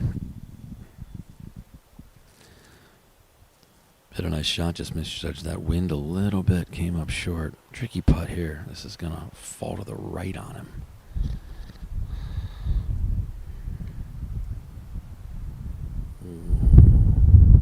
Had the line, didn't have the pace. All right, everybody with a par putt left. Skylar Joseph's chip in is the lone birdie here. Colin McLeod for par after his chip shot went a little far. Oh, it just didn't move on him left. Stayed out to the right. A tap-in bogey.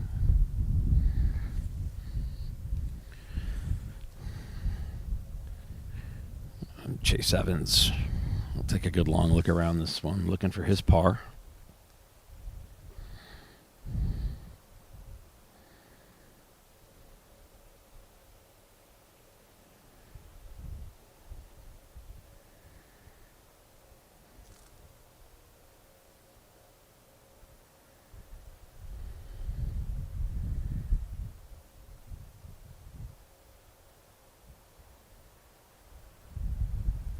Ooh, that hopped off the club face and just stayed out left the entire time.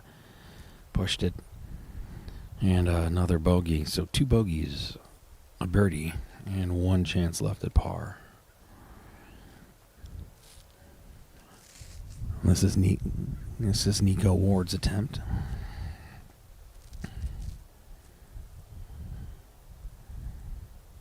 Got it.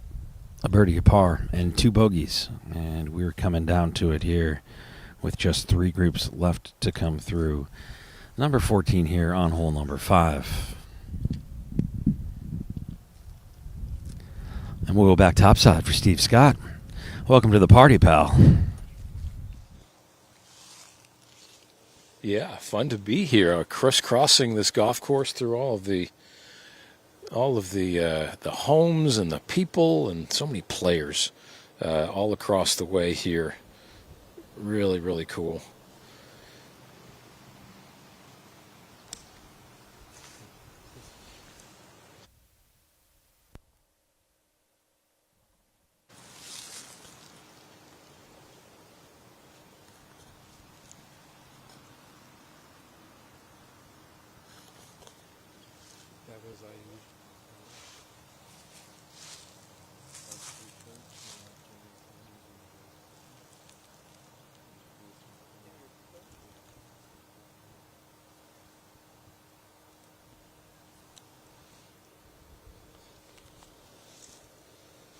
All right, this is Grayson Cloran right here.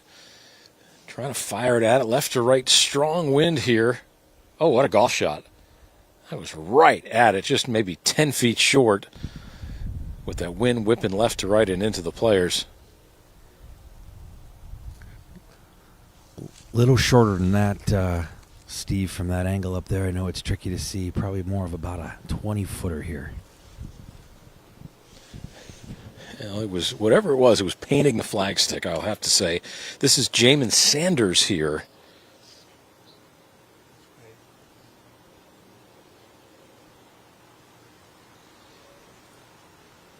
And that looks like it missed the green to the right.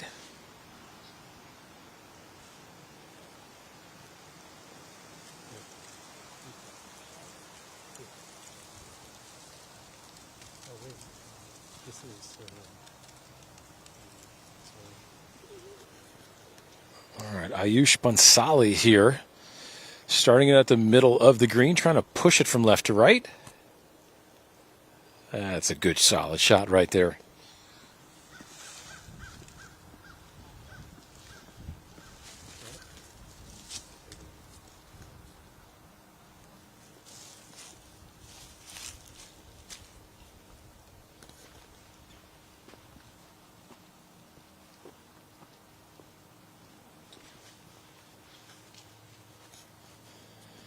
as these players work their way down to this green right here, yeah, they're trying to just close this round off in style. A couple birdie putts and a up and down needed for this trio.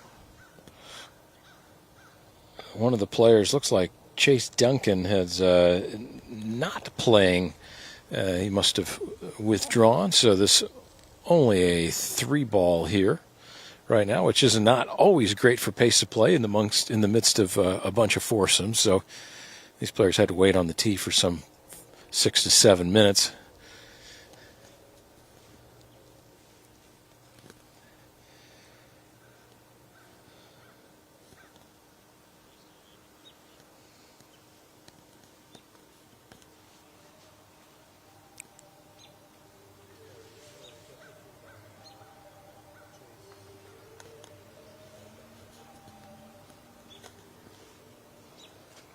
Ten-4.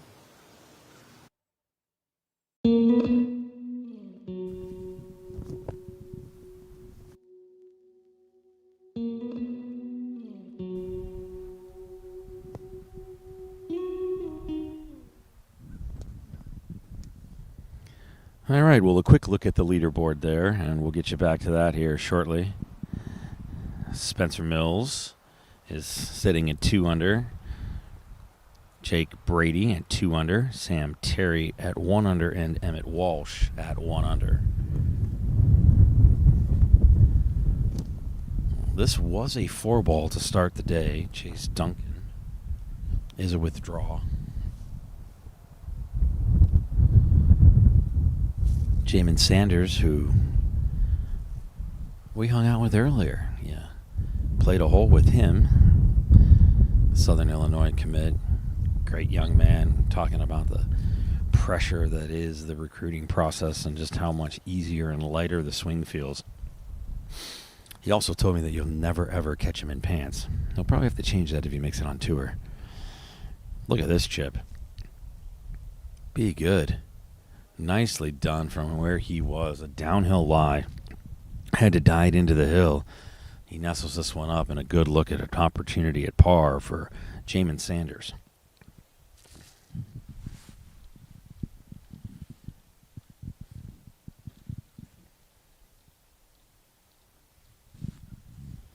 Grayson Killorn will be next up to play. He found the green here, so this putt is for birdie. As Steve said, beautiful tee shot, was all over the flag, just a bit short by about 20 feet. Grayson Killorn for birdie. And he'll leave that one short too, but an easy tap-in par.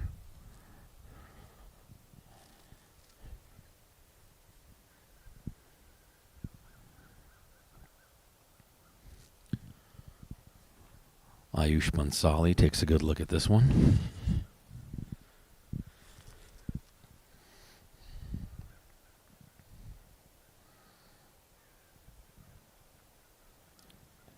Uphill putt, moving to the left, and slow. So Bansali with a little work left to do for his par. Sanders as well. He'll putt next.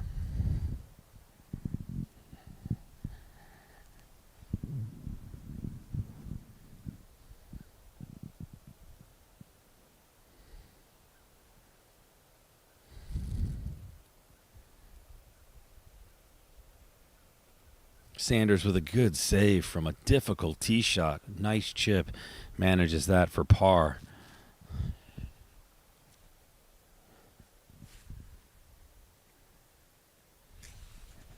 Bansali with a little work left here. Ooh, just catches that lip, so it'll be a tap in for bogey.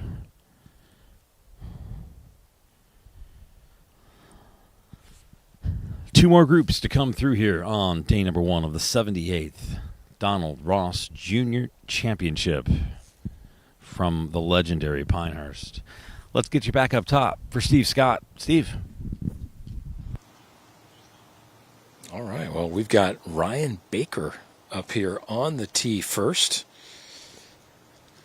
Very brave, two brave people in this. I know you talked about wearing shorts. I mean, this is we got two guys in shorts today, and I don't know how they're doing it, but the brave youth out here, I think they'll learn as they get older. Ryan Baker here, looks like about a 6-iron here down the hill.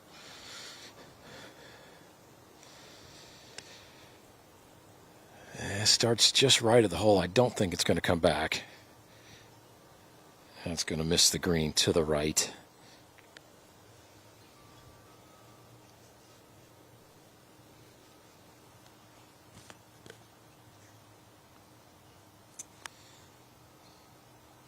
All right, this is Aiden Zentanai.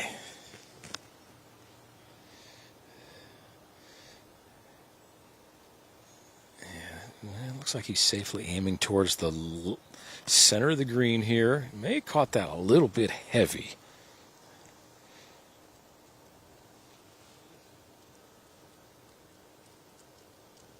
Well, I think that was a pretty good one right there.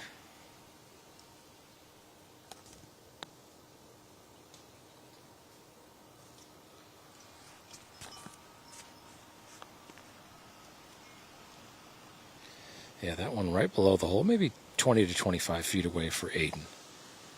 Now this is Angelo Rinaldi. This one left side of the green, trying to work back with the wind.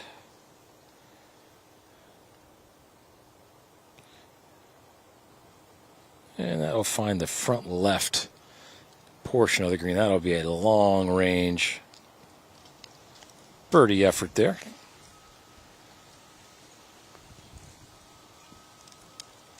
All right, final player in this quartet. This is Kevin Fields.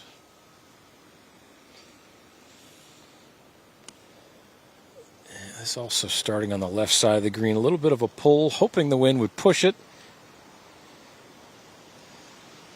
All right, that'll be lengthy away from the hole as well. All right, these players and their parents, everybody just trying to get to the clubhouse at this point here in the late proceedings in the first round here at the 78th Donald Ross Jr. Championship. So much golf being played around this property. 4 golf courses being utilized for this 2-day competition. Such a great golfy town. Pinehurst is kind of like our St. Andrews in a way. There's just so much golf being played everywhere you look. So much fun to watch everybody try to navigate themselves through these conditions, through the temperature fluctuations, and all these courses. Maybe some of them have only seen for the first time here this week. The second to last group will work their way down to this par 3 14th. I know Nick talked about this hole being the 18th handicap hole on this golf course. I mean, it is not that easy from all the way back here. Just under 200 yards. We've got a tucked right hole location. I mean, there's nothing simple about this shot. A little penalty area in the front really shouldn't come into play with a...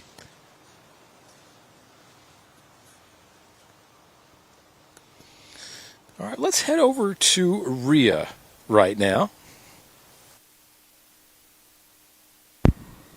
I've got Ira Joshi here. She is our first round leader. She shot 1 under par today, was the only female under par in the field. Ira, tell me about your round today. I feel like my short game was definitely my best part today.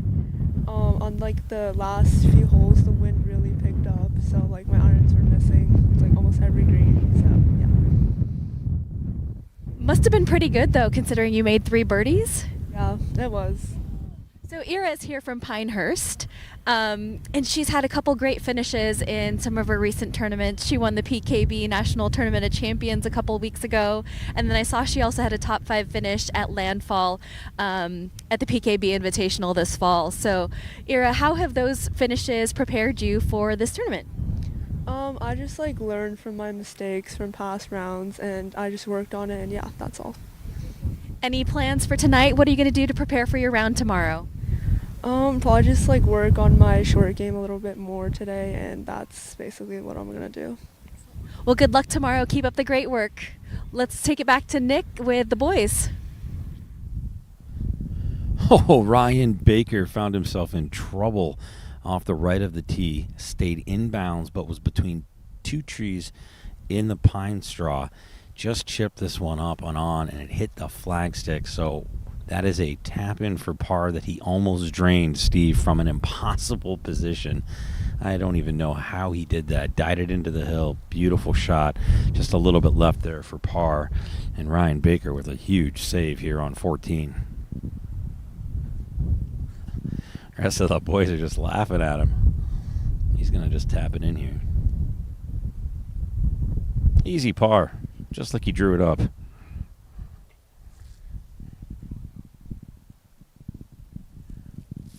I will tell you that the temperature drop that we talked about this morning in the morning show is very real. We said that temperature was going to change between its highest point today, which had us out here in just a polo, to where it is dipping to, or it's starting to dip to now, and that is not enough layers. So overnight, temperatures are going to fall even further. Tee times tomorrow, get this, highs in the 20s.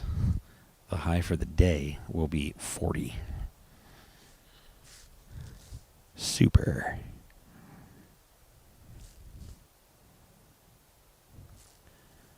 Angelo Rinaldi, who found himself just on the front of the green on a very long putt. Hits this really, really good. Absolutely perfect. Well, maybe not perfect because it didn't go in, but a tap in par from where he was is a real nice putt. Rinaldi's going to throw a mark on it.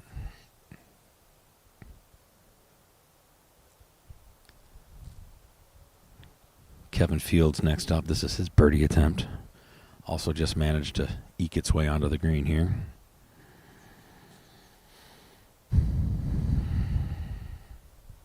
Good one here. A little bit left on that one.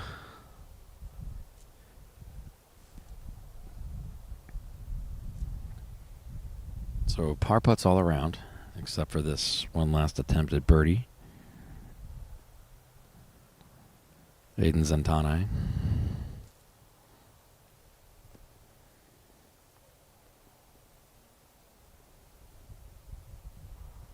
Yeah, it's just not going to get there, but he had the line, so it'll be a tap-in par for him as well. Won't have to overthink that one too much. All right, in for par.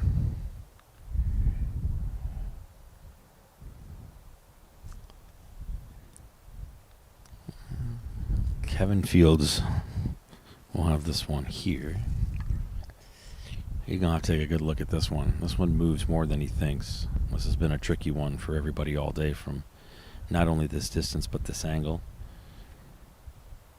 It wants to move a little bit to the right, and he just overplayed it. So it's a tap-in bogey for Fields. And Angelo Rinaldi will be last to play, looking for his par. Got it. One to go here at the 14th, and one to go for this first round of the 78th Donald Ross Jr. Championship. We'll go back topside. Steve Scott is on the tee here at 14. Okay, this is the final group right here of the day. Long, trying day. And they started play almost 5 hours ago now, so I'm sure they're ready to get into that clubhouse. This is Jack Freeman, excuse me. These players, just a good solid 6-iron for these players.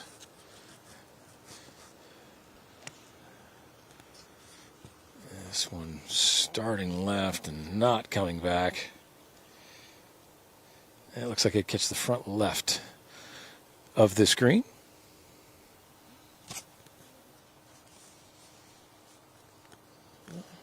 All right. Well, now the southpaw here in the gray hoodie, Braden Grummer. I kind of like this pin for a lefty. Lefty can aim at the center of the green, hit one hard, and kind of hit a nice draw back into that right pin. I expect Braden to hit a very good one here. May have overcooked it, though. Let's see. He's very aggressive.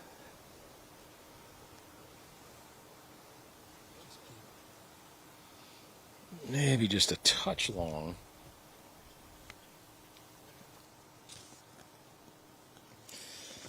All right, next up, this will be Will Bergwin. Will Bergwin here from the far right portion of the tee as that previous shot went long of the pin. And this looks like a pretty direct line right here as well.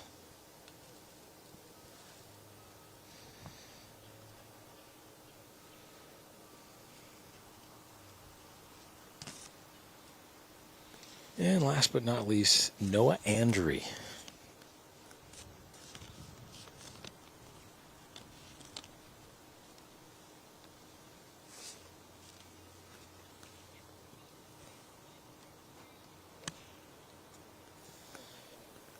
And this one from Noah is pulled.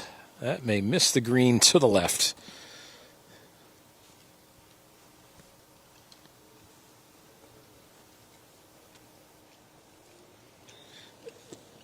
All right, well, let's get down to Rhea. Rhea, she's got a special guest.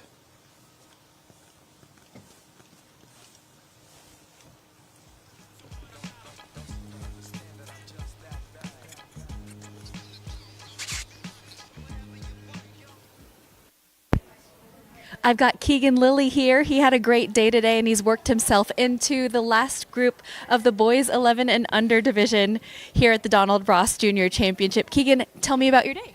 Well, at first it wasn't the best. I was not hitting them well. I was missing greens. Then I started to pull it around, started swinging easier, and it worked out.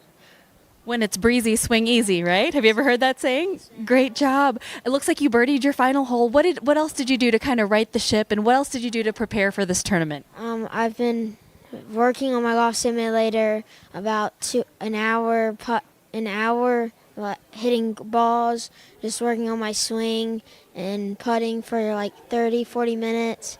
And I was just really, after I turned it around, I was just really feeling the mood.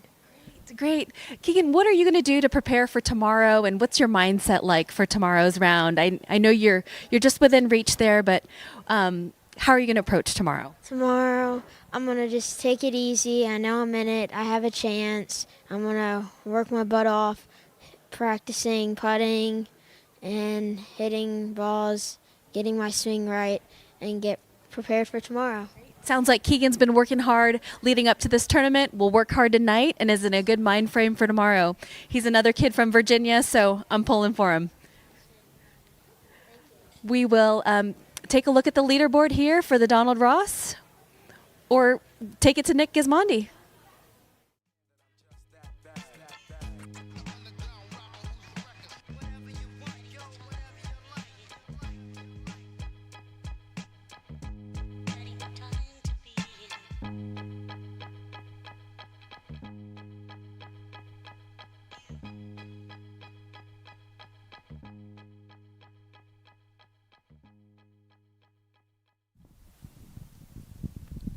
All right, back with you here, final group, green side, and it's a big old long putt from the front with a lot of pace, and that is going to find its way off the green and down the hill, and oof, that was a tricky one to putt there.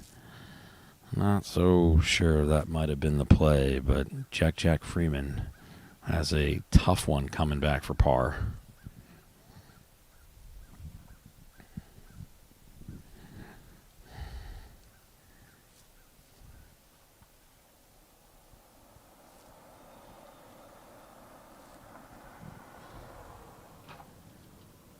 Braden Grummer has a chip here, and Freeman will want to take a look at it because he's going to have a very similar situation. He's got his putter in his hand, thinking about maybe putting that one. Ooh, this one hit a little bit scully and a little bit thin, and that will find its way to the middle of the green. So a difficult par putt coming up for Braden Grummer.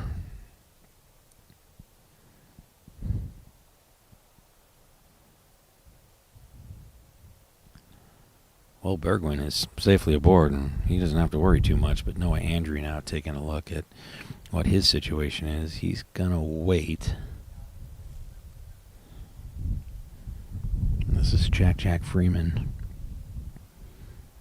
Nope, he's going to hand it off. So it will be Noah Andrew just off the green here for the putt.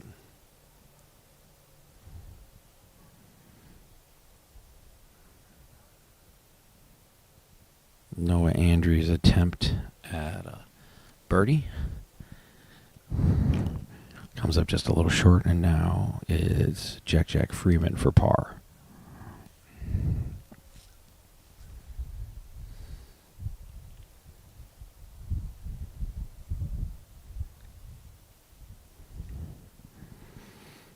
Caught it a little heavy, but got it on there, so he's in good shape. So it'll be Jack Freeman putting for bogey.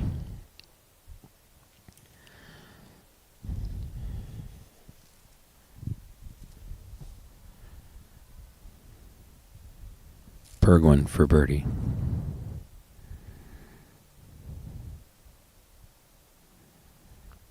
Bergwijn just a little on that left-hand side. Not too much left there for a par.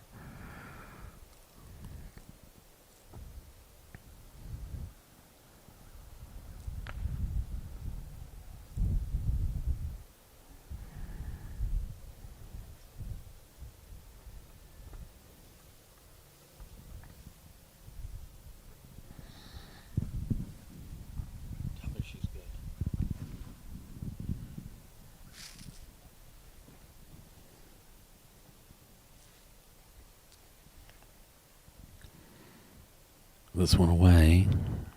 Everybody misjudging that speed. Difficult to see the slope on this green so close.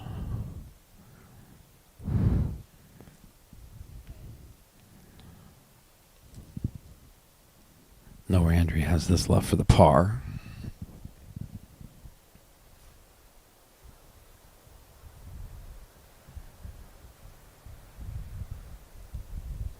And it'll have to be a cleaned up tap-in bogey.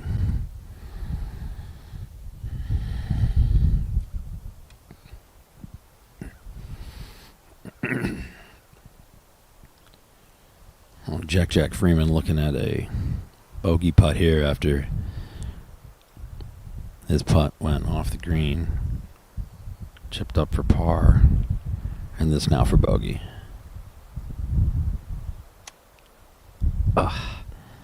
A double to end the day. Not ideal, obviously.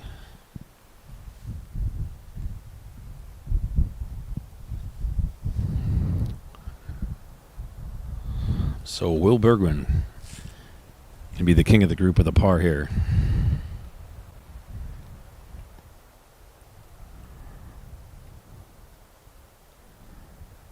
And he'll find it in. The hats are off and the handshakes come. We'll take a look at the leaderboard and then we'll wrap things up quickly from the course before we head into the clubhouse to talk to you on the veranda.